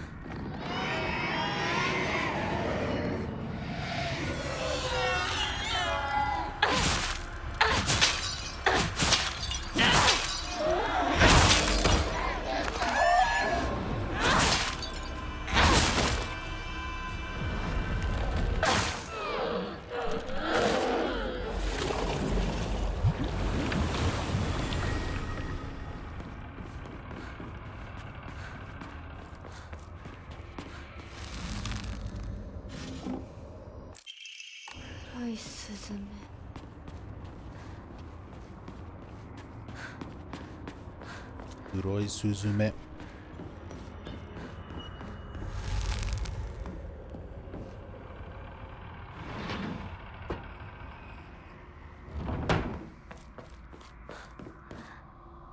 Wait. Shit. No. Backdash. Damn it. There was a scroll in there, I think.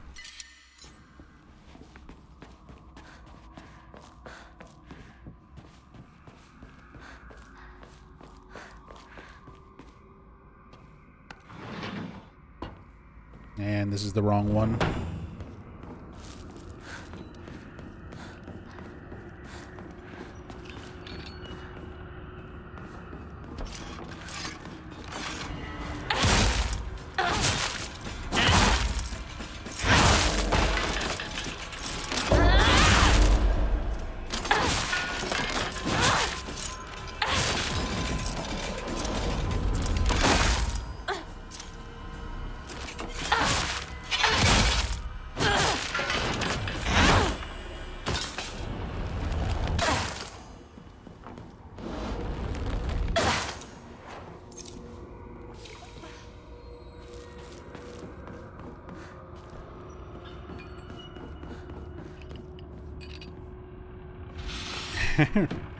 Ratchet says, have you ever considered giving games like the Castlevania series a try? I actually used to speedrun Castlevania 1 and Castlevania 3.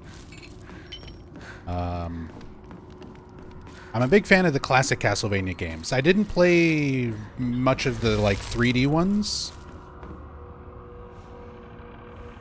But I'm a big fan of classic Castlevania. I grew up on classic Castlevania and the Metroidvania, Iga directed ones,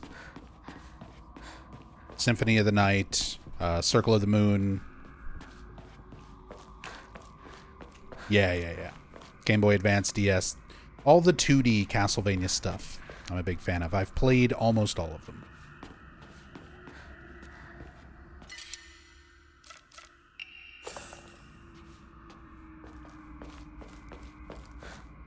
It's always so funny when... I mean, I understand why you guys ask.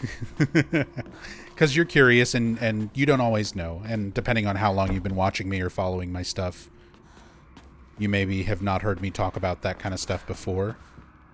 But I always assume when people see me streaming and making YouTube, you assume and then ask if I've played something. It's like, you guys know I do play things other than Silent Hill, right? Like, I just don't stream them, because I used to do variety streaming. I used to stream everything that I played. I started streaming on Twitch in 2011, and I would stream everything. I would play fighting games, I would play RPGs, I would play racing games, whatever I felt like playing. I never had any viewers from, like, 2011 to 2015.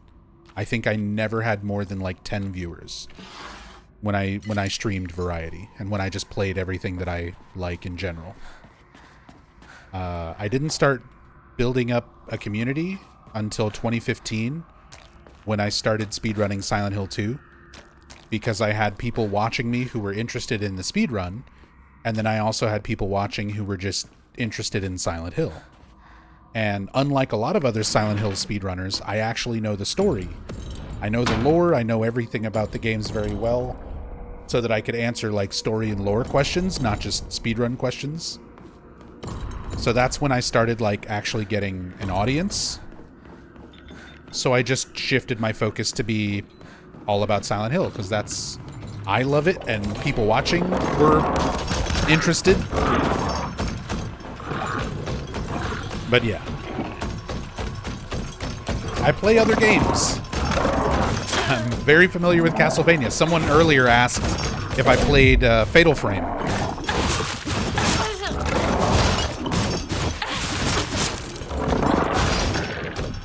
I played Fatal Frame 1 through 3.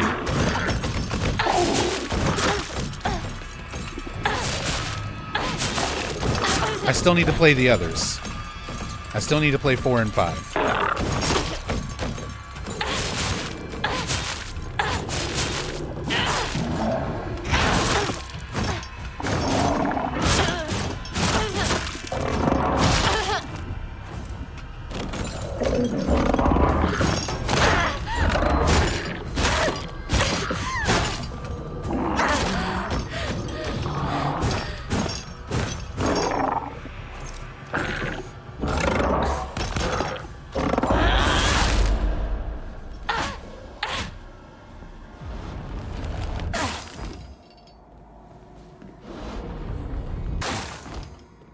Dan, the Destroyer of Worlds. Thank you so much for the Prime sub. Welcome. Thank you, thank you.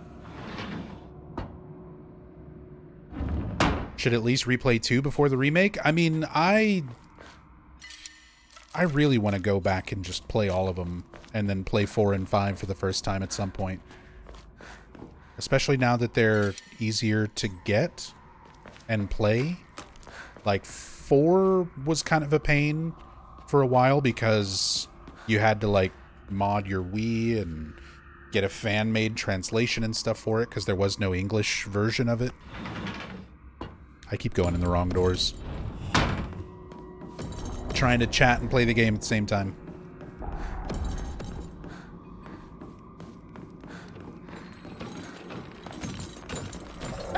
Even Book of Memories. What?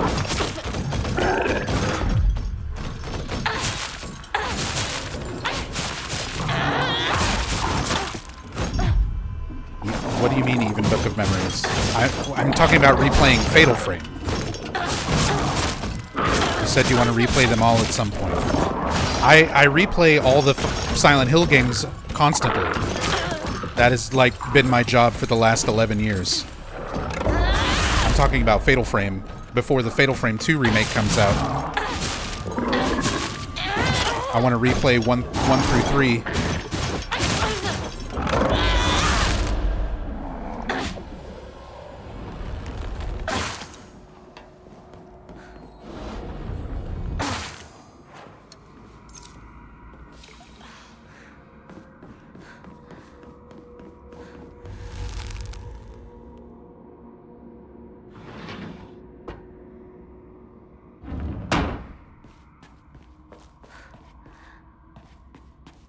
Enjoying watching you play this. Never got the Silent Hill hype growing up, but this one you're loving.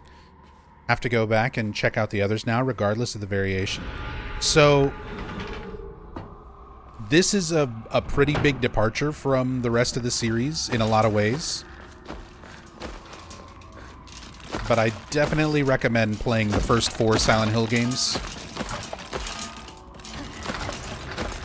because those 4 games are still kind of the gold standard for psychological horror, even like 20 to 25 years later.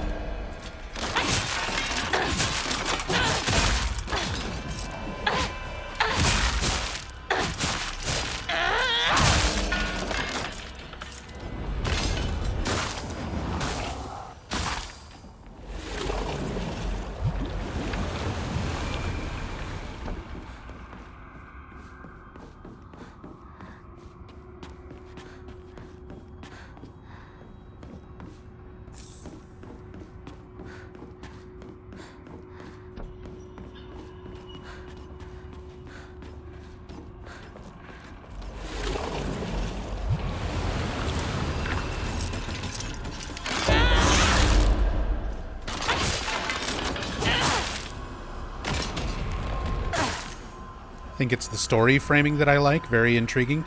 That aspect of this game is still like fairly traditional compared to a lot of the previous Silent Hill games.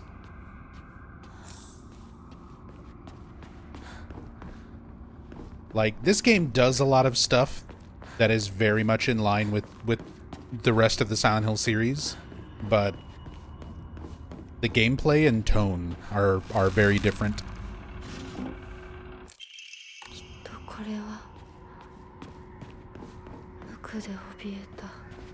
But the atmosphere, the puzzles, the story,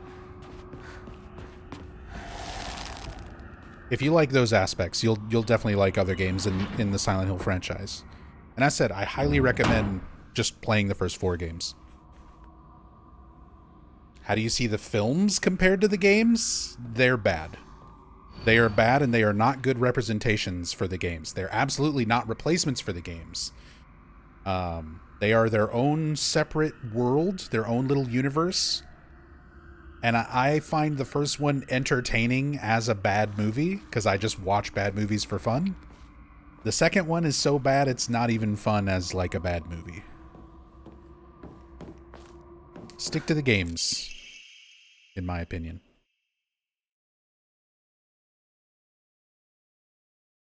Scroll of Discipline. With her blood shall our clan prosper. May our ancestors rejoice. お前たちの小屋しか何かなのか？バカにするな。 Soil in which to... Oh, man. Am I just soil in which to sow your oats? A great quote.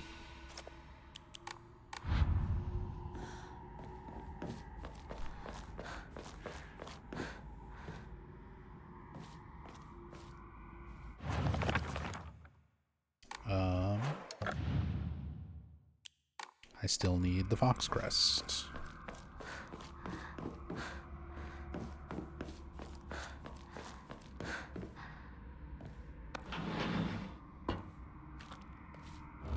Back when they still haven't figured out video game movies, I mean, yeah, that's always been the case. And if you look up lists, like where people list like what are the best video game adaptations, most people will still put Silent Hill like at the top of that list or near the top of that list. Which I can understand why. It uses music from the games. They try to replicate some like camera shots and stuff from some of the games. So on a very surface like visual level, it, to a lot of people who don't know Silent Hill very well, it would seem like a good adaptation.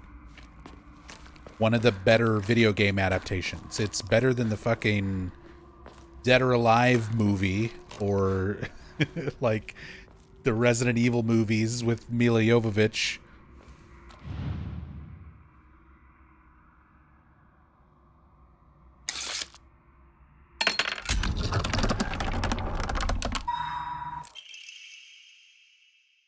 Scroll of Discipline. Come close. Women must submit to men. Kotoyuki is still but a fledgling. Come and we shall treat you as we see fit. Look into my eyes. Ugh.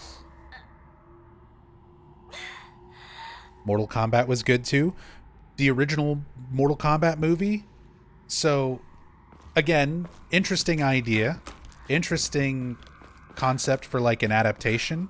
One of my favorite movies, just like from an entertainment standpoint. But when you think Mortal Kombat, what sets Mortal Kombat apart from any other fighting game? What does Mortal Kombat have in it that Street Fighter does not? Gore. Thank you. Good answer. Exactly. Gore. It is horribly, horribly violent. It is hyper violent. It is super over the top gore and violence. And you know what's missing from the Mortal Kombat adaptation? Gore. That's like a Silent Hill movie adaptation where they forgot to put in fog. It's like It is such a core part of what they're trying to adapt that it is comical to see a version of it without it.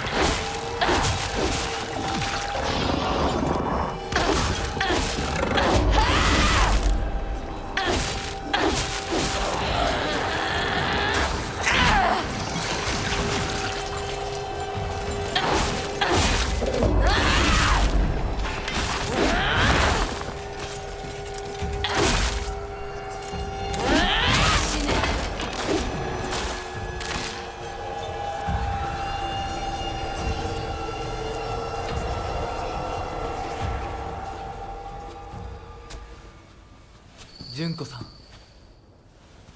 お取り込み中ごめんなさい。ひなことほんの少しだけ話がしたいのだけれど、よろしいかしら。では。お姉ちゃん。まだ生きてるのね。うん。しっかりなさい。しっかりって。未練は拙速では立てない。そう思い時間を与えたけれど、生きていてもいいなんて考えてないわよね。そんな甘えは許さない。殺せ、必ず。もう少し外していた方がいいかな。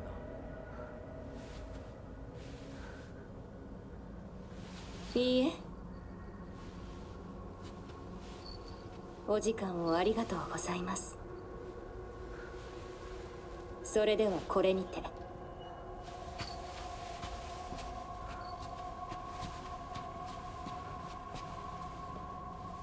姉妹で語り合えたかね。はい。それでは行こうか。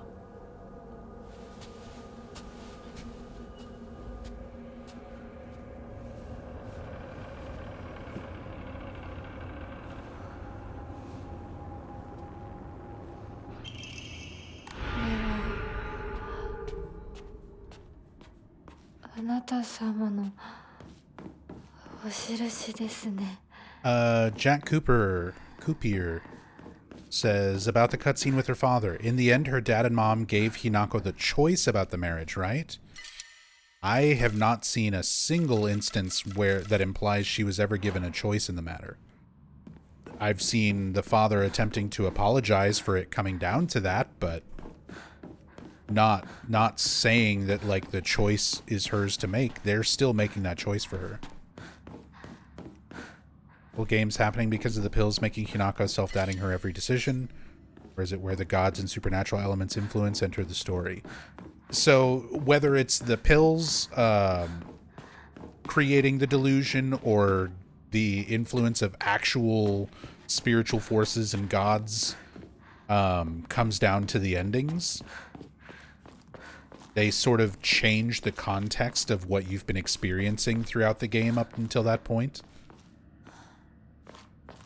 But no, there's nothing to imply that Hinako was ever actually given a choice in the matter.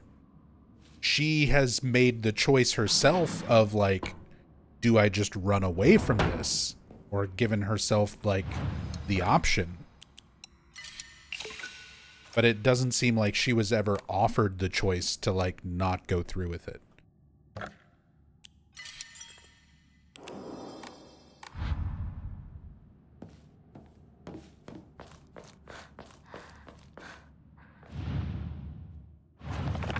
All right, time to stare at the mural for an hour.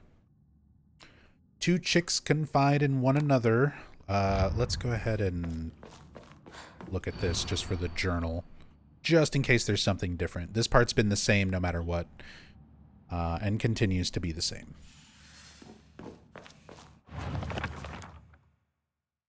There we go. Just to get the journal fleshed out. So, see if there's new updates. Didn't think so, but just to be sure. All right. 2 chicks confide in one another in their shells. Fox watches over them in the light of his lantern. Nobody knows when or even if the eggs will hatch. Eggs in an incubator with a lamp over them. That could be this.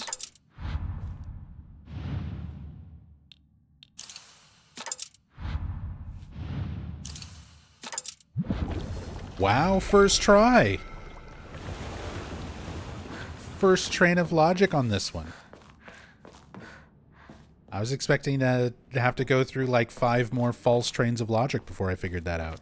That's how it's gone every other playthrough for me.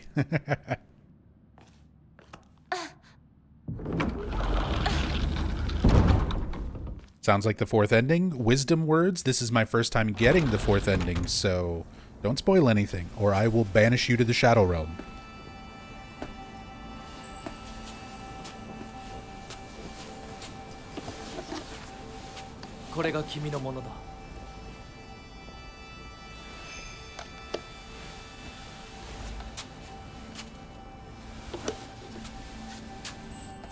Yep, it's time for the vine boom. The best stock sound effect in a modern Silent Hill game.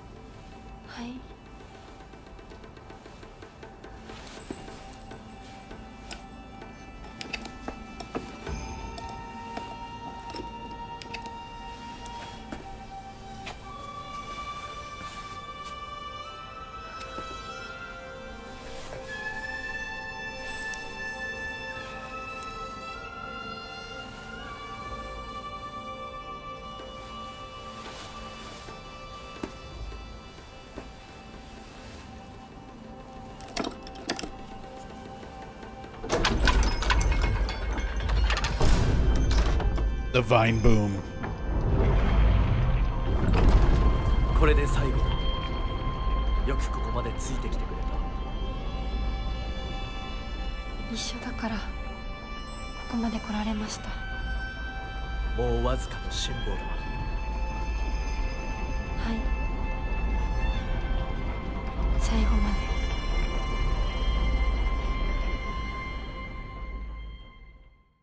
I just rewatched the cutscene. Dad says it's your choice to get married or not, and I'll support your choice. I mean, it's already been arranged. The town is gossiping about it. Even if that was the case, that's again just like the dad apologizing to make himself feel better. Him saying that she can walk away from the wedding that's already been arranged, that Kotoyuki's already shown up for, that the town knows about, that her friends know about. It doesn't seem sincere. The time to ask would have been before arranging the marriage.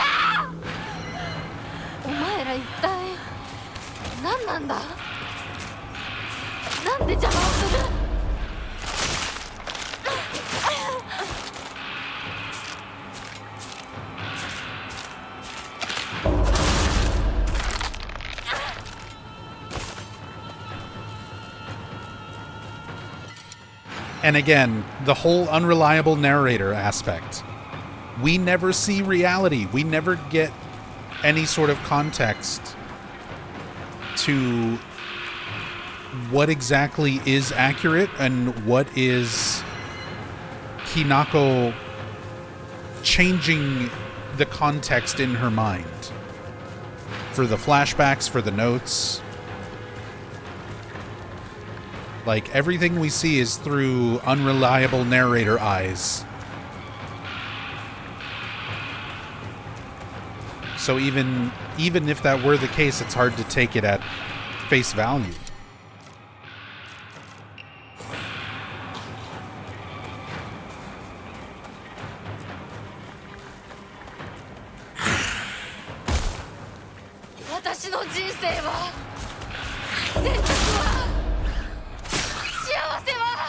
It's hard to know when that was. Exactly. That's why I've mentioned before that I wish we got some glimpses of Hinako as an adult to separate when we're seeing a flashback to young Hinako wearing her school uniform or whether it's just delusional Hinako.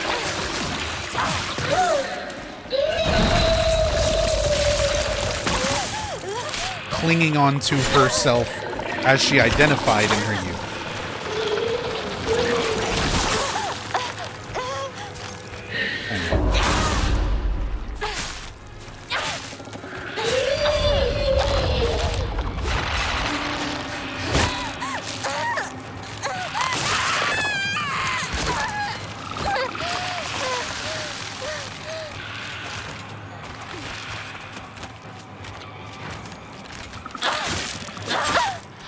So what's different in this ending so far?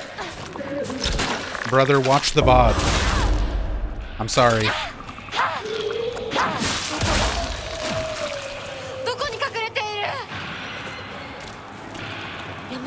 I can't recap everything all just for you from the last 2 streams, like 9 hours worth of gameplay.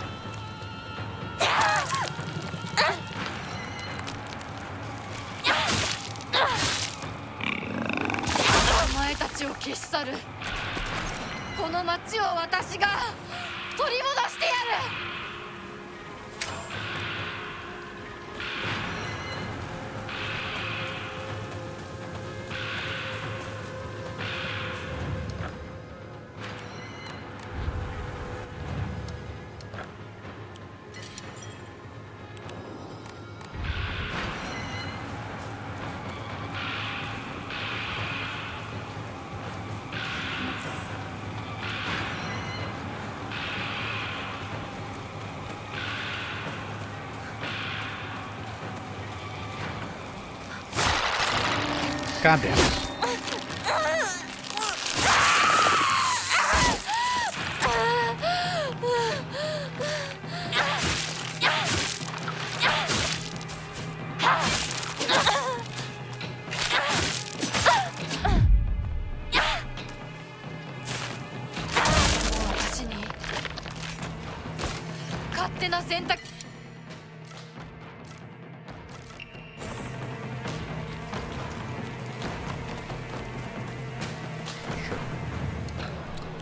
Sure, you can have a dried carcass.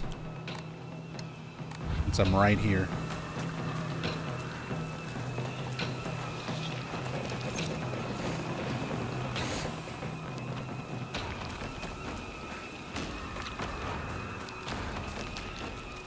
私の世界を全部壊してどこまでもてあそぶ気？お前たちが何をしようとそんなまやかしは通用しない。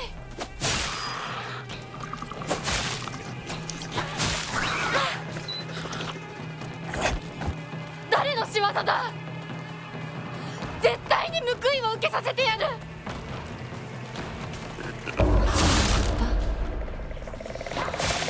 何がいいんだ？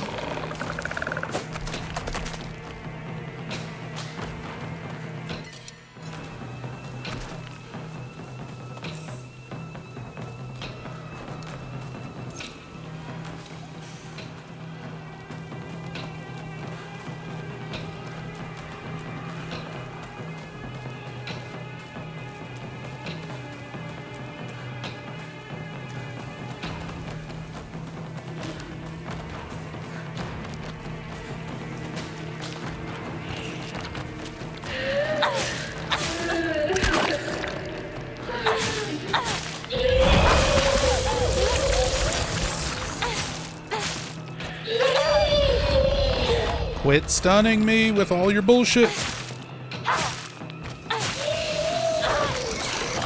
Just succumb to the kitchen knife.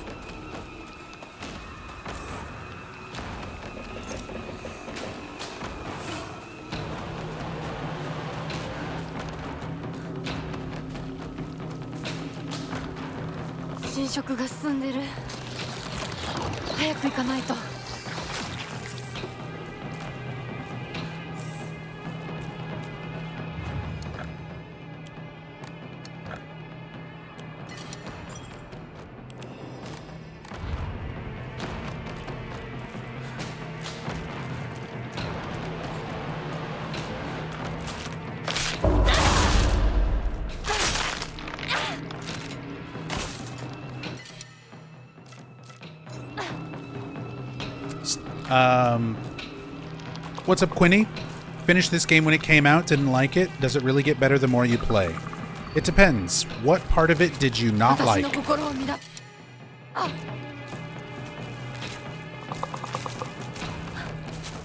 The gameplay is going to be the same. It gets slightly better with replays because you keep your upgrades and your omomoris.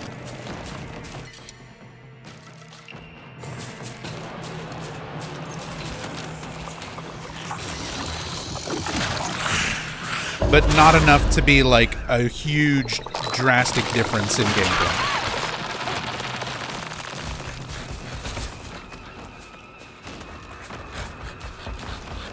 I definitely, would say story mode if you played on hard mode for your first playthrough.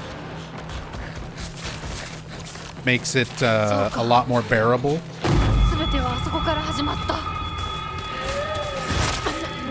The story absolutely gets better. If you already like the story from the first playthrough, the New Game Plus endings and extra notes and extra scenes add a lot. It adds a lot of depth.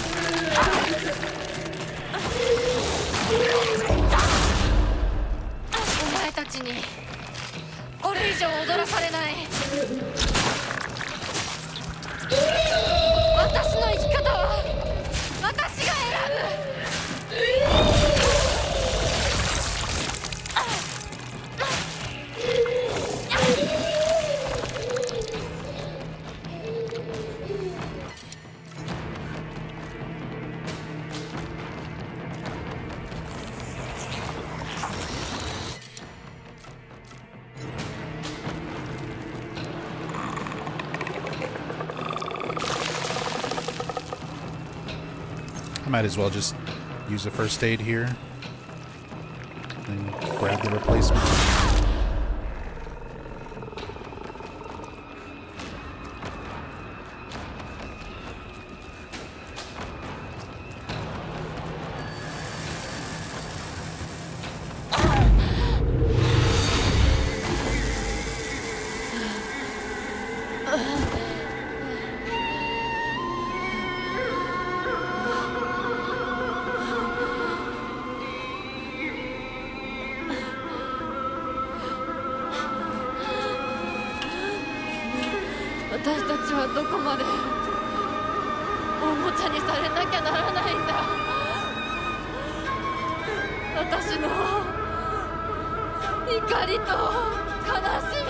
This game would make a very good manga. There is a book adaptation being made. There is going to be an official novelization.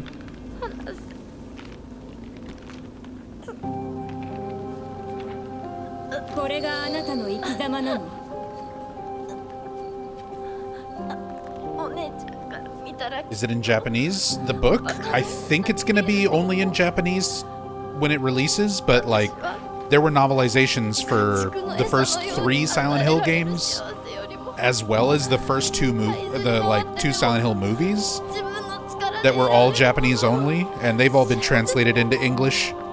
So even if it's Japanese only, it'll get fan translated.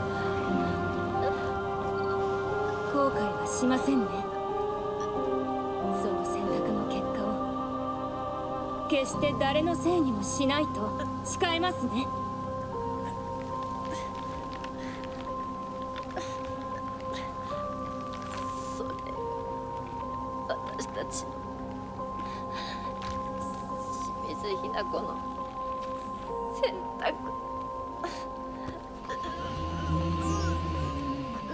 Oh, this is different.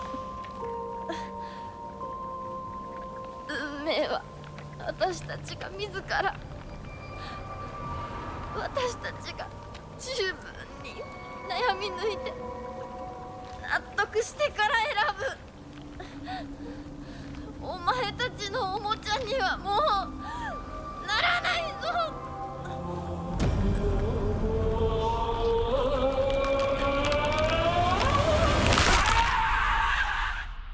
Aw, I thought we were gonna turn around and squish Junko instead or something.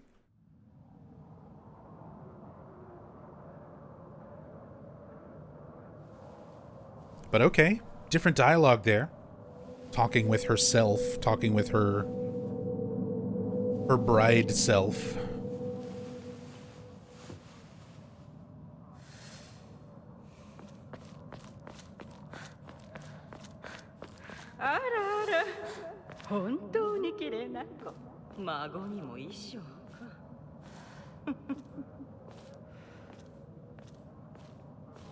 That's different. ようこそ。どうか心安らかな日々を。 Was that the same dialogue before about the feathers?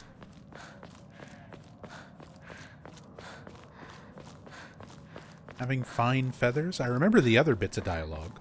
I don't remember that one. Maybe it was the same.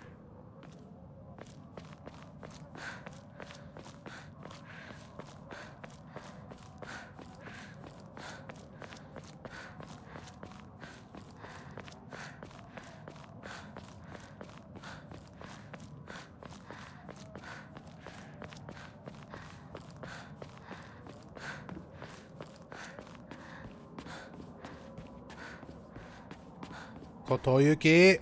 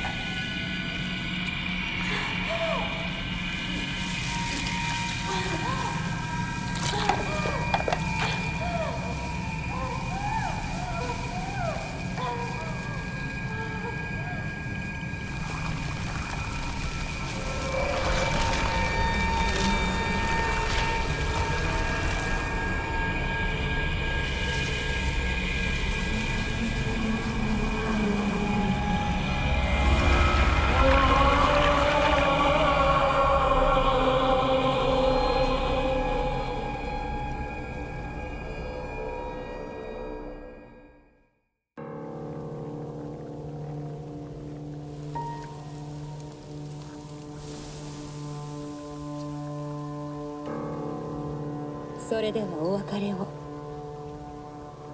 あなたが幸せをつかんでくれることを願っています。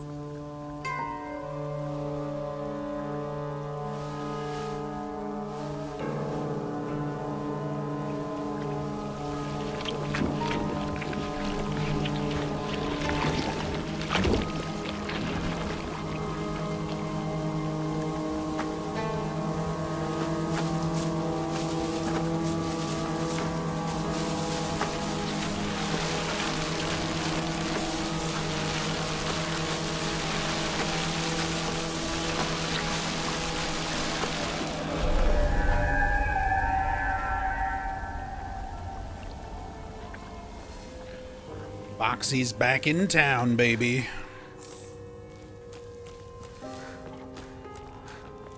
What's the opposite of trypophobia?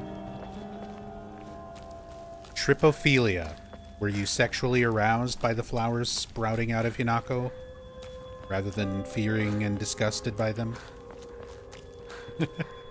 Or are you talking about a different kind of opposite?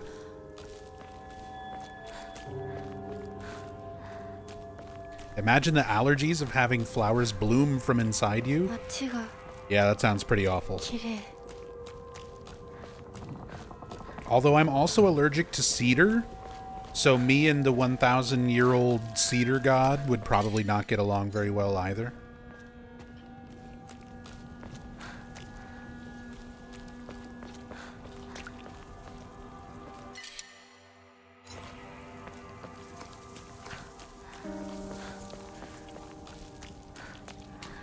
Yay! Time to fight in a bunch of little arenas back to back. This is my least favorite part of the game. Play with me forever. Okay, dialogue has changed. The doll dialogue has changed.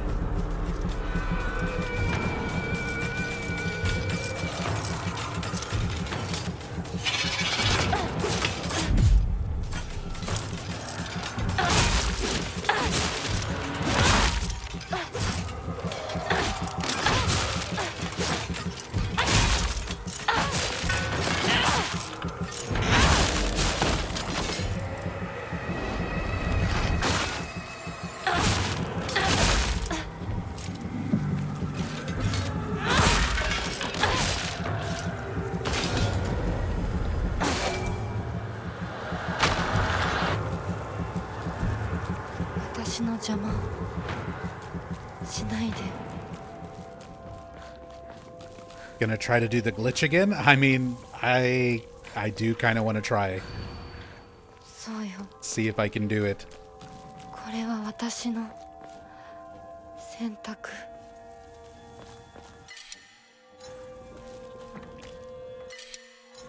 don't need any of this stuff.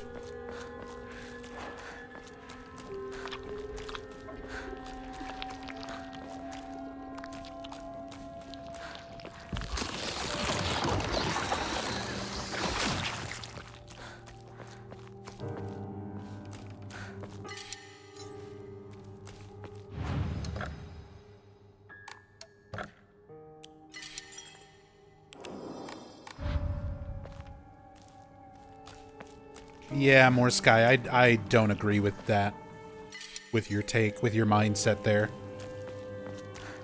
That they should stop making Japanese horror games because there's horror in other parts of the world and horror in other cultures. I mean,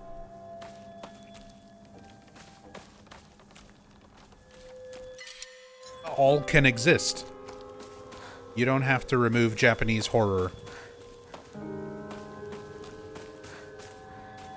to allow for horror that is themed from the Middle East to exist or whatever. Like, that's just kind of a weird ass take. Shit. I'm gonna reload because I want to examine the doll and see the different dialogue.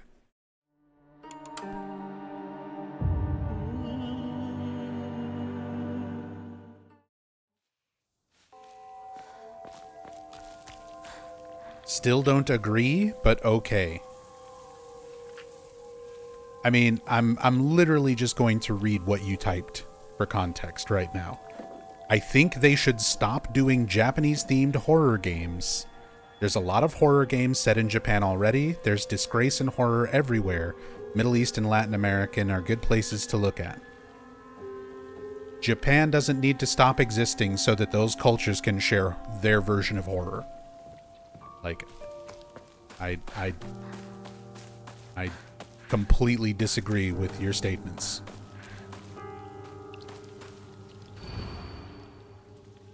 I am the only one who truly cares about Shimizu Hinako's happiness.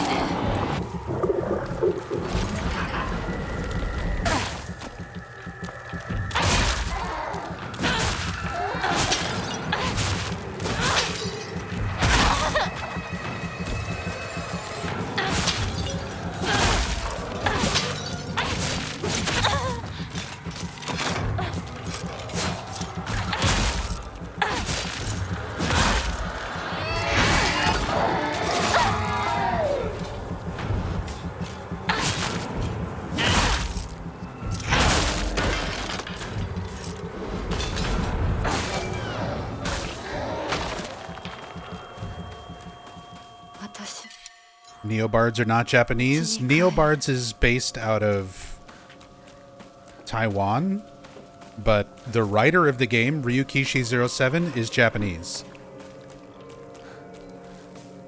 The producer of the game, Motoi Okamoto, Japanese. The composers are Akira Yamaoka and Kensuke Inage, Japanese.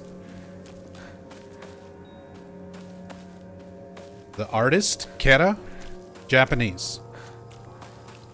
Also, just because a studio is not from a culture, like, doesn't mean they can't make a game that is accurate or involving the culture. Like, I don't understand. I don't understand the point you're trying to make.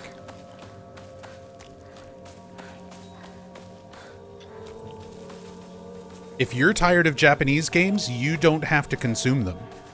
And if you want horror games themed around other cultures, you can try to make them. Write a pitch, send it to some studios.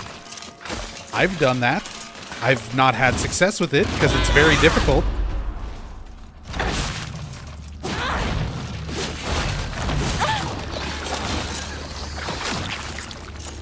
But I wrote an entire game pitch, an outline and everything for a Silent Hill game that's set in the early 1800s. That is mainly themed around Native American tribes. Specifically the Wabanaki, who were inhabiting the area that would later become Maine.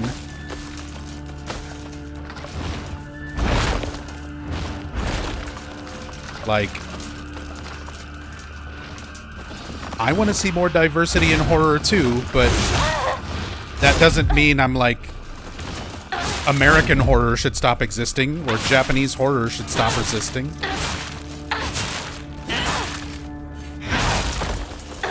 So that these other things could exist. It doesn't work that way.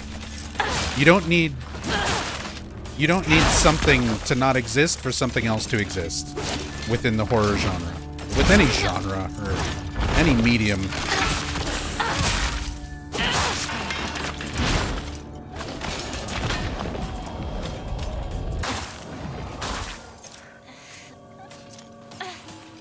Have I shared that pitch? I've read my entire pitch and outline on some old streams. And I've sent it to Konami. And I pitched the outline to Psychos Interactive, the devs who made Forgotten Memories, which was a very heavily inspired by Silent Hill horror game.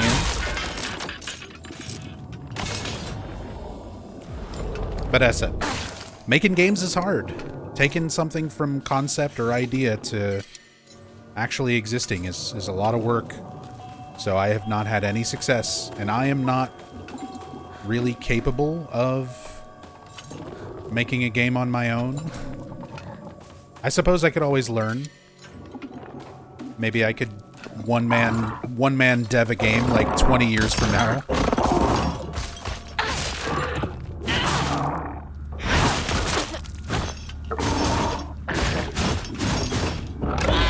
However long it takes me to make art and assets and program and code and use engines and everything else. Maybe one day.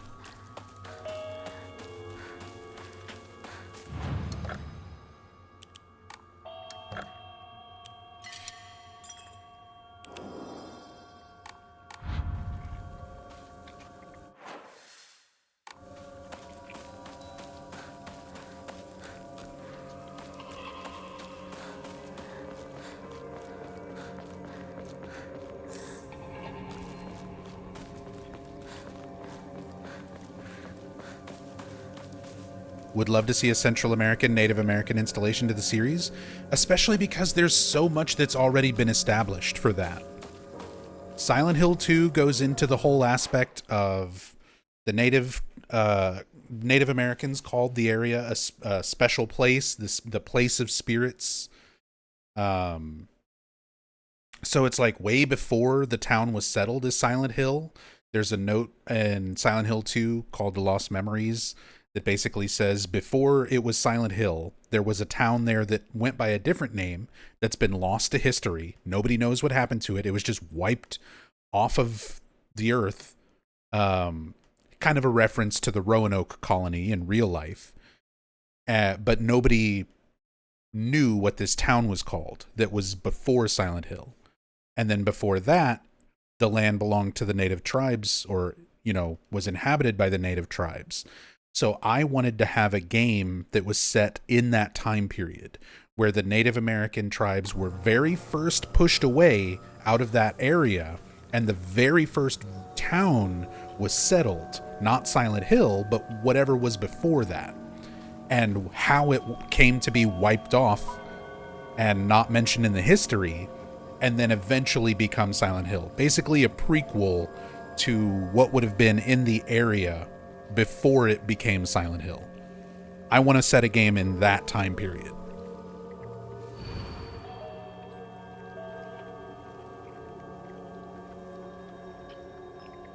And basically just have a lot of Native American folklore and influence for the tribes that lived in that area in the Northeast and in Maine during that time period, which I said was predominantly the Wabanaki tribe. I feel like that would be a really cool thing to have for the series. Like I said, I've done a lot of research. I made a whole script and outline. Not a full script, but a full outline and a full pitch. I've tried to do stuff with it. It hasn't gone anywhere. Like I said, maybe one day it can be realized into something. If you dare submit to the foxes, I shall curse you. The doll. What is this doll? What other entity are we adding into this mix?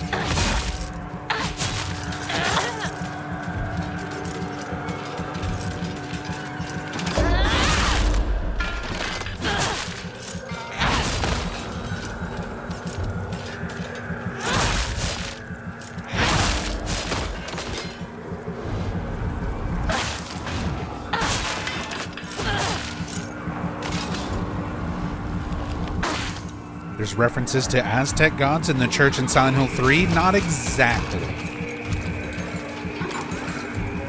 It's not direct references to existing Aztec gods, there are original names for gods, Zuchilbara and Zuchilpaba, Lobsylvith, that are mentioned in Silent Hill 3. Zuchilbara, Zuchilpaba, and Lobsylvith are all original creations by Hiroyuki Owaku. He was inspired to make those names based off of the naming convention of Aztec and Mayan gods. But they are not, like, literally Aztec gods being referenced. He just liked the way the names sounded and used that to influence the naming of his original ones.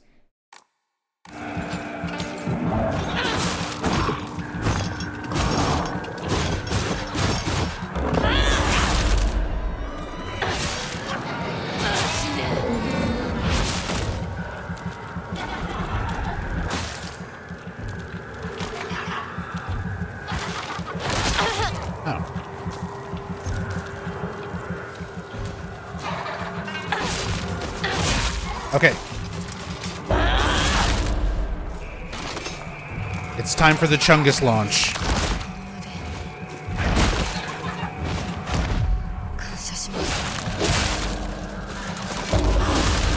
No. No.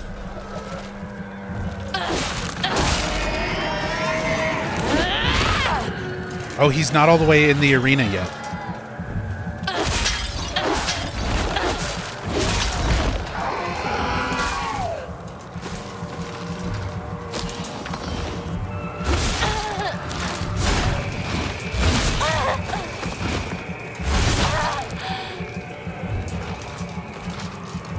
I think I need to be in Fox mode to get it.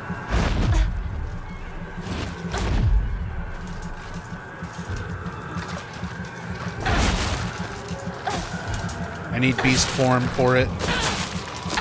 And I wasted it because he wasn't all the way in the arena yet.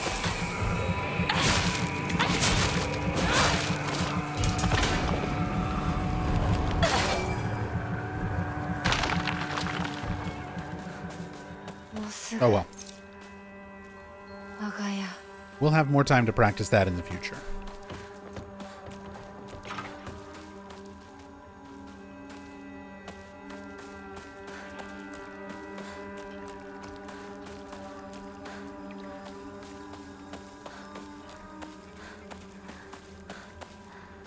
Think you could take Silent Hill a more Lovecraftian direction, less personal, more cosmic horror? Sure. I mean, in some ways, it kind of already touches on that. Like, the reason that the personal stuff happens is because there is already some sort of spiritual power that is able to facilitate that. It's never made explicitly clear if gods and things actually exist, or if it's the town, or not the town, but like the spiritual power of the area taking the gods that people believe in and making them real.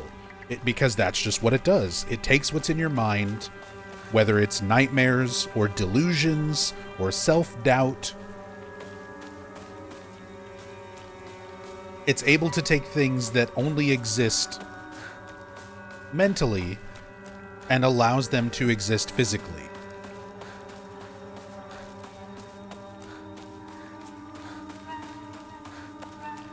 So you kind of get into the cosmic horror side of things when you start trying to think, well, what is the origin of the power that allows that to happen, right? It is a grand mystery. It is one of the staples of the series that essentially needs to never be answered. If a god actually exists, there should always be some form of doubt there. Personally, the way I feel.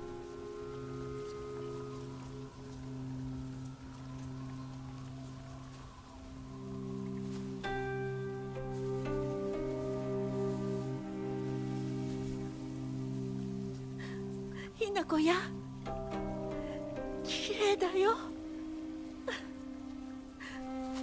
ほら。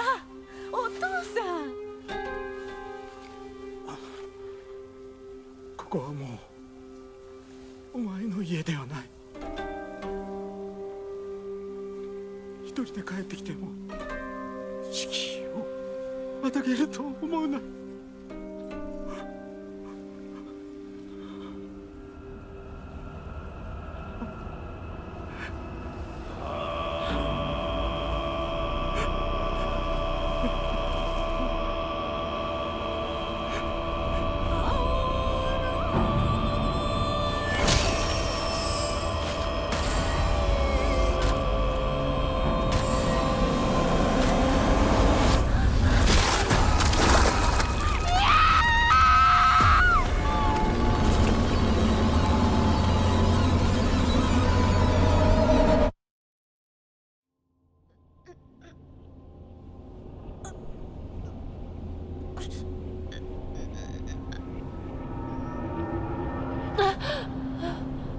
Know what would be great? Silent Hill with sanity effects similar to Eternal Darkness. You know what's kind of disappointing? I thought this game was going to have stuff like that. In all the pre-release information leading up to the game coming out, where they were talking about the sanity meter and everything like that. I thought this game was going to have stuff like that. They should have just called it the focus meter. The sanity meter is... It's basically just a resource for your focus attacks. It doesn't really play into your sanity in a way that is expressed very well. And I am a little disappointed by that. That it's just your special meter. It's your special move gauge. It's not really a sanity meter.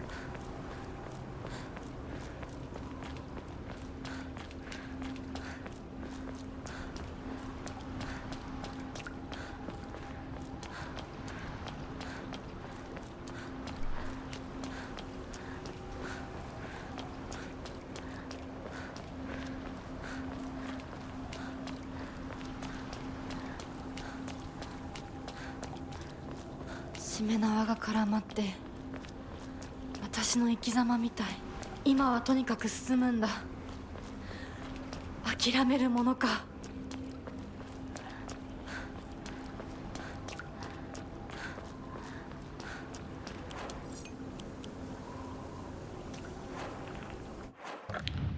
Is my otter actually working?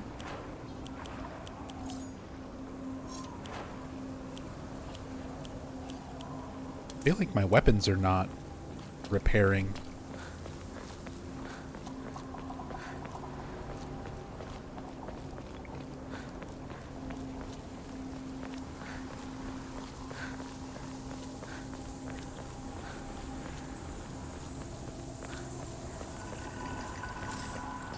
あなたは誰？どうして私を操ろうとしていたの？ Oh, that's different. She reacts to the doll differently now. Who are you? Why are you trying to control me? What are you, you creepy doll?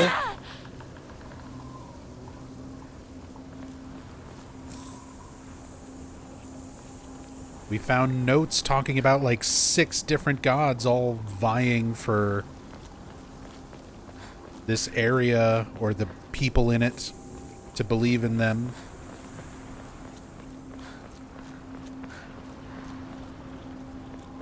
Which one are you? Or what else do you represent?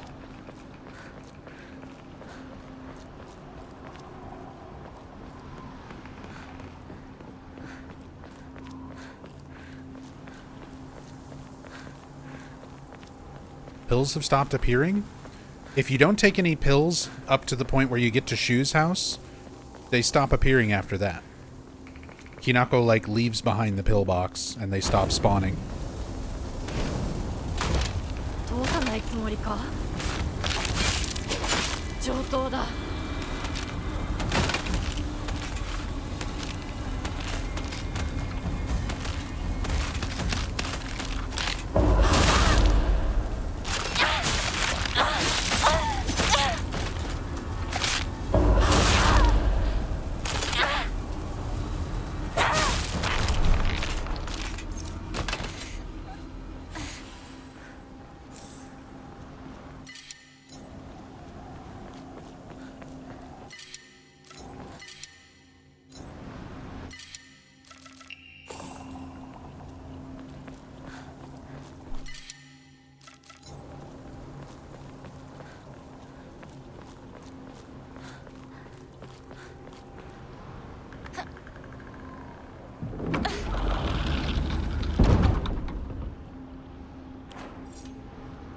Okay.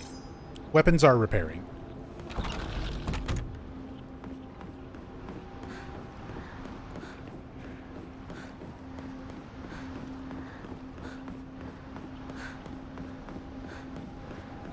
お前らの思い通りにはならないぞ。私はもう自分の望むものが何なのか分かってるから。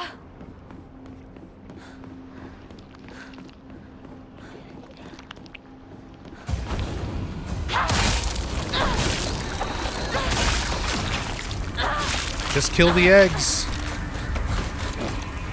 Just kill the eggs, forehead. 邪魔するな。どけ。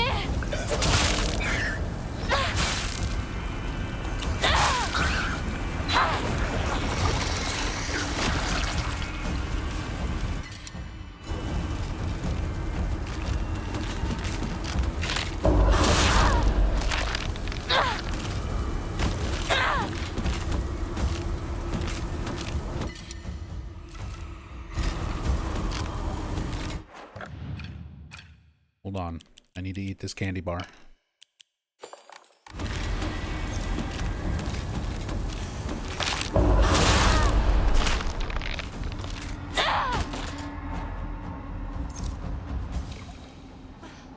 Just need to eat some candy bars.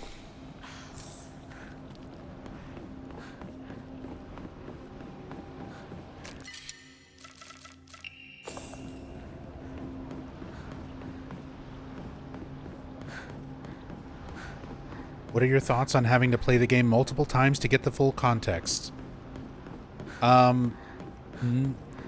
There is not enough of the context from a new game playthrough to sufficiently motivate a lot of people to follow up for another playthrough.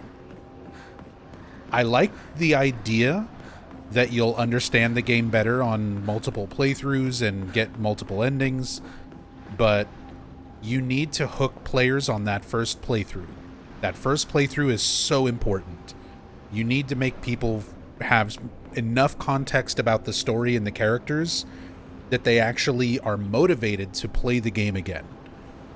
And I feel like there is not enough in a New Game playthrough. There's a lot of stuff that was in the New Game Plus playthroughs that very easily could have been in the New Game playthrough without spoiling the story or giving too much away, that would have given you sufficient context to want to play the game, to be more motivated to see the other endings and the new scenes and the new diaries and journal entries and stuff. It's a nice concept. I like the idea of getting the full scope of things on multiple playthroughs, but they locked way too much behind New Game Plus, in my opinion.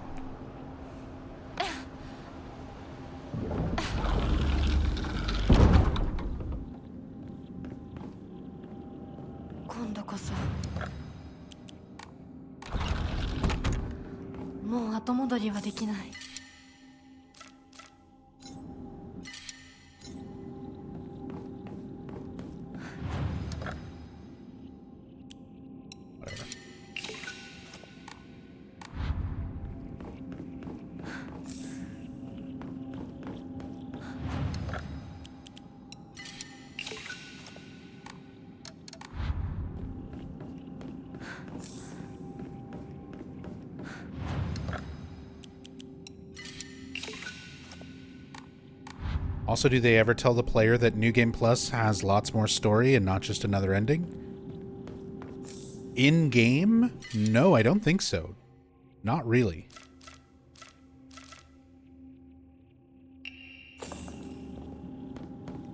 Like, you have to kind of look into developer commentary, some of the interviews and some of the stuff that they've said leading up to the game's release, and kind of be a little bit more aware. If all you did was buy the game and play it that first time, there's not really anything telling you how substantial the New Game Plus context is.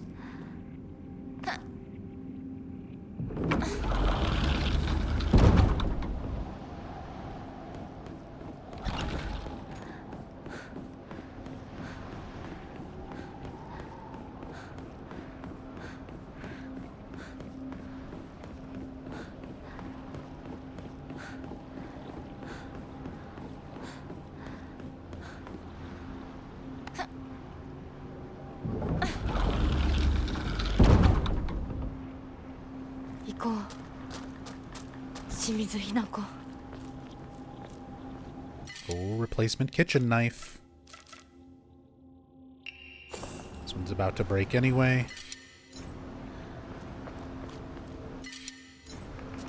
Don't think I have room to really pick up much of anything else.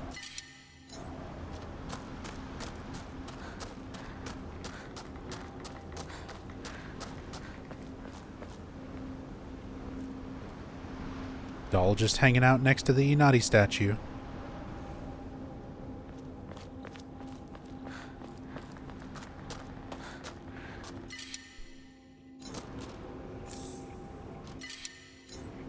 Get the Higashi at least.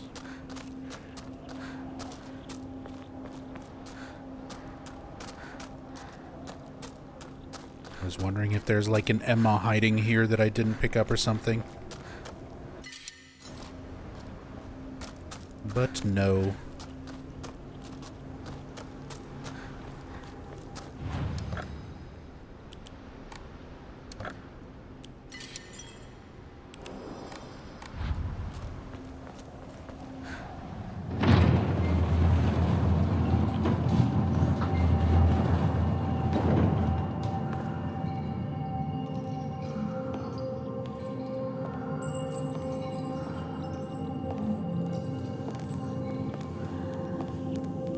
One of the biggest hopes for the future outside of gameplay and story is that they stick to the same devs rather than changing every game. What are you talking about? They're already doing that.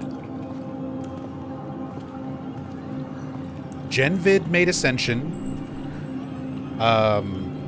Hexadrive made Short Message. Neobards made F. Bloober made Silent Hill 2 Remake. They're still doing the same thing. Screenburn, formerly No Code, is making Townfall. The only consistent developers we're going to have are Bloober making the remakes. They made the remake of 2, now they're also making the remake of 1. That's the only bit of consistency in terms of developers that we have with the franchise right now.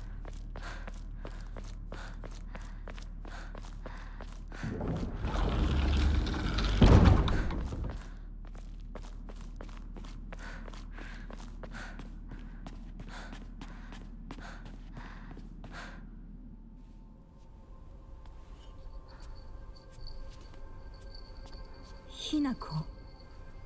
あなた、Hinako なの? Okay, this is different. 私たちは誰かのおもちゃにされているの。どういうこと？私を嫁がせたい何者かと、それを妨害したい何者かが私を二つに引き裂いて戦わせている。そんなことって。とても苦しい戦いだったけれど。The gods are just treating both Hinakos as puppets. 人に望まぬ選択を強いること、それをせかすこと。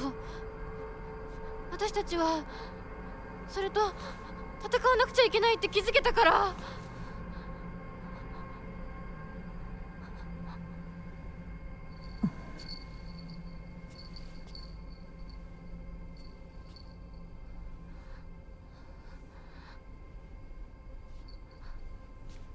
ごめんね、お姉ちゃん。ごめんね、お父さん、お母さん。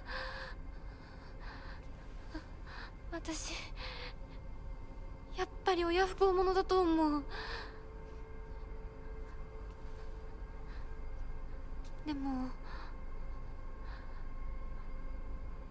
本当に私の幸せを願っていてくれるなら、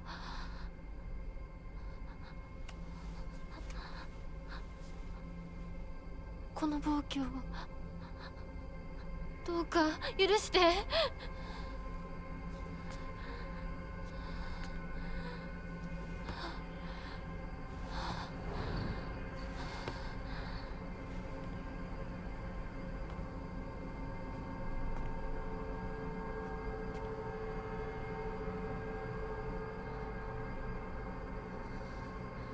これが私の選択。そして私たちをもてあそぶ者たちへの抗議。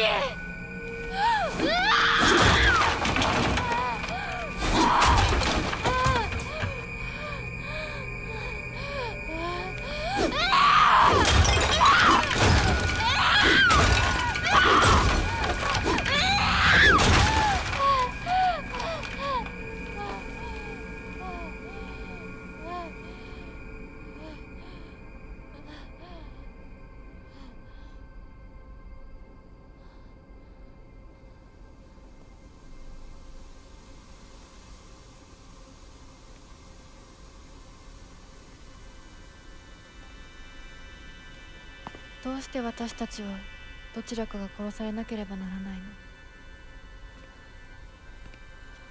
どうして私たちは殺し合うしか対話ができないの？ Are we gonna fuse? Are we gonna fuse into one Super Hinako? Oh, it's happening. We're gonna hug it out. Yeah, it's gonna be Silent Hill Revelations. Oh.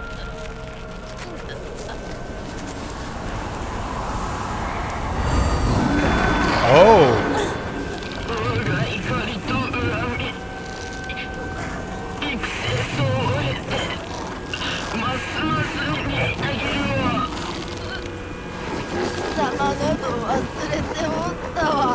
Oh, that's awesome.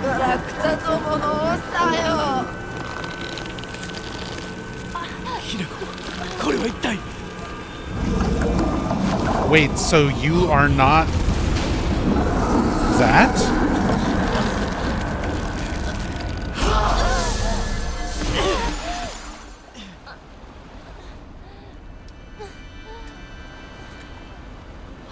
He's not literally Inari?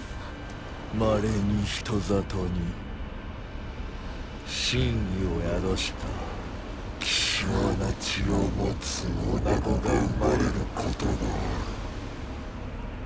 そのようなものが里に現れるたびに我らは一族の跡取りにそのものを嫁に欲するようまじないをかけた。何を言って歴代の跡取りたちは皆うまくたぶらかしてめとってきたがただりの跡取りは愚鈍だ。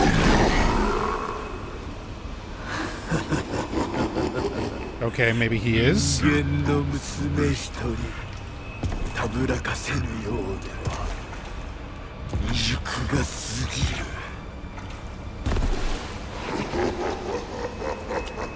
豊樹さんはずっと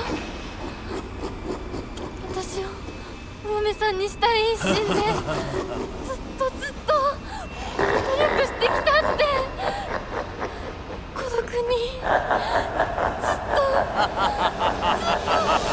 笑うな！一生懸命に悩んで生きてきたことゆきさんを笑うな！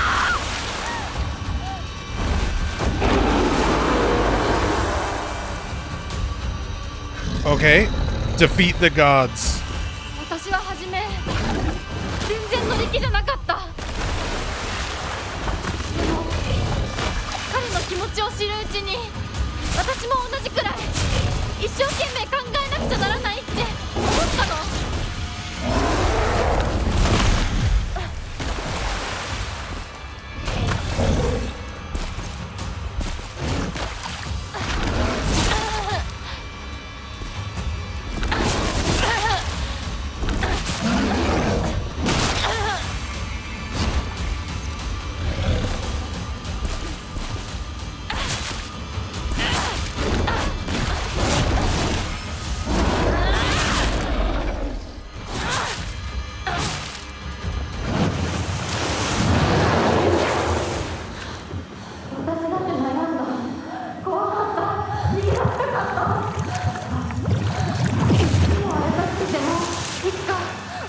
Oh, that's kind of sick, actually. So we're switching between the two forms, fighting both bosses. 私の悩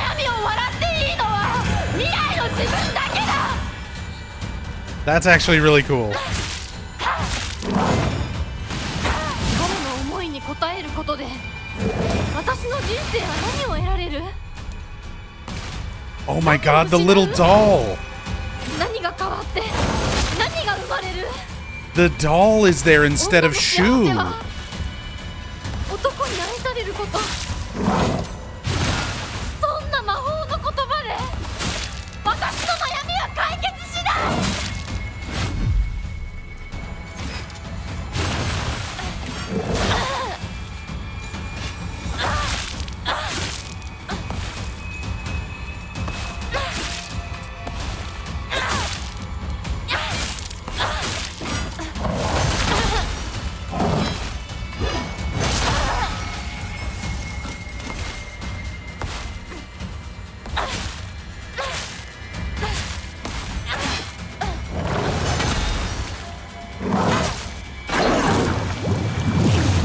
Yeah, the kitchen knife, the real sacred blade.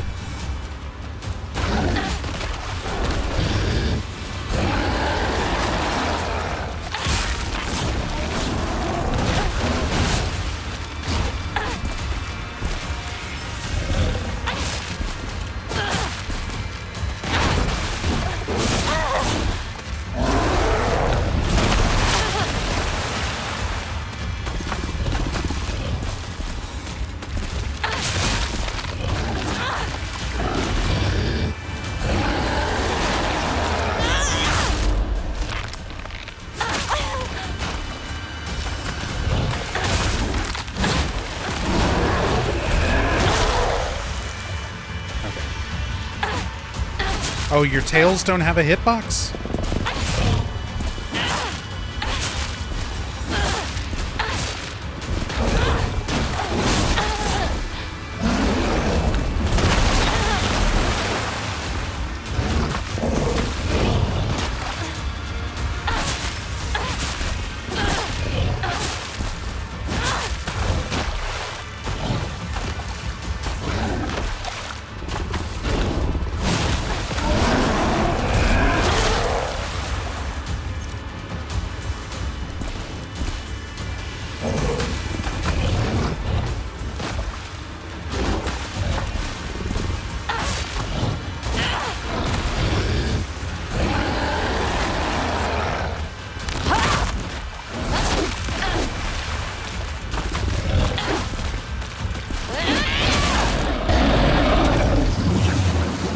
I might have wasted my fox form. I didn't know how much health he had. Okay.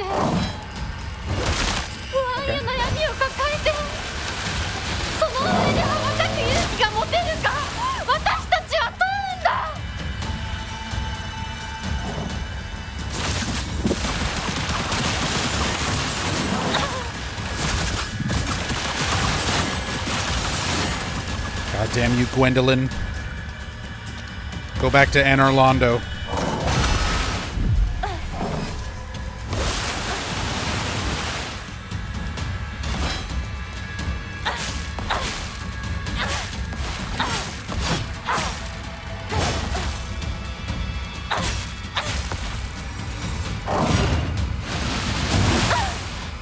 Oh, I broke one of my knives.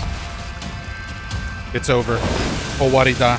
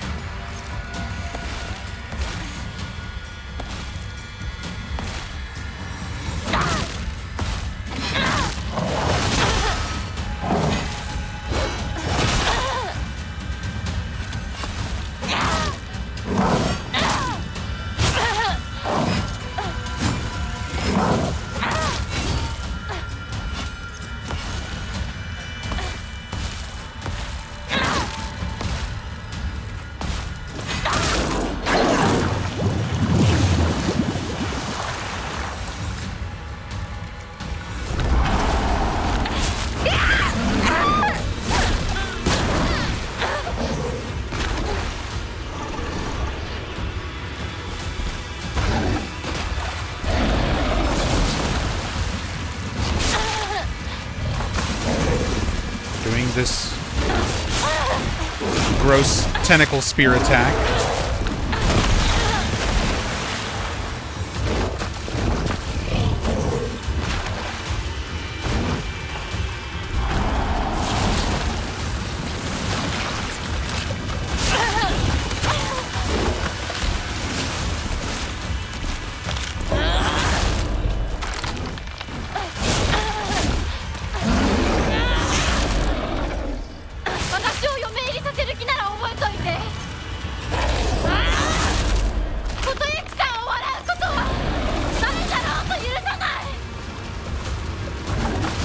Laughs at Kotoyuki. What do you care about Kotoyuki?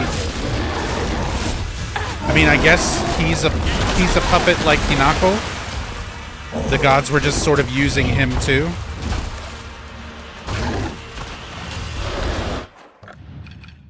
What do I even have to use here? Water. Some Yokon.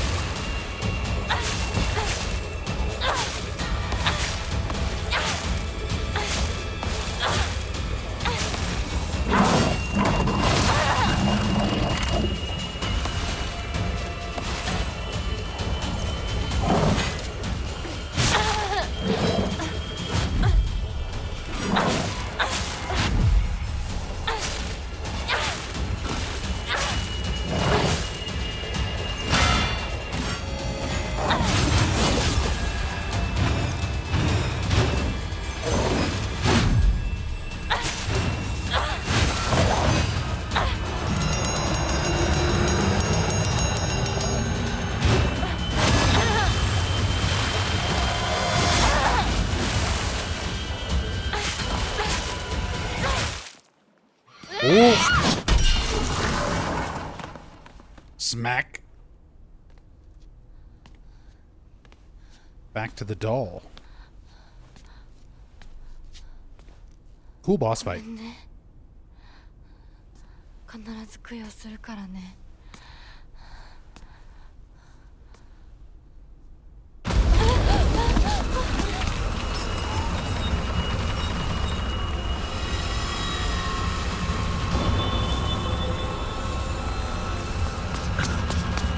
大丈夫か2人とも。ほらあっちだ。早くほら。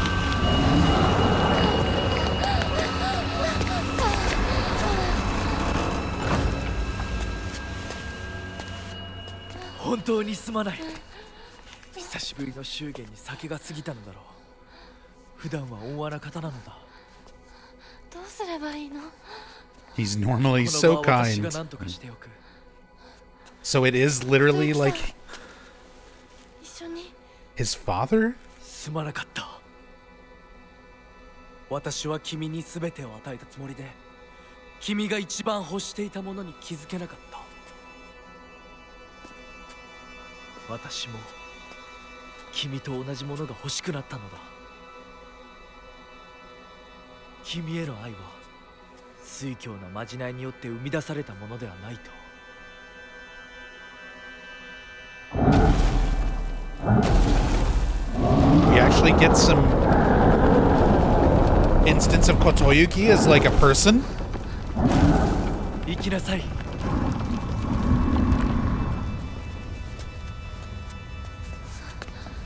もし私たちへの愛が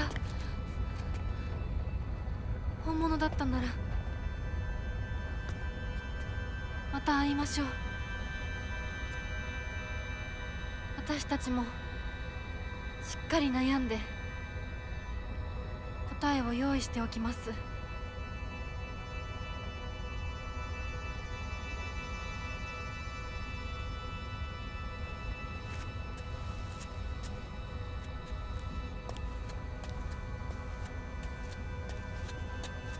Group hug. Me and my wives. Me and my fox wives.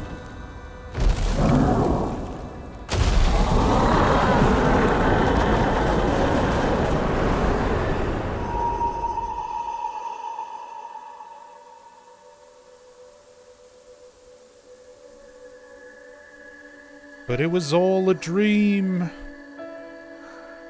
I used to read Word Up magazine.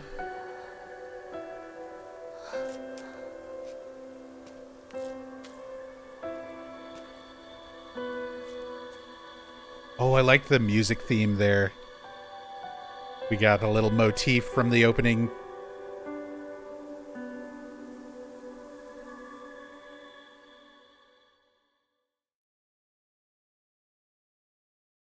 And Ebisugaoka's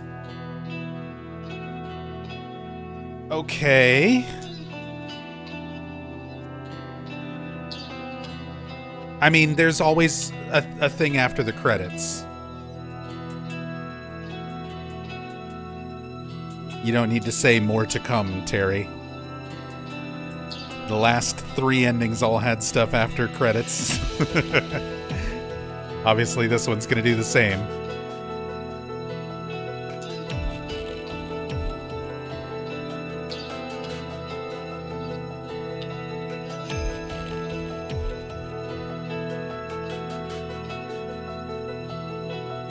Was expecting a different boss? Yeah, so was I. That was at least an interesting way to contextualize the 2 bosses from the previous endings.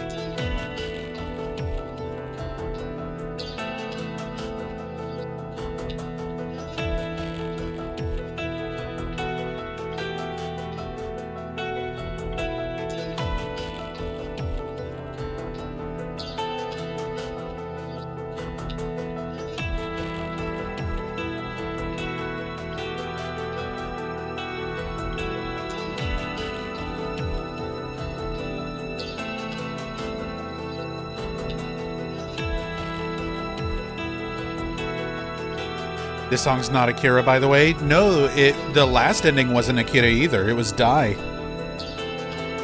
who's actually worked with Ryukishi on other things. So they have like guest composers for some of the ending themes.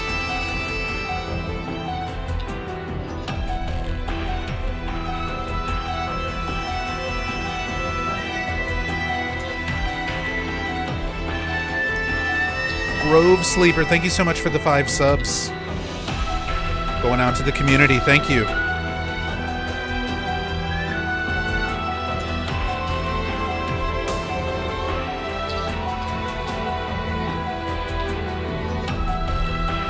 But it's still using the motif of the Yamaoka song from the intro. I like the song.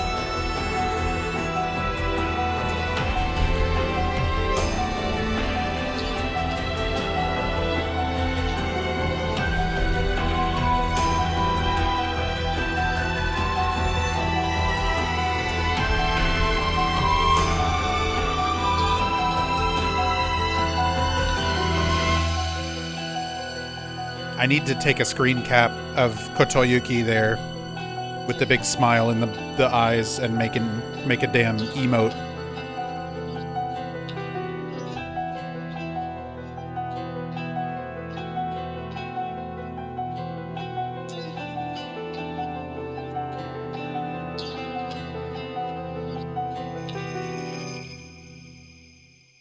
All right, here we go. Post-credits scene.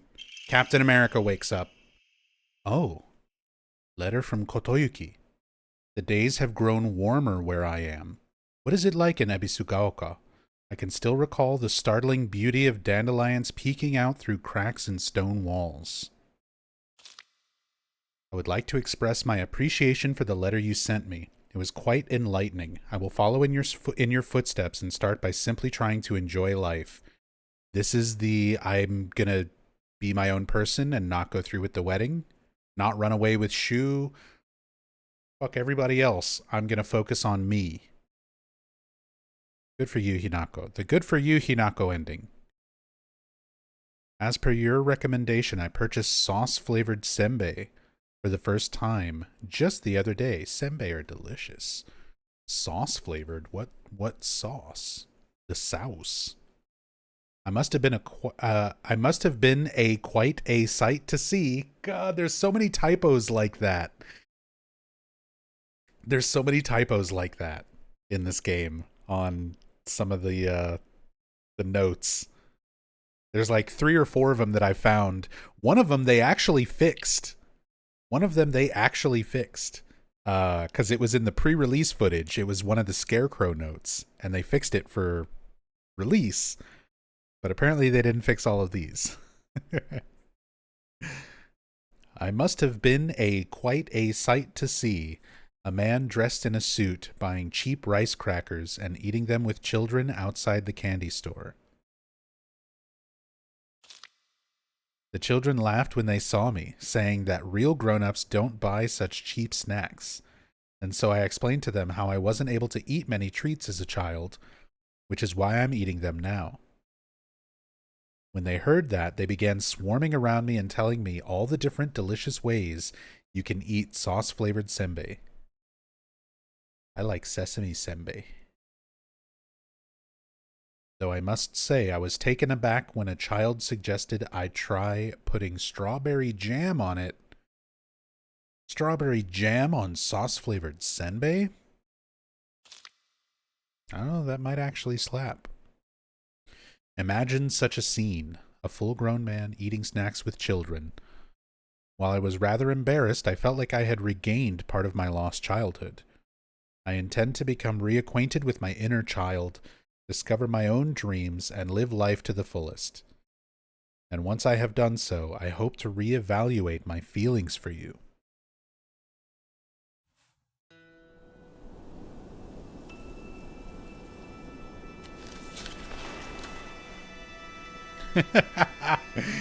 The fucking fox arm. God. Especially when it's just doing normal things, like holding a letter or holding a bowl. It's always so jarring. 誰かをものすごく好きになって、その人のためにものすごく努力して、情熱のすべてを注ぎ込むような一途で一生懸命な生き方をしてみたい。今度は私から Hey, we gave that up. ゆきさんに求 Why 婚 is す that るく there? らいの勢いで一生懸命に。私は We specifically gave that up for this ending. まだ決まってないけど、とにかく何かに一生懸命に。何それ。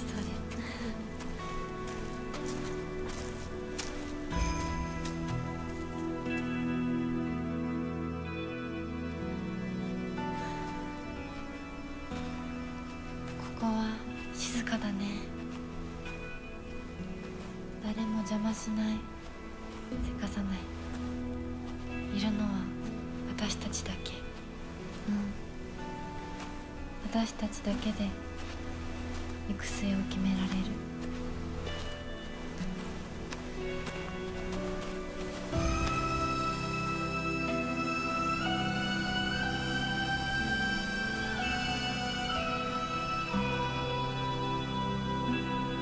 How did you get up there?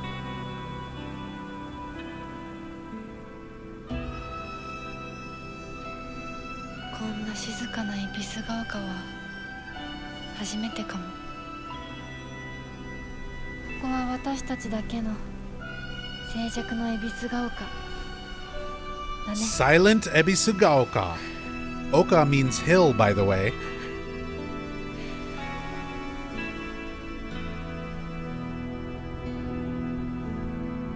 There it is. It was Silent Hill all along. Now kiss. And Junko's bell is there for some reason.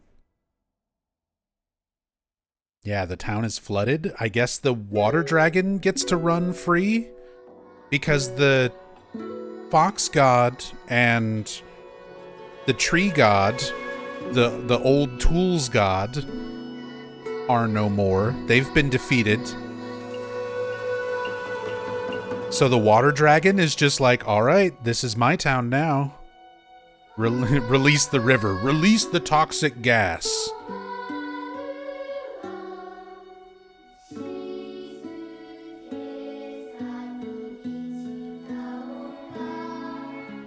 Huh.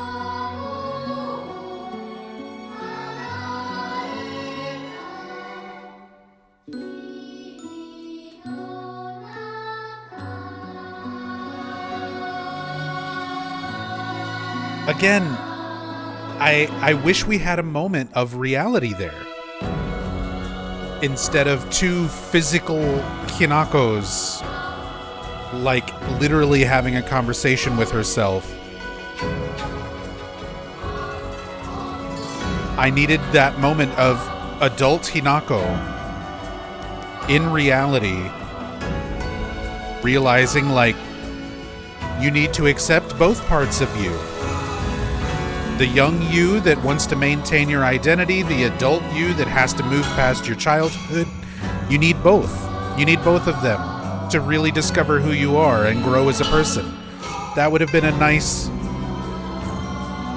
Like, I get it. I get the ending. I get the symbolism of it, but we really need...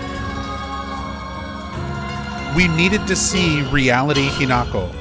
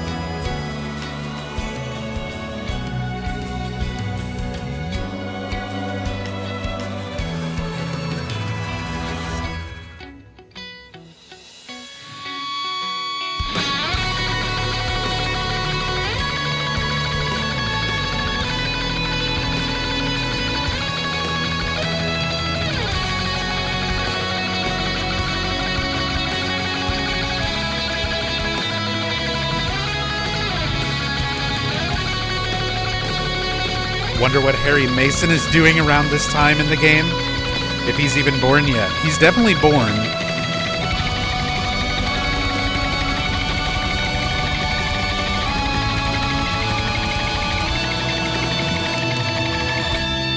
We don't have an exact date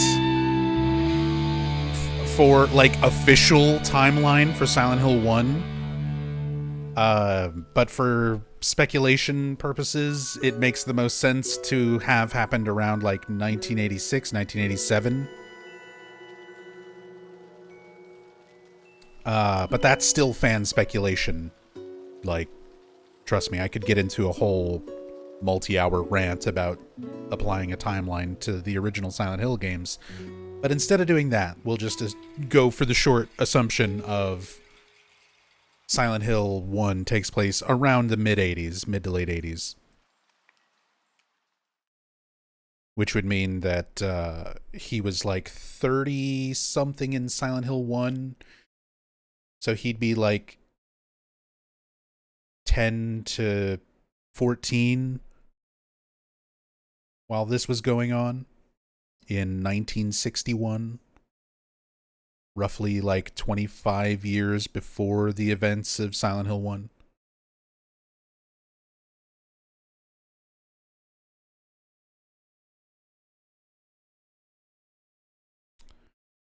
Well,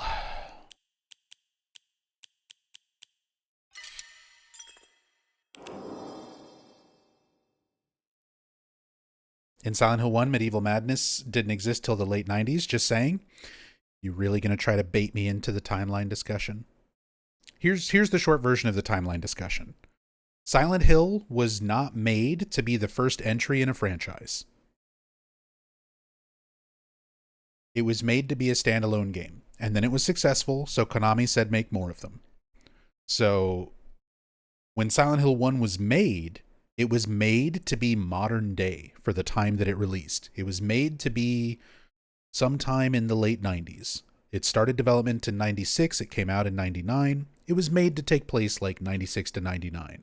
But then they made sequels. And the sequels made them have to retcon timelines. For Silent Hill 3 to make sense, they kind of had to fudge the numbers on Silent Hill 1. Not even Silent Hill 2. Silent Hill 2 still very much works as its own little standalone thing. Silent Hill 3, though, as a direct story follow-up to Silent Hill 1, really changes the way that the timeline would work. So, Silent Hill 1 was retroactively placed in the 80s. When it was originally released, it was meant to take place in the 90s. Anyway, that was an interesting ending. I love the visual metaphor of, like, the two gods standing over each of the Hinakos, like each of them sort of puppeting these people for their own purposes. Puppeting the Hinakos, puppeting Kotoyuki. That we get a little glimpse of Kotoyuki as, like, a person.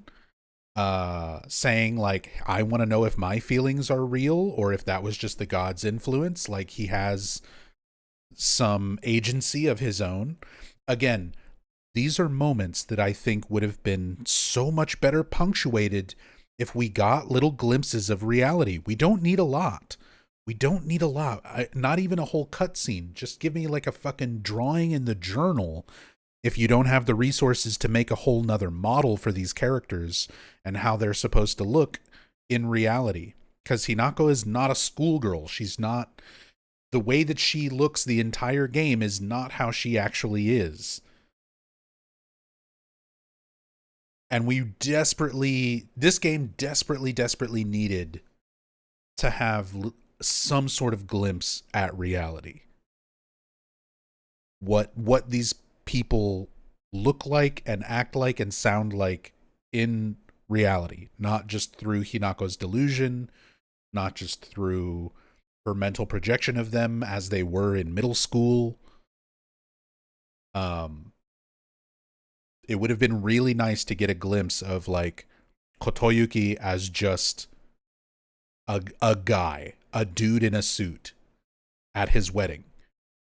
We needed, it would have benefited so much from getting just a shot or two of Hinako as an adult in her dress. Like, we desperately needed to see these characters in reality, just to have something to punctuate the difference between the story as it is presented through Hinako's mind and reality.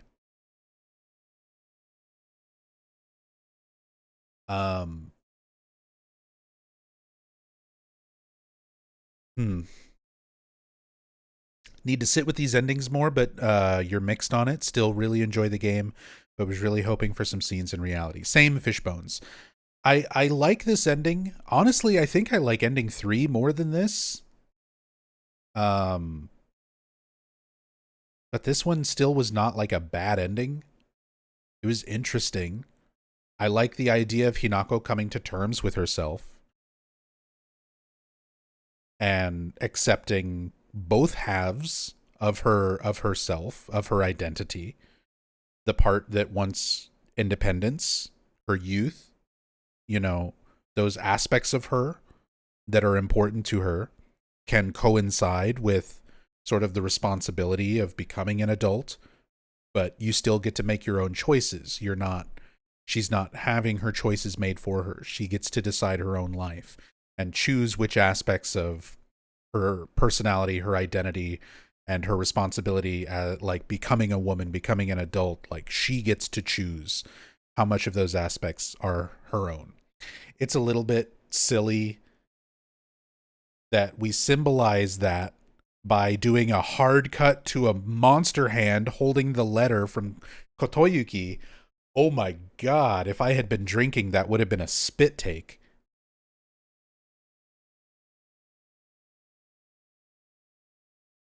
That, like, those are the moments when I talk about the tone for this game being inconsistent. I loved everything that the ending represented, and then the hard cut to the fucking monster arm holding the letter. It's so fucking comical. Like, I can't do that. It's so fucking far out there. And again, I feel like that moment would have been so much better punctuated if we saw Hinako in reality. Like, same dialogue. Like, she's talking to herself, right? But instead of having schoolgirl Hinako and schoolgirl Hinako plus Foxarm, it should have been schoolgirl Hinako and adult Hinako. Like, reality Hinako having that conversation.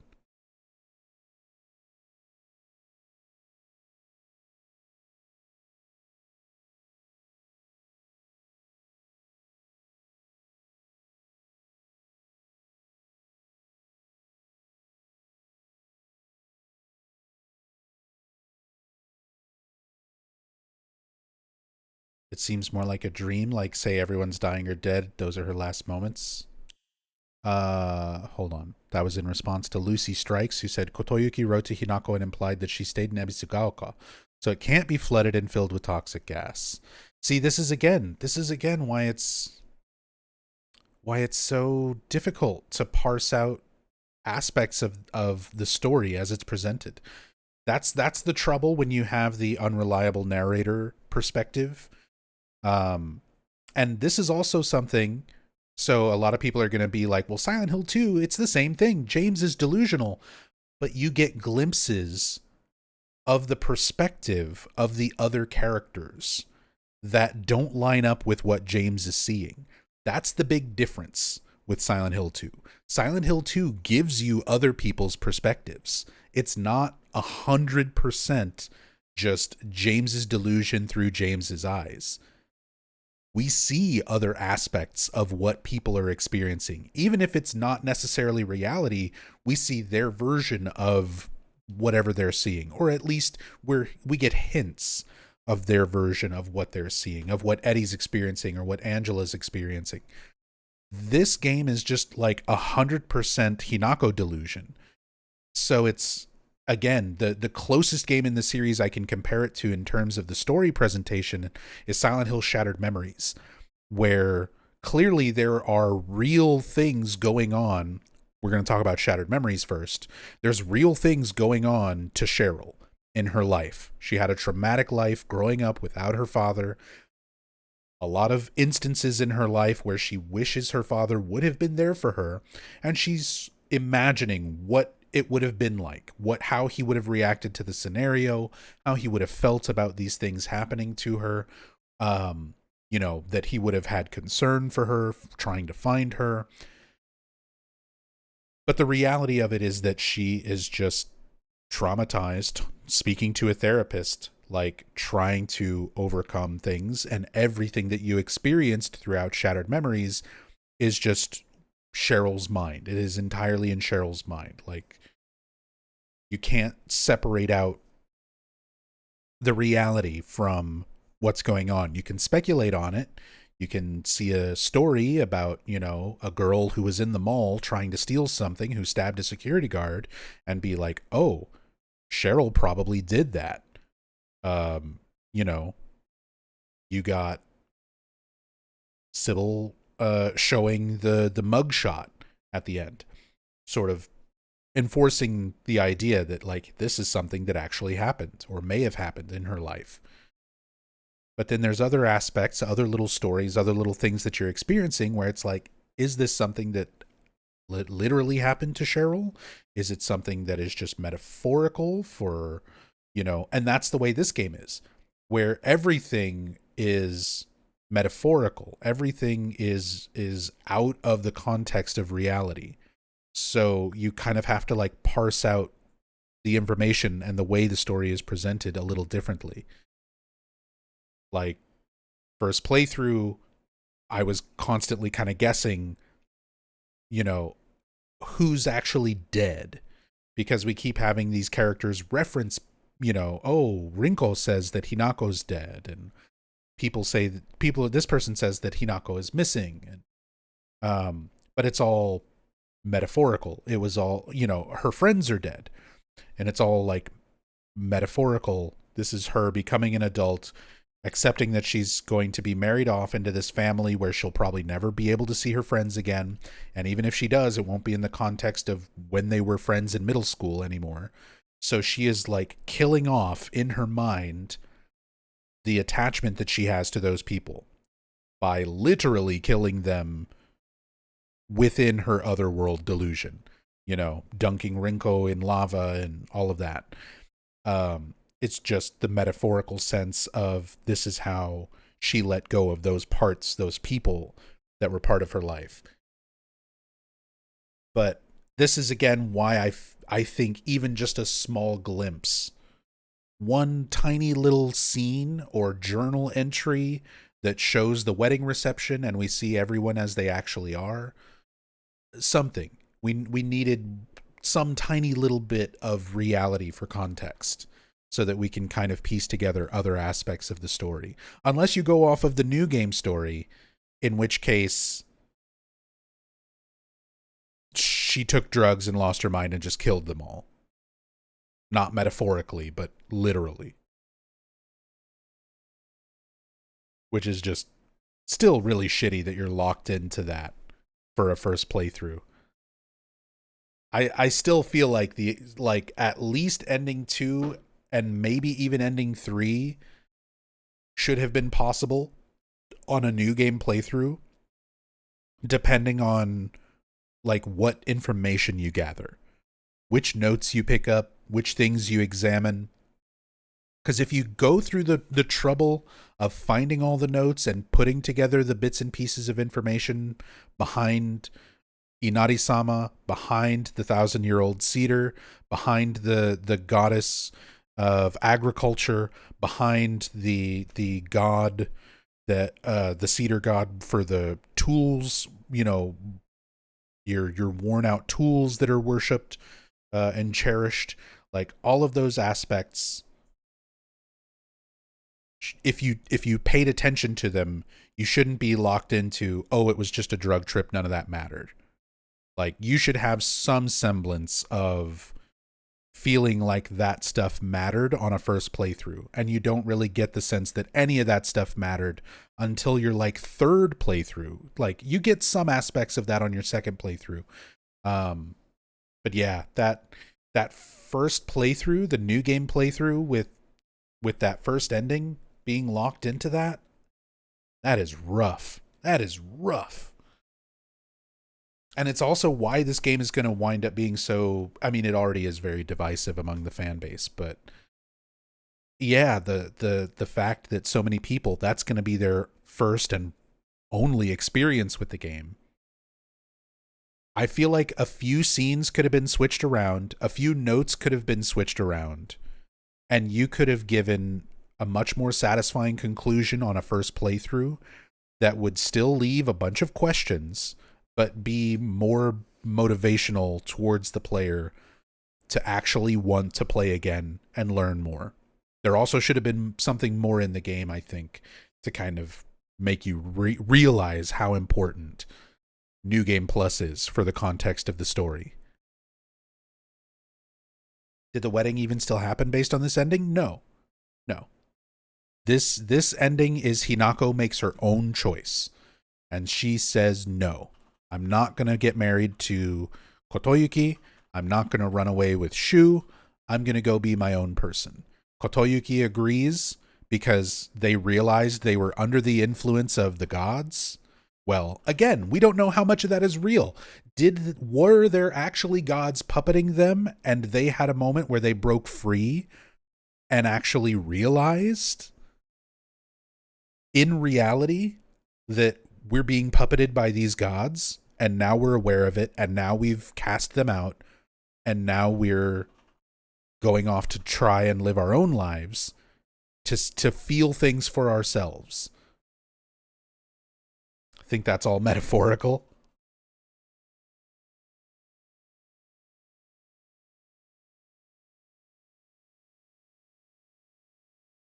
Personally, not a fan of looping the same plot with changes here and there on each rotation. Then don't look into Ryukishi's other work, because that's like his thing. That is kind of his game plan. Higurashi and Umineko and Higanbana are kind of the same way as visual novels and manga. Although I do think the format for that works a lot better as like a manga or an anime or a visual novel than this kind of game.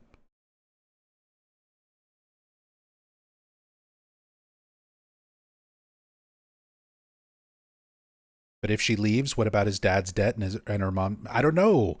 The letter at the end makes it seem like Kotoyuki's a pretty understanding guy. Maybe he'll still pay for it.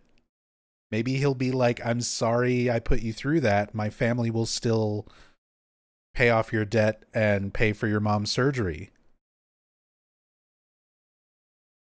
He seemed pretty chill based on the letter.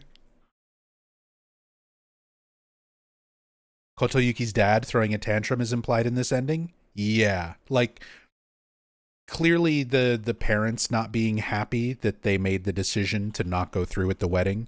Because you imagine this must have happened right at the wedding. Because he talks about he was already in the suit and he went and got the snacks. So it was like, it's not like they already spent the money, you know? We invited all of our friends and family. We've already paid for the catering. Like, they're going to be fucking pissed. Kotoyuki's dad is going to be pissed.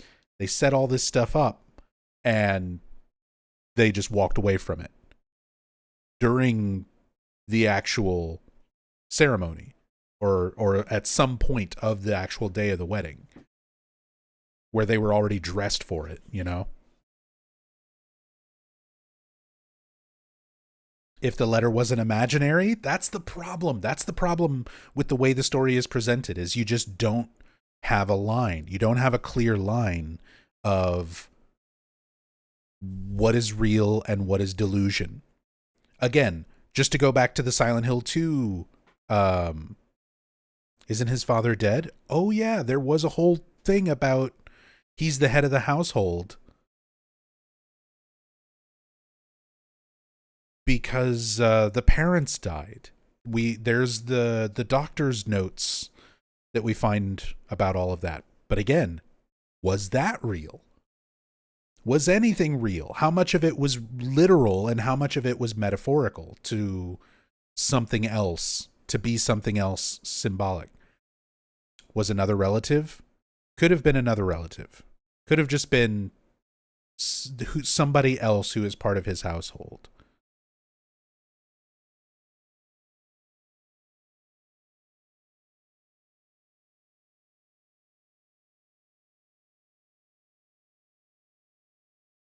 Fox throwing the tantrum was Grandpa? Maybe.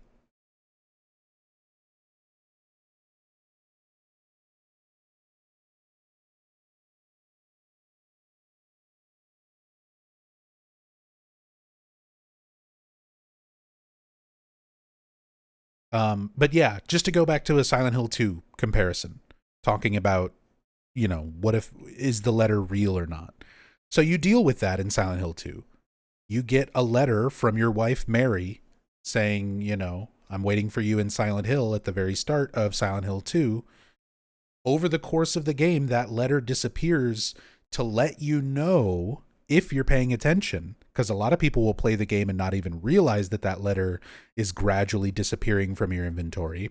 But if you notice that it is, then it is a clear indicator that the letter is not real. The one that James claims was his reason for being there was not really there. But there is a real one at the end, the one that Laura's got.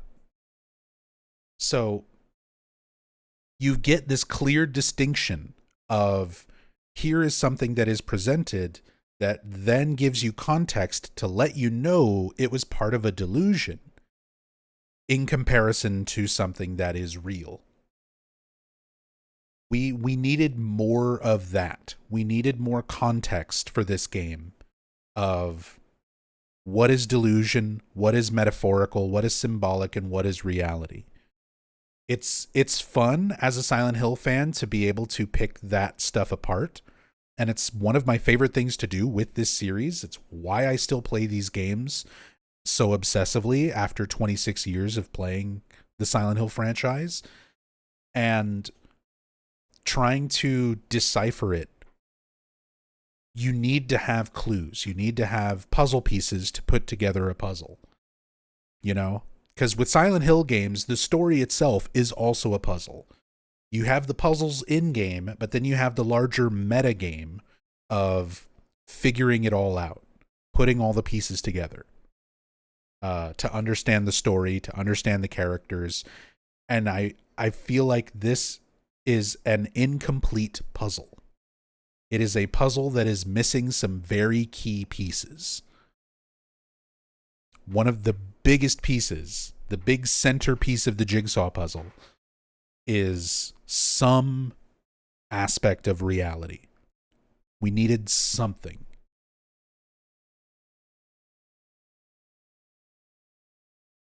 We needed to see the characters as they were, their actual age, the actual state of the town, even if not the state of the town, like a little bit of the reception or the wedding or something. We needed a little bit of something. And I can understand, like, if budget limitations are a thing, it's too costly to make these new models and just use them for a cutscene, that type of thing.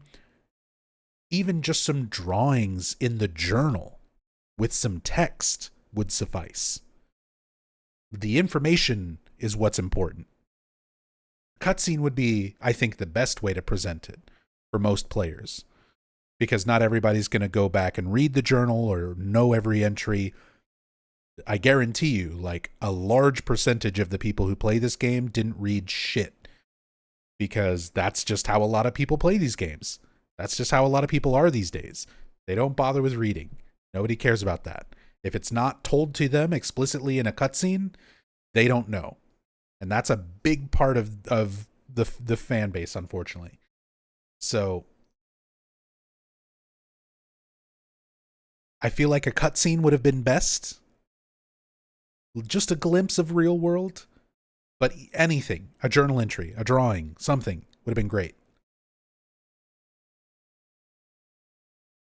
Just a little more context to help divide things out.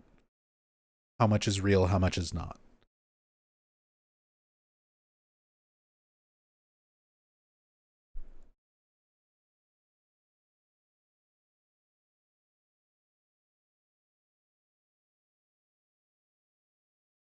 Hinako as a child hugging Junko at the start being the only real part. Real world, I mean.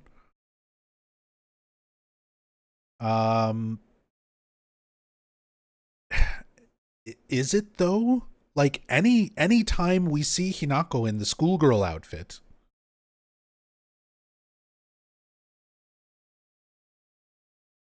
and we don't see child Hinako interacting with Junko. I mean, like, we get some of the little flashback parts during the Shimizu house. The flashbacks are real.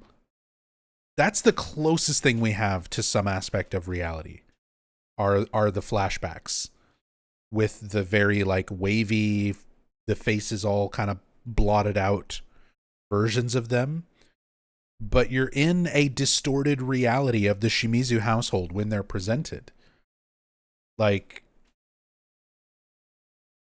it's still questionable. You're still seeing it through the eyes of the unreliable narrator. The park scene, like, there's more evidence to support that those are things that are happening in reality because they're consistent, right? They don't change from playthrough to playthrough. Pretty much everything that changes from playthrough to playthrough, if it's something that only happens in New Game or New Game Plus or on, playthrough 3 or 4 or whatever, if anything changes, like, it's up in the air, questionable. You could argue the reality of it. And those scenes do change from playthrough to playthrough. Because, like, you can't have all of those flashbacks to Hinako be real from every single New Game Plus version.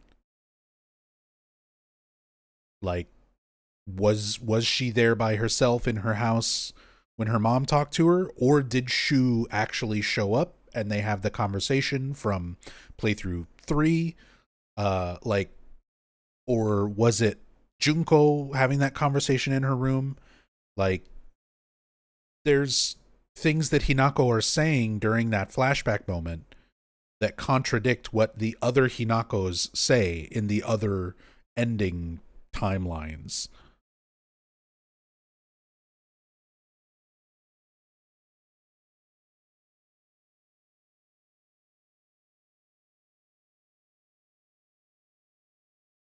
Park scene changes with New Game Plus. You get to see the child Fox Mask's face after Fox wedding, whereas in New Game it's covered. Other than the a minor visual difference, Terry.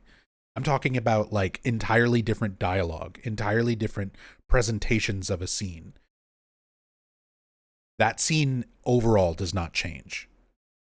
One little visual difference of you've seen this character's face, now we'll show you his face in the flashback. I get that. That's an acceptable change. That's not what I mean.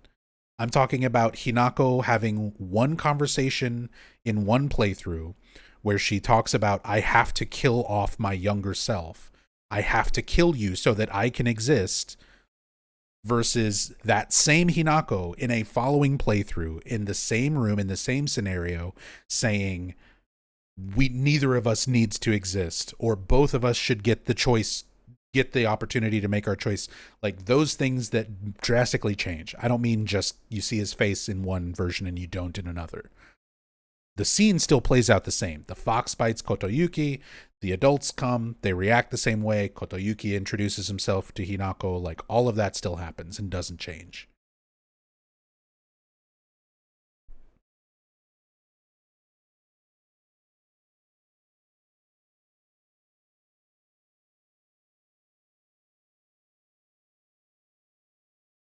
All right. Well, we're going to have a lot of time to speculate on stuff.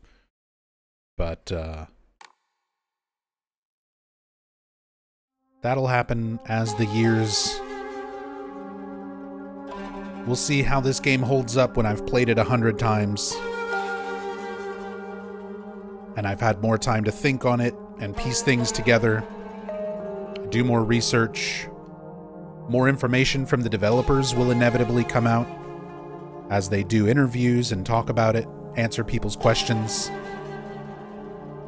Look at this title screen. Both of the Hinako sitting on the Tori, looking over Ebisugaoka.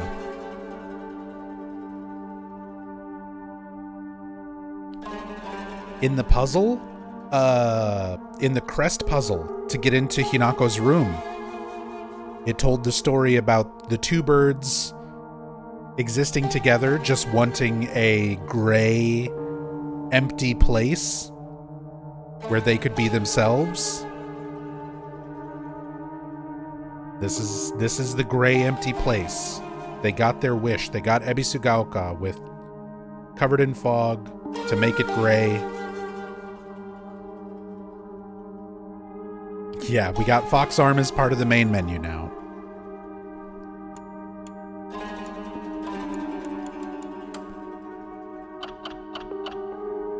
Okay. Well, that's going to be it for me tonight. But tomorrow, we still have one more ending to achieve. Listen to all the UFO radio broadcasts. Find all 3 Great Space Invasion movie posters in order after listening to the UFO radio broadcasts. And find the Great Space Invasion movie review after fulfilling the conditions above. So tomorrow we start the playthrough for the UFO ending.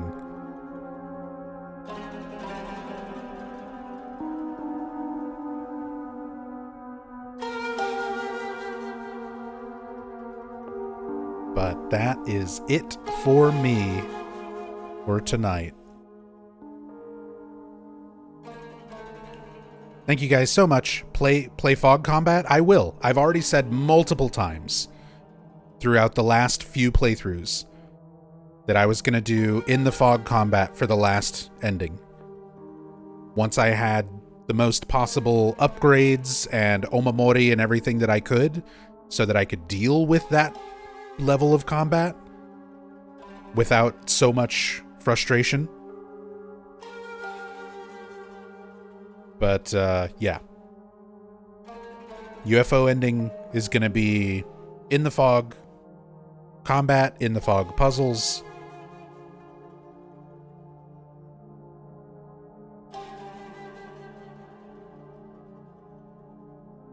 Not sure Lost in the Fog counts if it's UFO, though. What do you mean?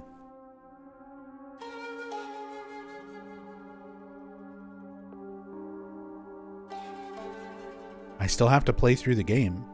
For the achievement, I don't give a shit about the achievements. I'm just playing through the game on all the available difficulties. I unlocked Lost in the Fog after my first playthrough, because my first playthrough was hard for New Game. But I hated the combat so much, I didn't want to do Lost in the Fog for my follow-up playthroughs until I had a lot of upgrades and omamori and stuff to deal with it. Which I think I've got enough now that I'm willing to tackle it again.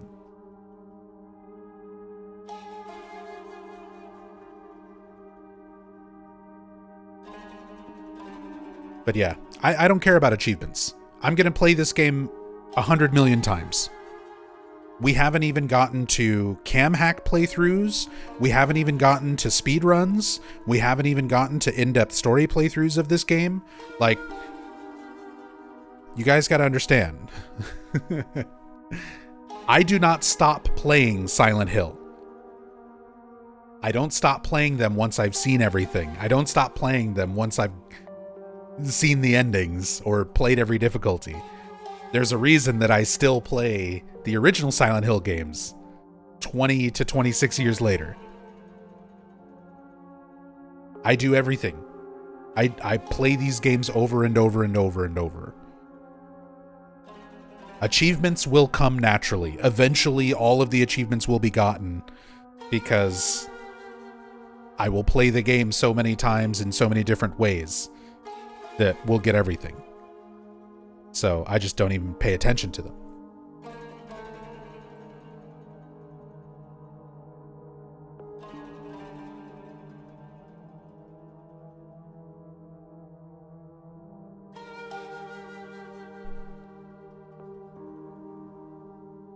All right. Well, that's going to do it. So I'll see you all tomorrow night for the start of UFO playthrough. Let's go raid somebody.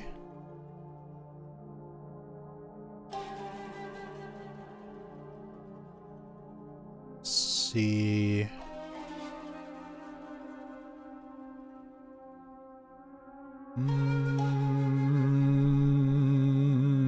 I love the music.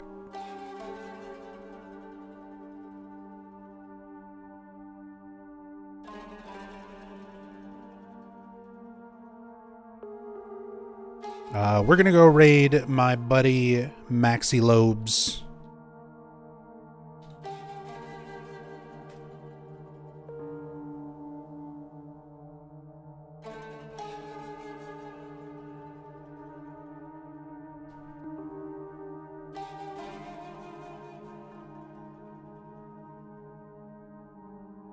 Maxi is playing some indie horror games. He's currently playing a game called Look Outside. But Maxi's awesome. Go show him some love. Drop him a follow if you're not already. And I'll see y'all tomorrow for the kickoff of UFO ending playthrough. So, till then, be good to yourselves. Be good to each other. Much love. Peace.